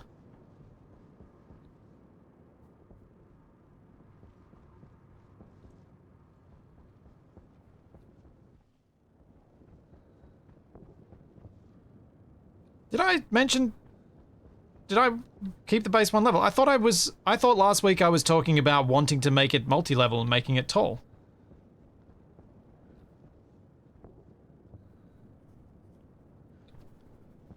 That's what I remember talking about. Actually, I think for the short term, it is going to be enough power, because you can see it's going up.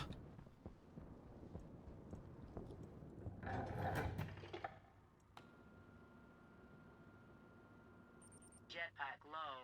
The main thing for Jetpack my next thing to do is get the silicon out of here. Get the steel out of here. Yep.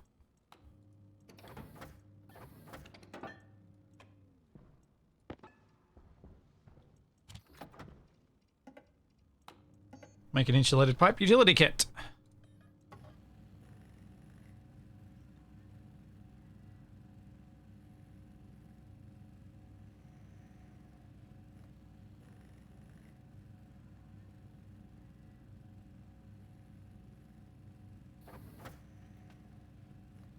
Yeah, I do need to go on more mining trips, but I want to move the solar tracker over to the new solar setup first. I think that's more important than going mining. Having the setup actually properly done is, I think, a smarter move. But what I wanted to do here was this.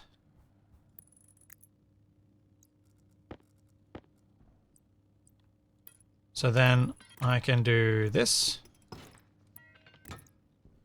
And filter out the pollutants. Much more quickly than it would otherwise.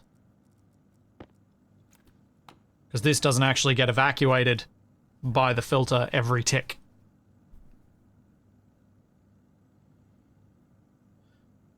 I would like... So, I'm going to try and build a swimming pool at some point. I am going to try. I think Vulcan's much better suited to that than Venus. I'm going to try and build a whole bunch of different things, but I'm not going to set... I'm happy to not set an end goal and instead just build and muck around and have some fun while playing this in hardcore mode, where if I die, it's game over, man.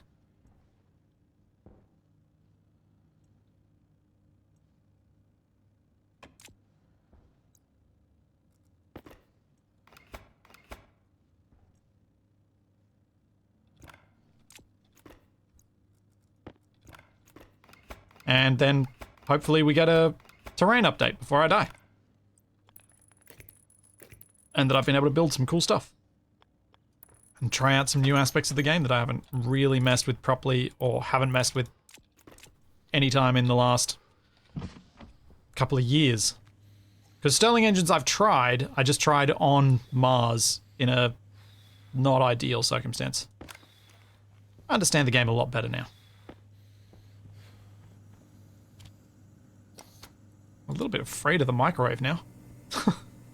After that explosion.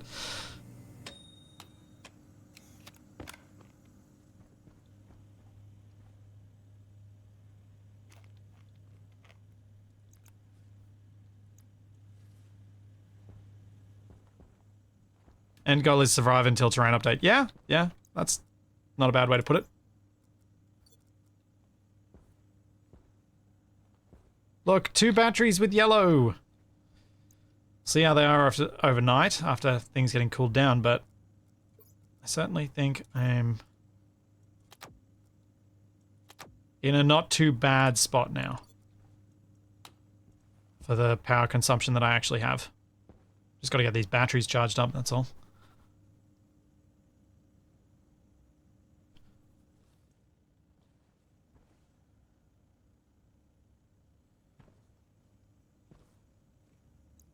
Alright, so we were at 0.257, and we are still at 0.257, although the actual mole number is going down, so... The pollutants are dropping.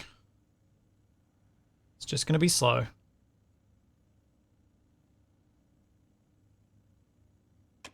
Ah, I did recall someone saying about the instant drink, but I just, yeah, hadn't done it. I did recall that being a thing, but I mean, I like seeing the animation, and it's not that long. I do use the alt-click instant harvest and instant plant from time to time, but yeah, I'm not too worried. Oh, look at that. Fully charged batteries for my tools.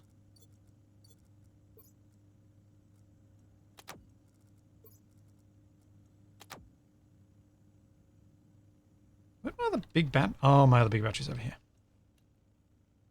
That's where it went. Yep, I know the APC doesn't have power in. I'm getting the little batteries charged and then I'll shove the big ones in. Just wanted to get my tools actually charged up a little bit.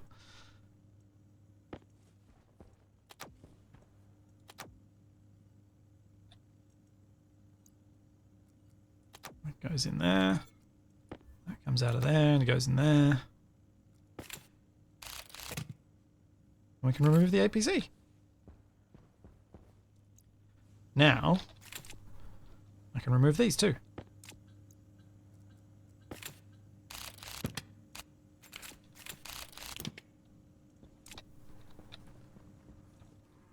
Making a mental note of which way around the sensor was oriented.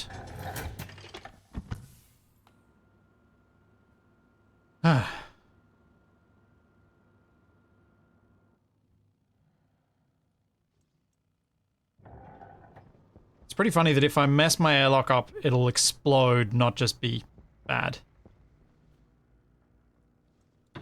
Like, not just be like, oh, a little bit of badness inside. It's like, no. If you don't evacuate properly as you go outside, everything will just ignite. Unless it's at nighttime.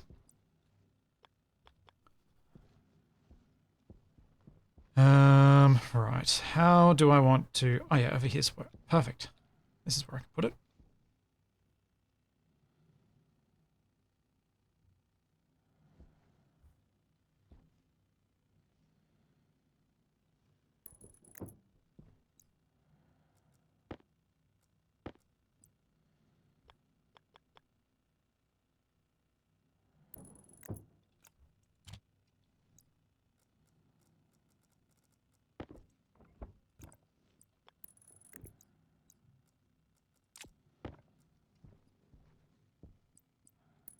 I'm going to need to bring another power cable around to this because this is going to be isolated eventually, but at least for the moment it is hooked up to the main, so it should be fine for me to just loop this around.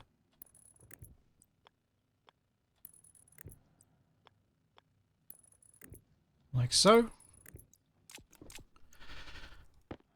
Oh, actually. And we'll do this.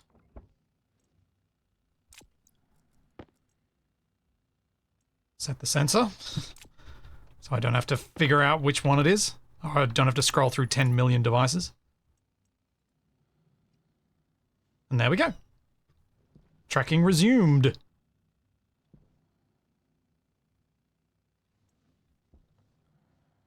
I hope. How far is it till daylight? So I really hope that's tracking the right way around.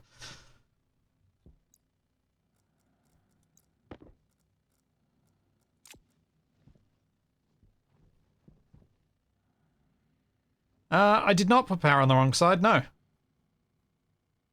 The power is on the same side as it was down in the other bin. That's why these were already tracking correctly.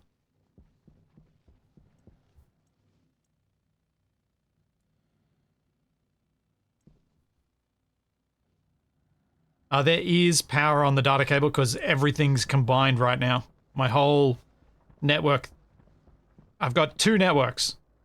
One goes from the solar panels to the batteries, and the other one goes everywhere else.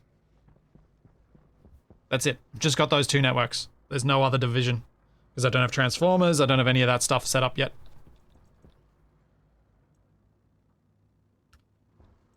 No, I'm pretty sure that's the way I had the daylight sensor inside.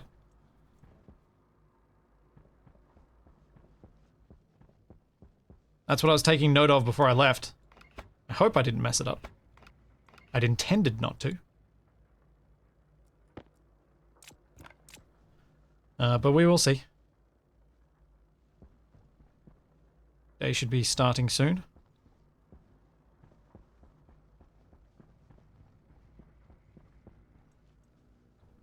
Oh, did I get it wrong? I was planning on hanging around out here until I was sure. Anyway.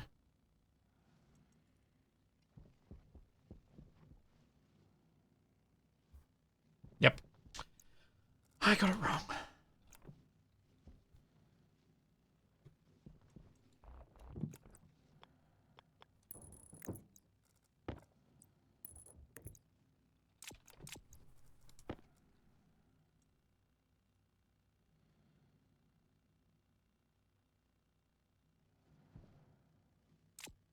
That should be fixed.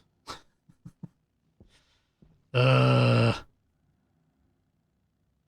make an effort to try and do these things right and still screw it up. That's what happened there.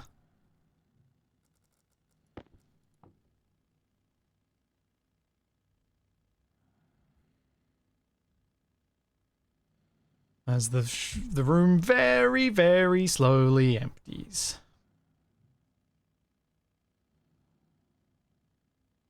That last Pascal is the worst. Yeah, it's correctly tracking the sun now. It's over there.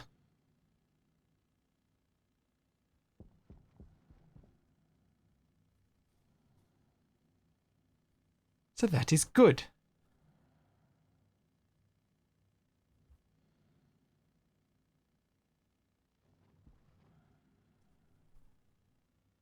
That mountain's in a bit of an annoying spot for daybreak. At least at this time of year.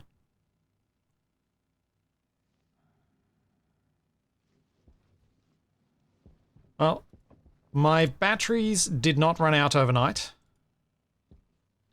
So I'm calling that a win.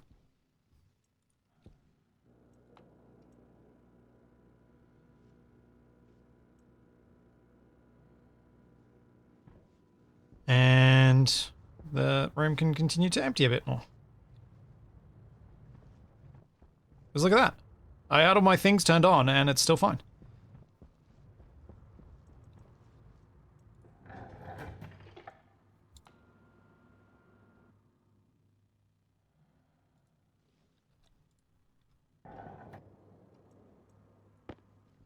Alright, so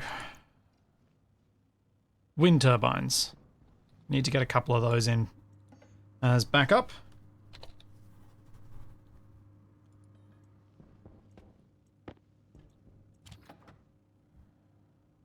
I need to go mine some iron and smelt it. I'm going to move this guy outside so that I can actually use it if I need to do some quick smelting during the middle of the night or something like that. Or if I just miss the time window where I can do something like iron, which takes a little bit more.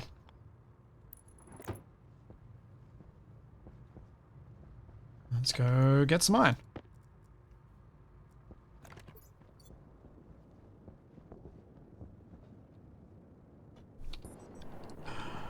Bad roll.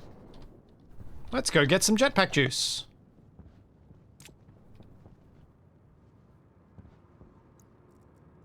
Time to automate your main airlock. I think it's getting close to that, yeah.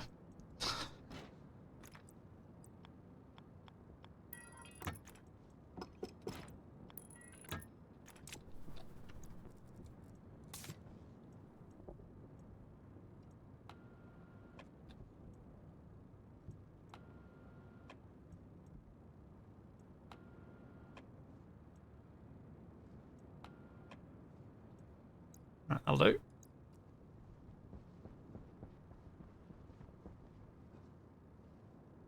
Now, where is some iron? I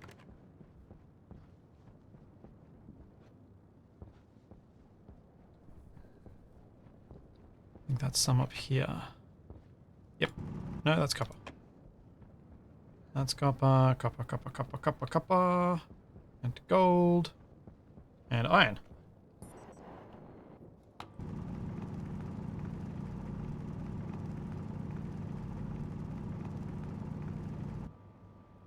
I left the vent on in the solar area. I really, really hope I didn't leave the one into the habitable area on, because that would be devastatingly bad right now.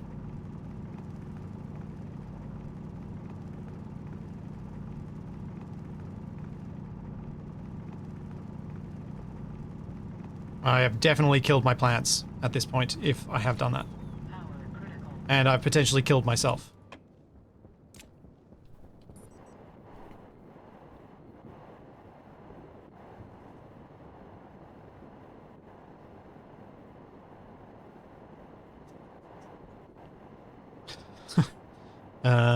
So yeah, that would be really bad.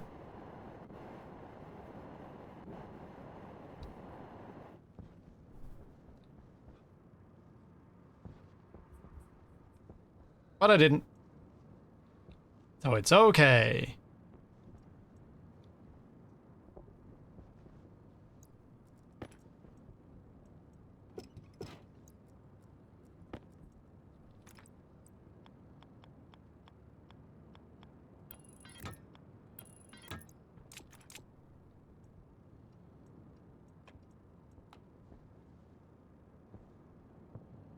So empty this out.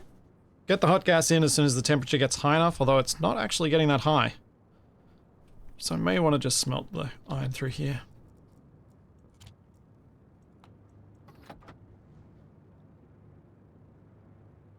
Oh yeah, I should turn my light off because my power's down to 7%. At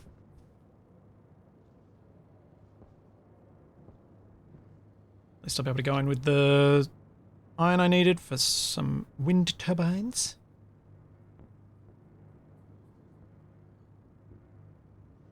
Oh yeah, true. That is true. If I mess up this vent, the whole base would just explode. It's not about cooking it. It would literally just explode.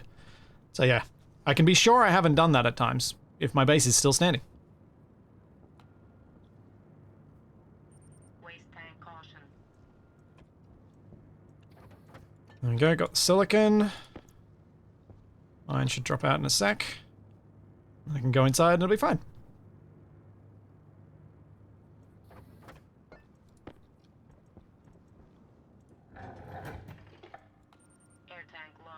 Yeah, I know. I know. My air tank's low, my battery's low, my waste tank is full.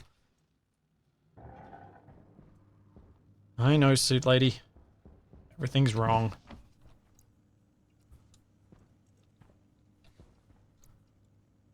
There we go. That's fixed. Air tank critical. And that's going to be pretty much fixed. And that's dangerous, but needs to happen.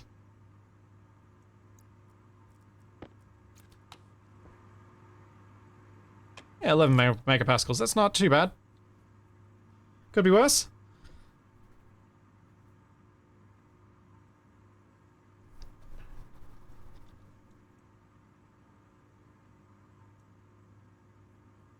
That'll do.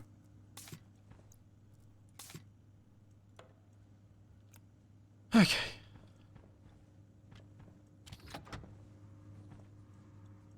Upright wind turbine. Let's get a couple.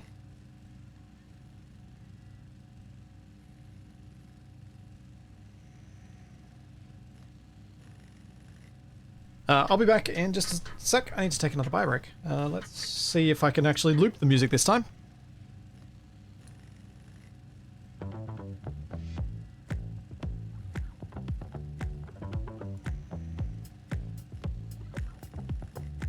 I'll be right back.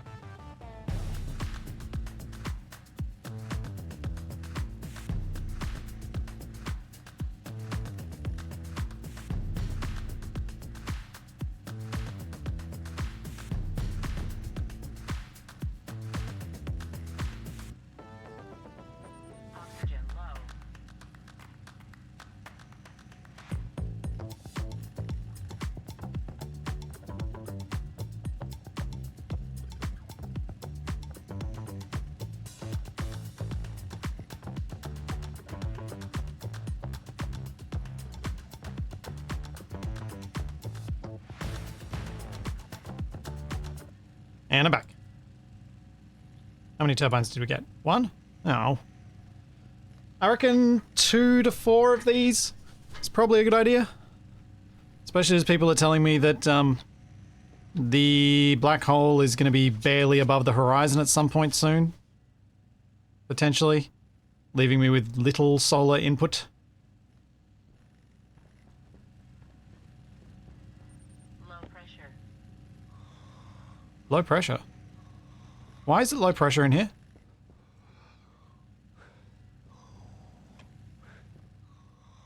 What's happening? Where's all the Hydration critical. gas gone? Oh. Oh. Oh. I made an error.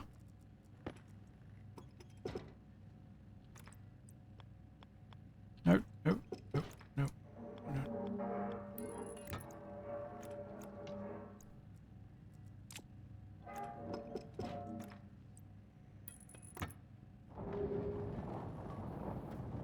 That's better.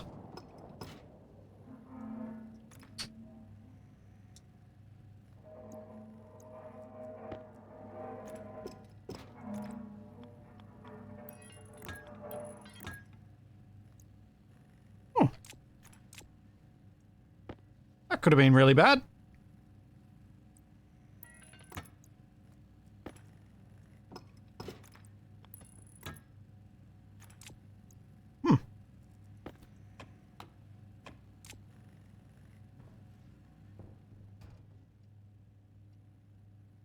Whoops.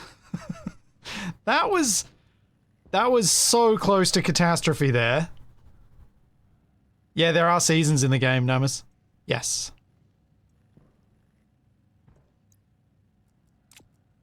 The orbits of the planets are elliptical. Or eccentric, at the very least.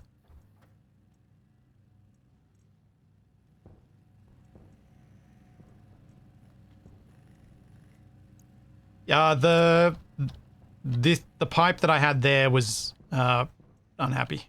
The one that I disconnected from. It's fine now. Oh.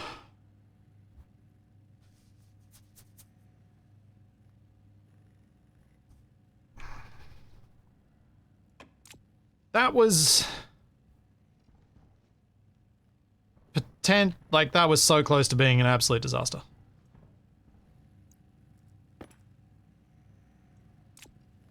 What I need now... Do you have anything in you? Yes. Alright, I'm gonna make a pipe cowl.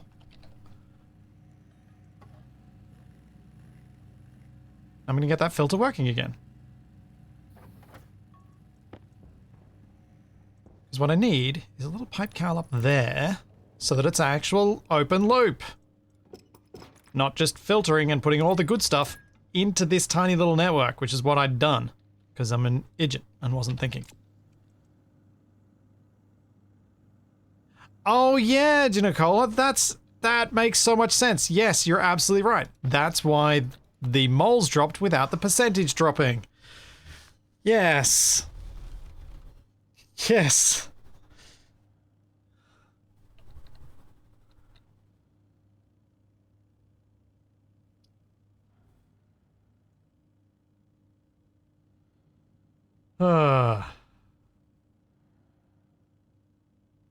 I thought it was just such a small fragment that I was seeing the tinier numbers showing up there before I'd see them as a percentage. Oh boy. Cut that a little bit fine.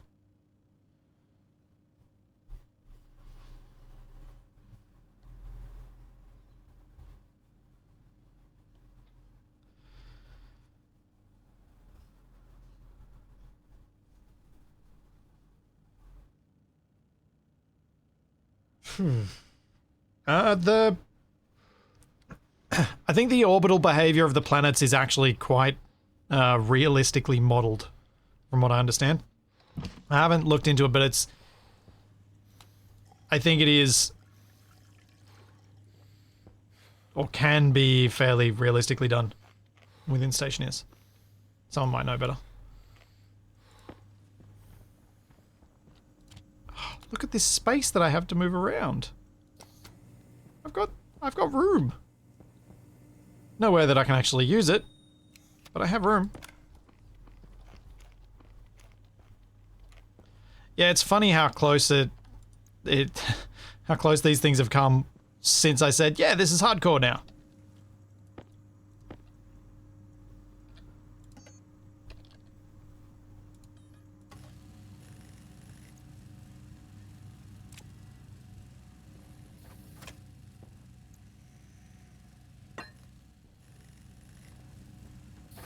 Alright, so I need heavy cable and regular cable. I need to put the arc welder battery in.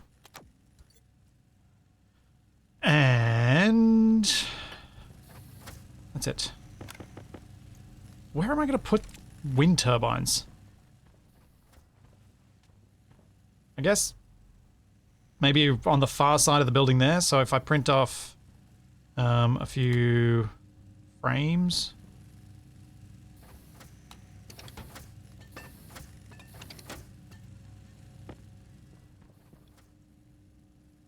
Oh, silver rock.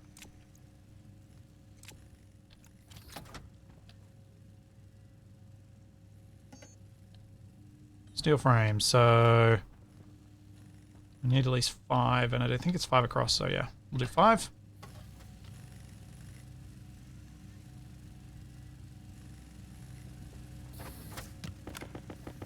Yeah, the reason I'm not moving my machines just yet is I'm planning on moving them to the new room that's underneath the solar panels. So I figure just move them once. And once they're moved and I've got that space airlocked, then I think I'll mess with this airlock and get it sorted out.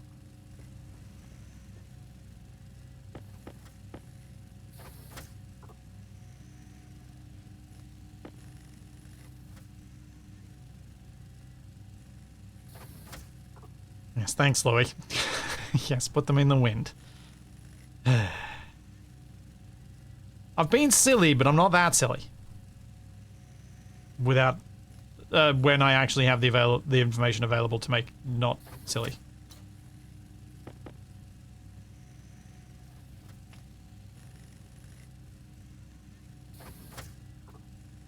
No, they can't sit sideways like space engineers. They are fixed in orientation. Sean, I haven't played on Mars in a long time. I think you mean Venus, and yes, I'm finished with Venus. I had a lot of fun on Venus, but I am done. I'm happily away from Venus now. And I will hopefully remain on Vulcan until the terrain update comes out.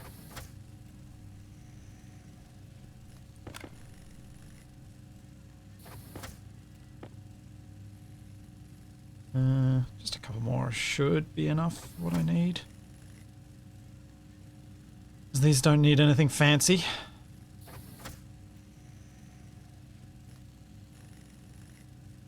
And I'm a long way from the point of having so much power input that I'll be burning out heavy cable.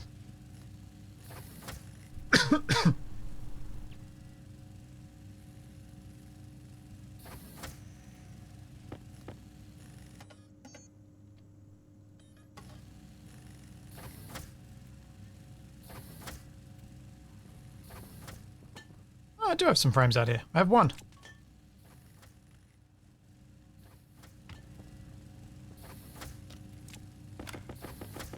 So, needed to make some anyway.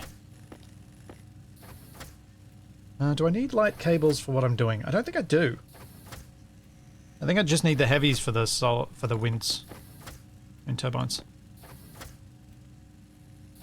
I'll still get some of these. And I'm not going to leave this running while I go out of the room because I just don't want to clean that up. You might be done with Venus, but cooling is not done with you. Yeah, but the cooling here, I think, is more interesting. Because Venus forced me to, at least for the top end of the cooling, do it one specific way, and I had no alternative. And I think that's one of the things that kind of annoyed me, is that I felt like I was being pigeonholed into one path. which isn't normally how Stationeers works. Stationeers normally, you've got a bunch of different options and you can do things a whole bunch of different ways.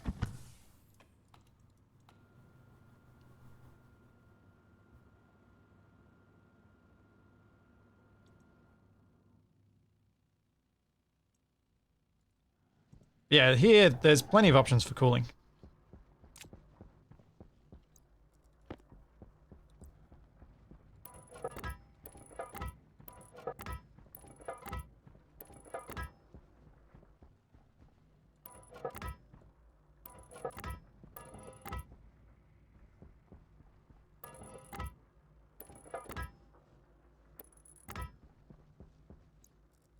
Da-da-da.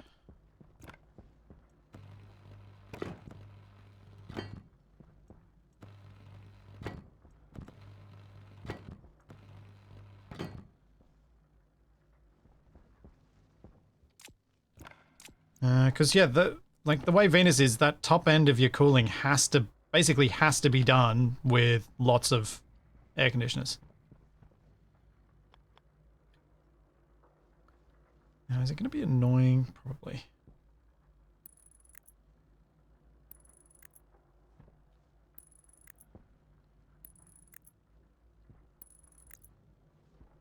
There you go, make them all nice and compact.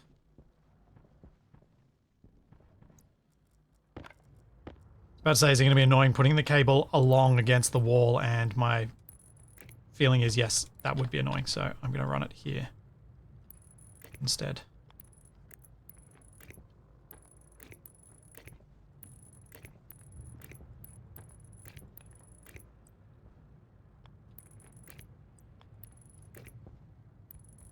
There we go. A little bit of baseline power, that will help. But my power situation is already, like, actually pretty good.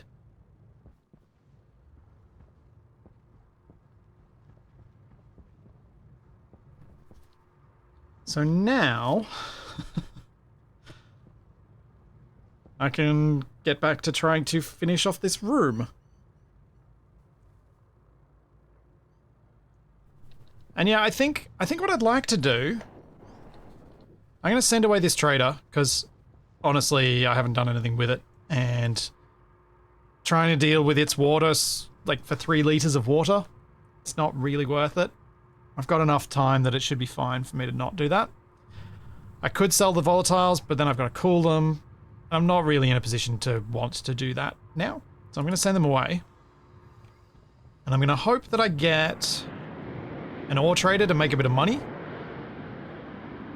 Sorry, an alloy trader to make some money, or an ore trader to buy some more oxide so I can pressurize this room and connect it with that room, and then put an airlock, put a proper airlock in for this room first. Then I can remove that one, replace it, and have them both connected. But have the option to go in one door or the other. That's my thinking. If that works out. Let's go see what trader is on the horizon. So there should be one there in a second.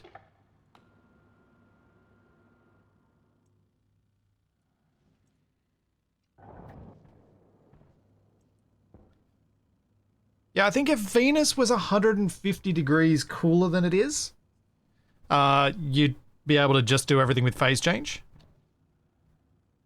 But I guess the way that I think Venus is supposed to be done, if you don't use the stacked in serial air conditioners, you're meant to do phase change cooling on the storm gas.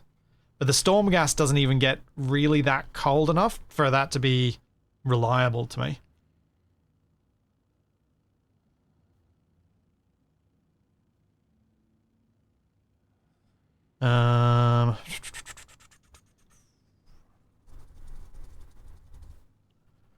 Had I thought... Oh, that's right. That's what I was doing. Turn that on.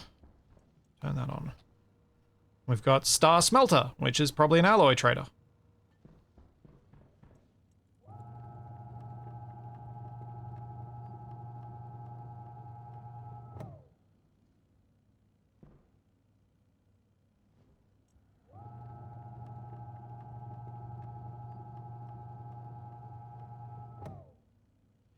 Yeah, Shadow Drake. I think if the Venusian storms were more like 300 degrees Celsius,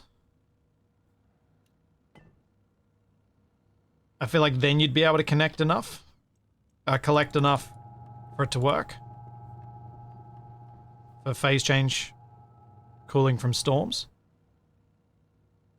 Which feels like the goal they're trying to set.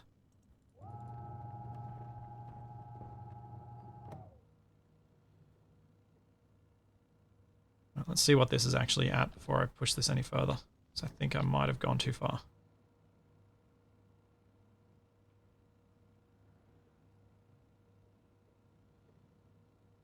You make a valid point, Daz. I may only want a single airlock. So I can have a suit change thing in there.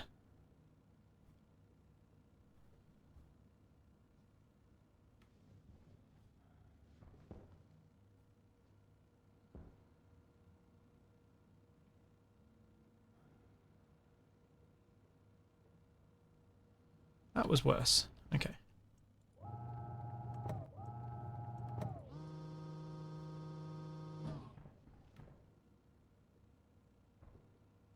Orbit or outfitters. Oh, 2 minutes. No, I wouldn't be able to get that in time. Aw. I possibly need to get that second landing pad operating. 40 degrees.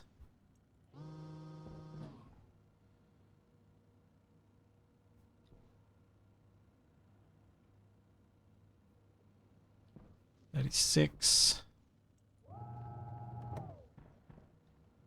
There we go. Contact. Yeah, if this one had been like 17 minutes, I think I would have tried to get the 5x5 set up.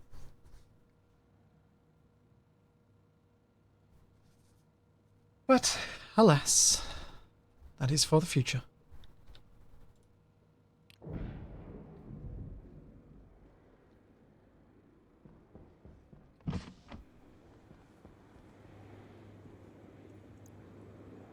There we go. Insta drink. Feels weird, man. Feels weird. Yeah, don't worry, I will eventually get a bigger dish. I will also try and set things up properly.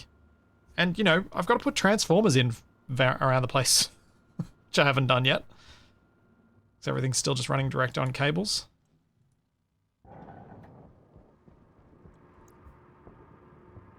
Yep, I can sell you stuff, so I need to go mining to get some money. Excellent. That's good. You can stay there for now. I also need more steel for walls. So let's go and... yeah, I should be okay to do a little bit of mining. Went that way for iron before and it was a fair way off. So let's try this way.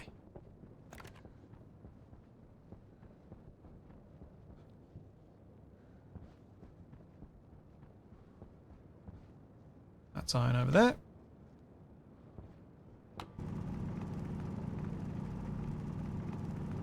So I need steel for the walls. I'm going to need more plastic, but I've got a decent amount of silicon smelted, I think. So I should be okay on that. And that should get me my walls, my windows, and then my door. And airlock can be built.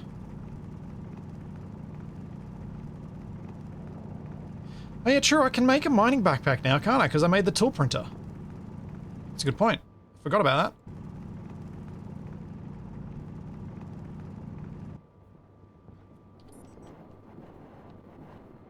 That is a good point. I should make one. Power low.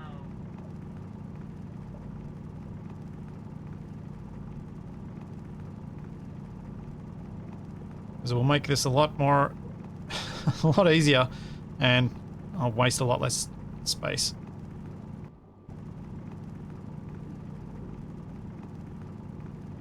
Just see if I can get another 200 steel worth. Because I am still, like in my head, I'm still imagining that once I get the production room done, I'm messing with Stirling engines, And then after that, I'm messing with deep miners.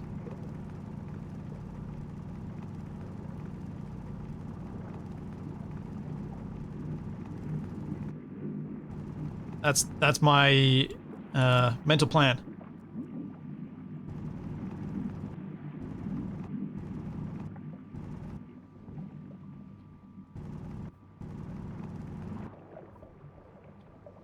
This is not even a...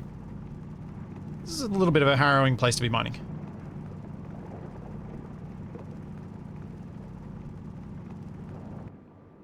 Yeah, the mining backpack was mentioned, Darkwing. Yes, I should have. No, I'm not going to go back for one. Not when I'm in a location that's actually got the materials I need.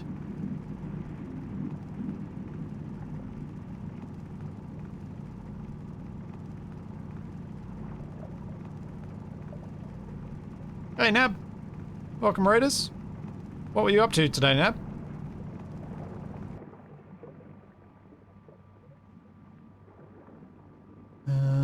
More iron, please. Not gold. Got enough coal. Give me the iron. Give me the iron.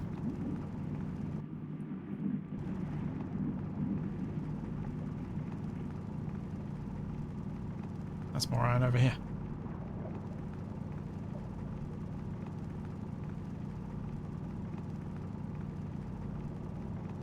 Yeah, the reason I don't want to go straight for deep mining is I'd like to establish a more secure power supply before I do that.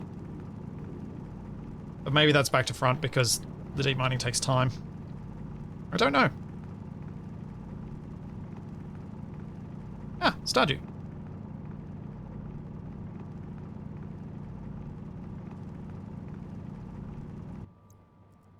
I'd love to find a time to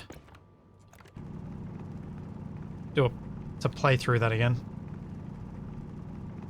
I played through the first few years a couple of times in Stardew Valley.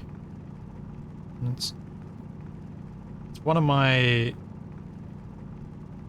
It's definitely one of my favorite games for just chilling out.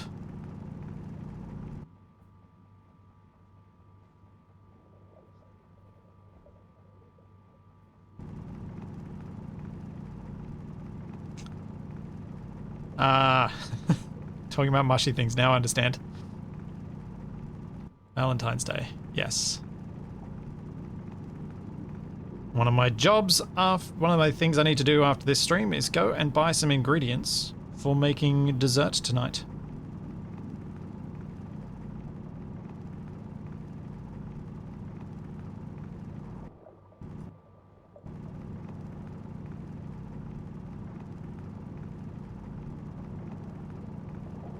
Now, I reckon I probably won't end up playing Stardew on stream, but it is one of those games I genuinely do love. Considering I've never streamed it and I've still managed to get almost 200 hours in it over the years. Are you playing with any of the mods? Because there's a couple of content mods that I think I'd like to play at some point as well. There's a I think it's just called Stardew Valley Expanded. It's got a bunch of extra people and places to explore. What am I cooking? I am cooking... Let me see if I should still have the recipe on my phone. Open. Yeah. Chocolate lava cake. Molten chocolate cake, whichever way you want to call it. Just seeing if the recipe had a different name. But it's done in a slightly different way. It's done with chilled come on, brain. Chilled chocolate ganache in the middle instead of just undercooked cake. So it's a lot more forgiving in terms of reheating and that sort of thing. Because it is actually a liquid center that's different. It's like, I know some fancy restaurants, the way they do molten chocolate cake or lava cake is they'll inject the thing in after the cake is cooked. Because it's just more reliable.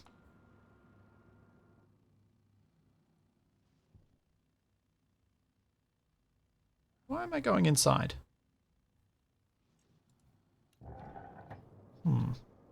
Yeah, we'll do that.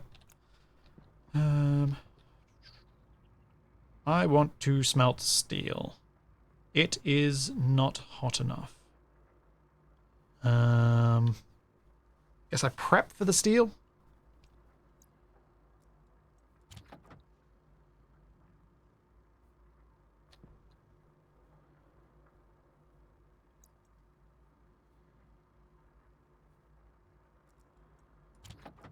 One, two.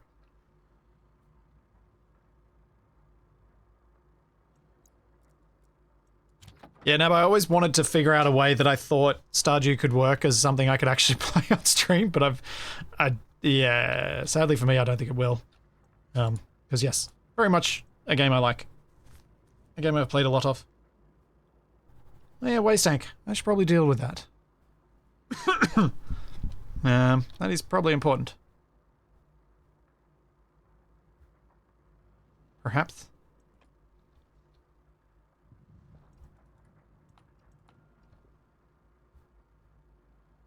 Okay, that's the iron in.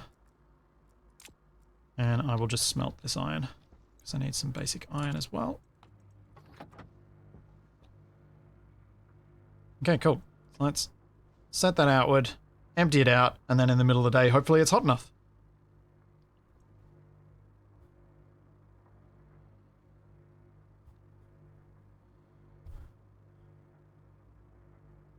Oh, jeez.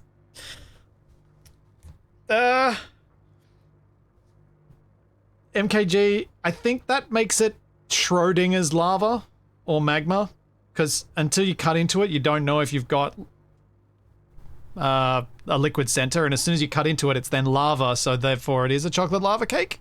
Maybe?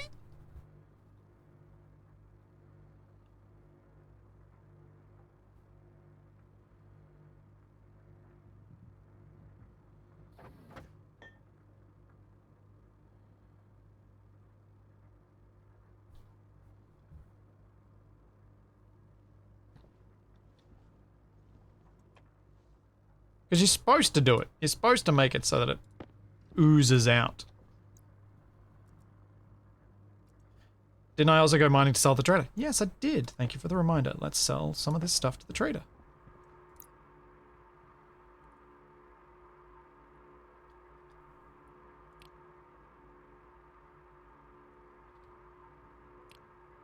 Don't need to make a huge amount of money, but making at least some would be nice.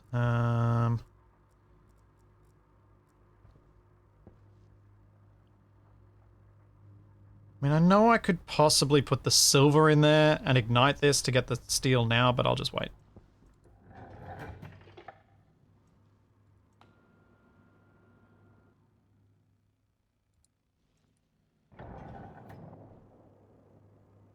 See you, Nab.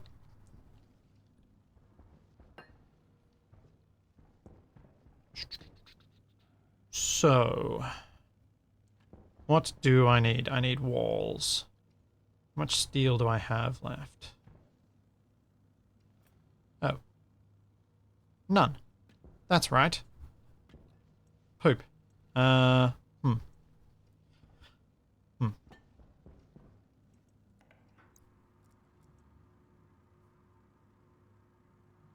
wait a second. I need to reconnect this. Is my room clear of pollutant? Oh, very close. Very close.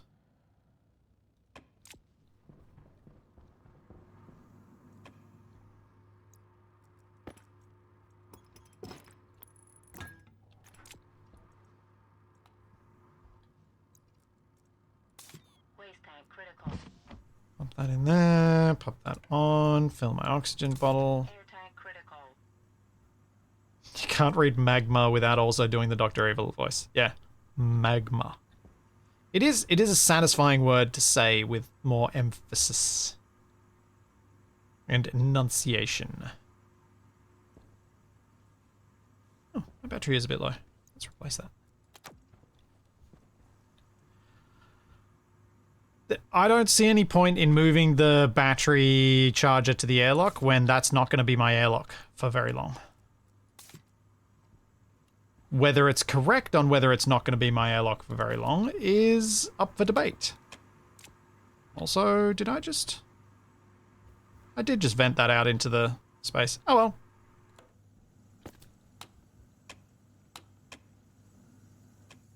I just vented my hot waste tank into here. It's only going to have some nitrogen and CO2 in it, so it should be fine.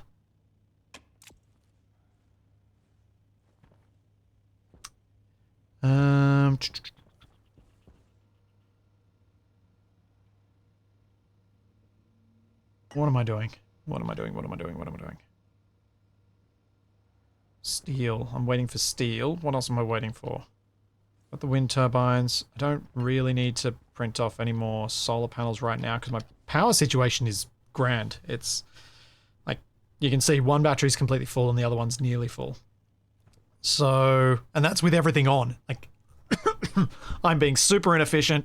Other than my production things, everything is just on.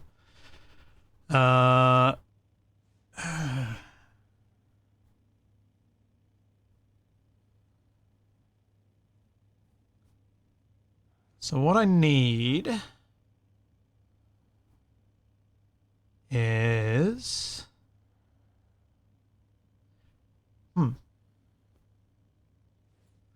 Yeah, putting a light outside, putting lights in various places will be helpful and is definitely going to be a thing. I was also just thinking just then, as Coleman says, my Mars base with swimming pool is going slowly, didn't realize how much water it needs to fill a 4x4 pool. It is ankle deep from hundreds of ice. I'm going to need an enormous greenhouse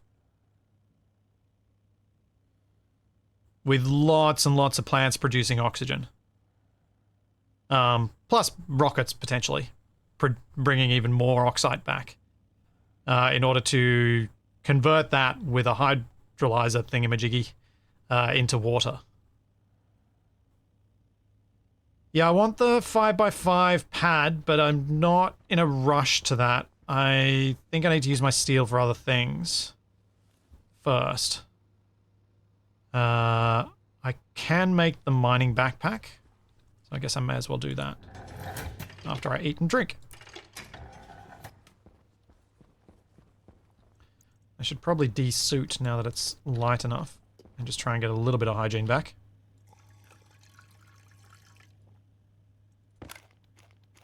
Floor potato, floor potato.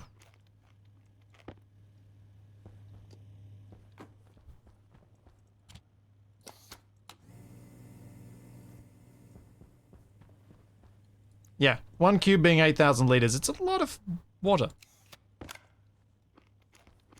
Makes you realize just how big your bathtub is. Like how big a real life bathtub is.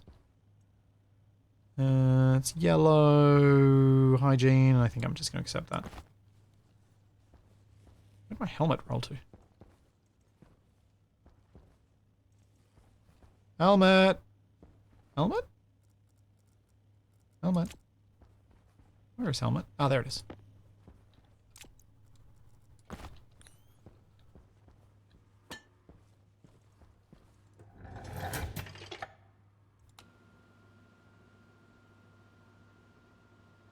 That's making O2 to run your rockets using Atmos ferric volatiles. With the rockets mining water ice might be more interesting. You can dump all the ice out of the rocket into the swimming pool. Yeah, perhaps.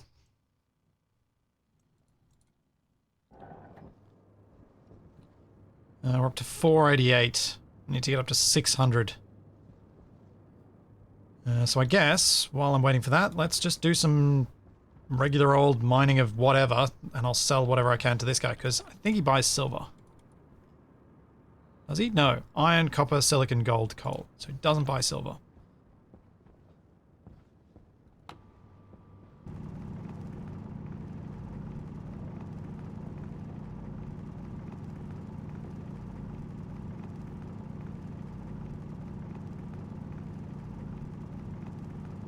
But yeah, water ice from space is probably, in terms of volumes required, the way to go, I guess.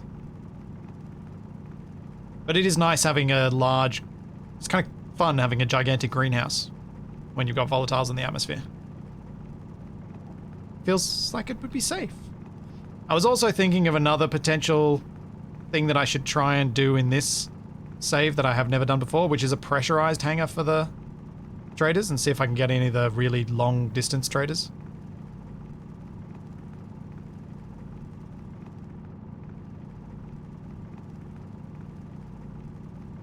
Oh, see, when I think floor potato, I don't think any tune except for the wiggles and hot potato. Which is not because I had the wiggles, like, I was too old for the wiggles when they first started being a thing. And Toby is... I haven't tried to introduce him to it because there's no nostalgia there or anything for me. But they did a cover of a song that got released and had the hot potato in it, or a bit of that song in it, and it was super popular amongst the generation that had grown up with them, and so it got played a lot.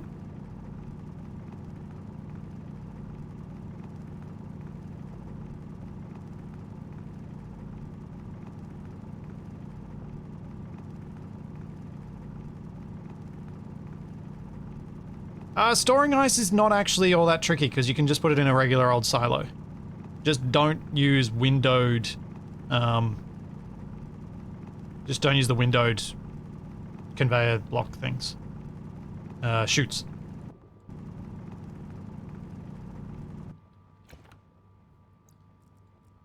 Well, that's annoying.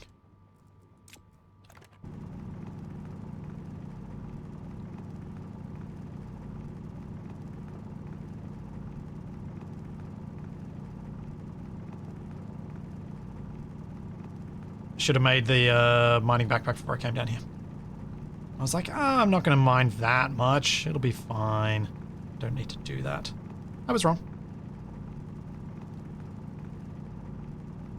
Hearing Charlie have doggy dreams behind me.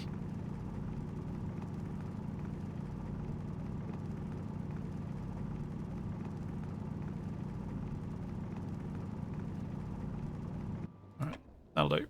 Let's sell this off and see how much money I can get. It is hot enough to make steel. That is a good point. Let's do that first before I get distracted by the trader that doesn't need a temperature. Oh! Okay, that's a hole.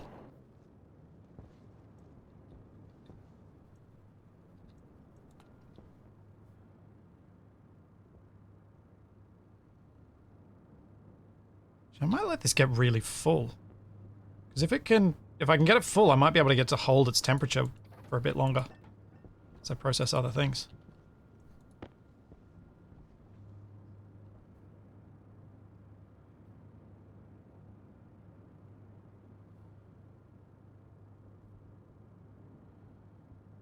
The glasses are expensive, and I have no desire to continue mining myself for very long. So I'm not using, so that's why I haven't bothered making them. But this I should make. Mining backpack.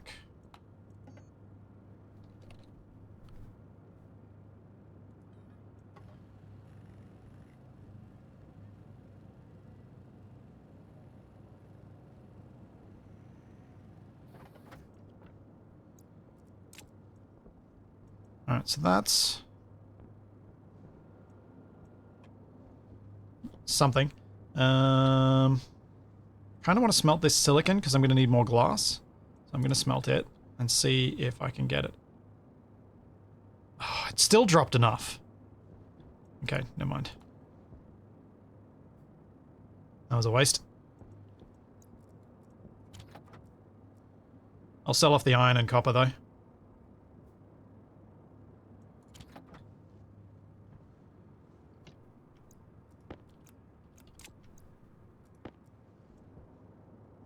It's going to take a while to empty. Sell, 94. Waste tank caution. I've actually got a small amount of money now. Do I sell the gold? No.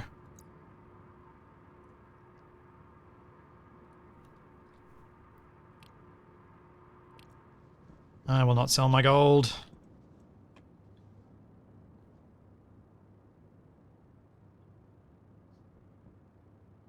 Yeah, the fancy alloys for the glasses are... I don't think they're... I can't remember, but I think there might be something in it that you can't actually properly make with the basic furnace even.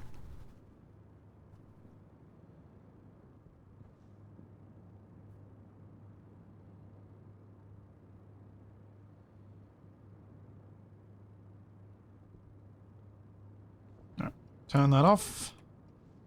Deal with that later. Let's go make some walls.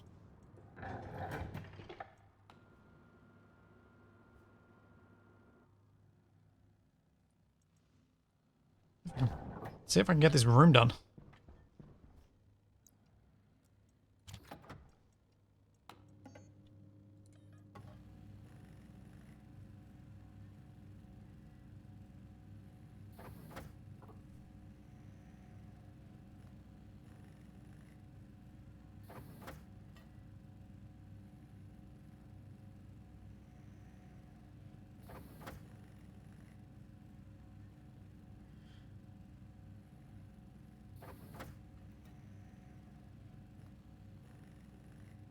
They needed Inconel, but I think in the beta they added a super alloy. Yeah. Oh, speaking of the beta.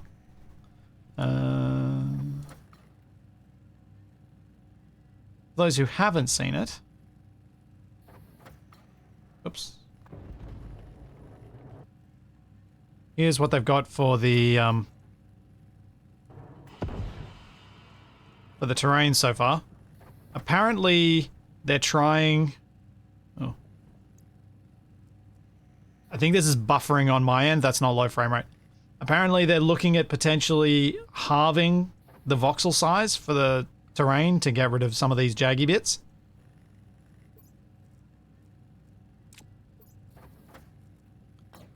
But one thing I did notice when they started messing around with the drill is how quickly their normal drill was working. And it makes me wonder... Oh, I think I might be better off if I just download this. That's being real terrible. I will show this in a second.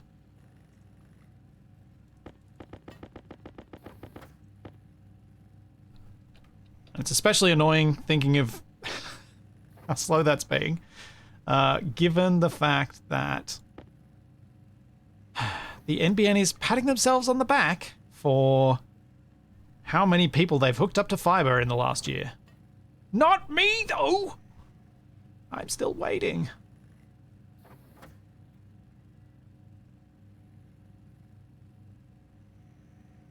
Here we go. This will be better. So yeah, they're testing to see if they can drop the terrain voxel size down to half its dimensions.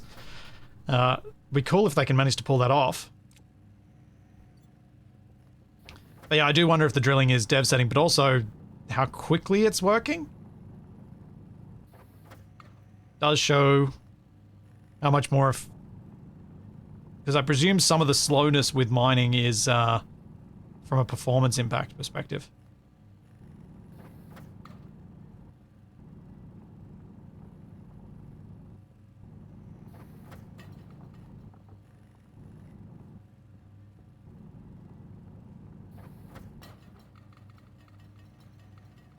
But yeah, this is the new terrain. You can see the river down there. They're of unknown material.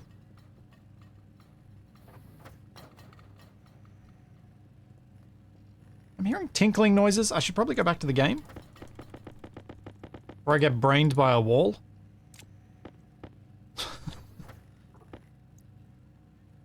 Yeah, I think it's looking pretty cool. I'm really excited for being able to have more interesting terrain features to look at.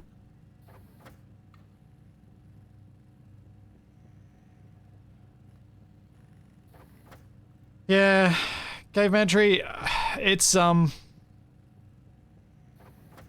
I'm supposed to be getting fiber by September. But that's the global, like that's the what they're saying for everybody. I'm just hoping they'll also let me pick where they install the fiber to in my house. Because I don't want them to put it where the old box is.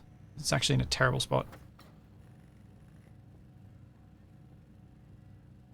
Yeah, I think this is looking cool. Like, I think that's the edge of the world. But just having interesting terrain to look at out the windows, I think is going to make a big impact to how it feels to build a base with, where you're attempting to build with a particular style or something like that.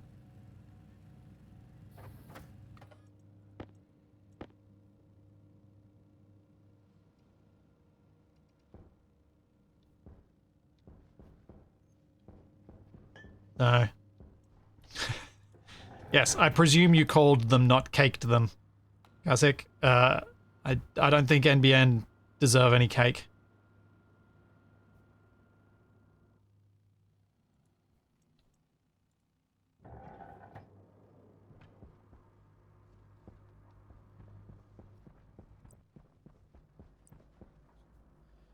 Alright, so like before, I'm going to do the outside wall.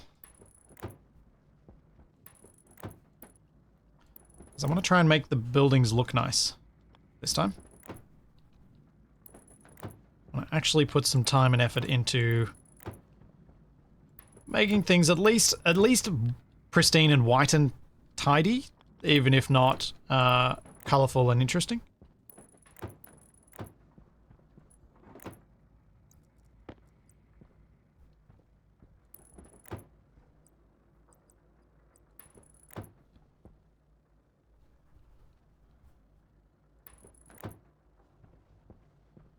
Because I think it's much better if I try and make things look nice as I go along.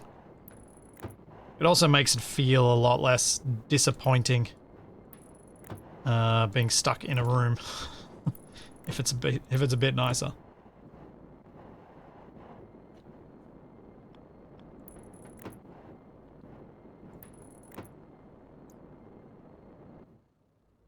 Well, I think the thing that makes Vulcan appealing is the star. Because it's got some visual interest to it, which adds a lot.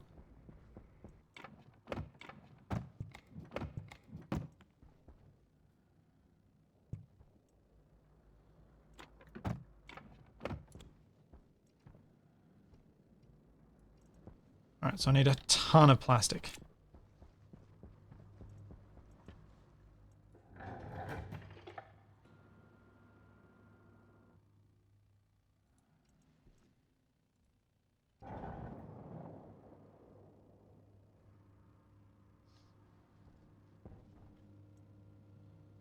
So, plastic sheets. Let's get them.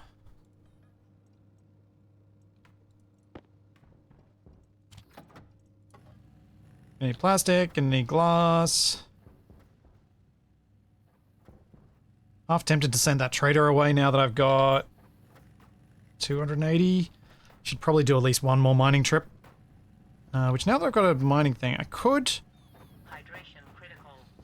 risk leaving this printer running, but I don't think I should.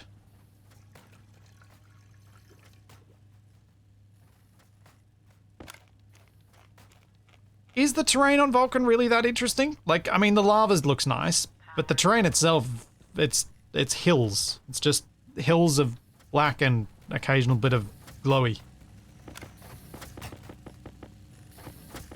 So it's not super interesting compared to what they're making.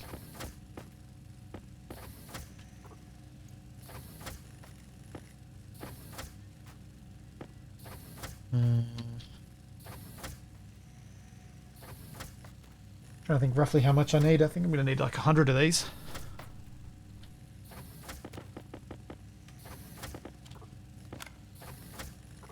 Should also possibly, while I'm getting these printed, start looking at what I need for making my airlock.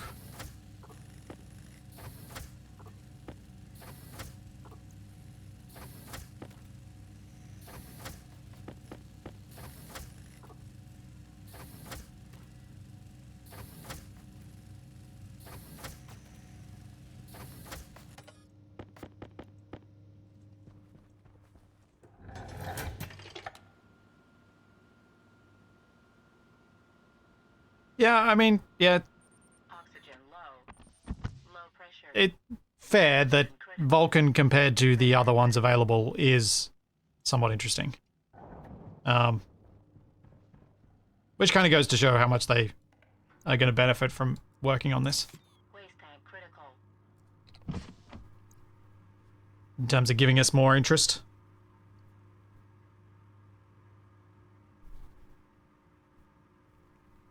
Get this done. Let's go see how much of this wall I'll have left after this.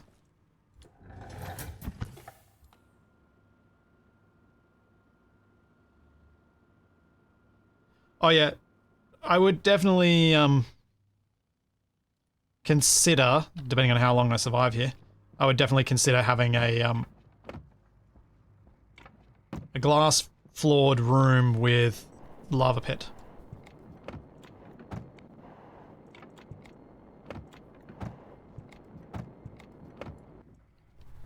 Just for cool.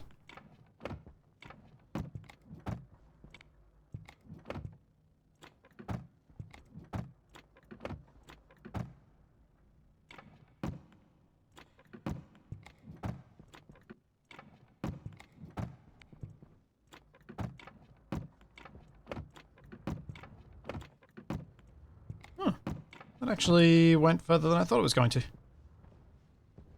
Yeah. Should I have a backup waste tank? Yeah, probably. There are many things that I should be doing to make this a little more comfortable for me, but I feel like I've made some pretty good progress today on making it more comfortable than it was. Like, getting that solar room up and running was a big, big gain. Because now I've got comfortable power. But I think I'm going to wrap up here.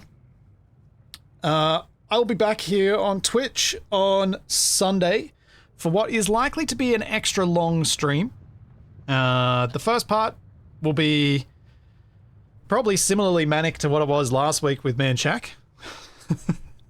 Doing all sorts of nonsense with modded space engineers. And then, once Shaq calls it and heads off, I will be jumping into the Wrong Way Out server, the actual server, and Wasted and I are going to be doing some chill building and trying to make the Ronco a little bit pretty in some ways. At least that's what I'm going to do. I'm not exactly sure what he's going to be up to. He may well build a plane, I think, because it does take a long time to build. So we're going to do a couple of hours of that sort of thing after we do our... after I do the stuff with Shaq on Saturday. Thanks, the Jew. Thank you for 10 months. And yeah. Then Wrong Way Out back on Monday. So there's all that and plenty more to come. And I will see you then.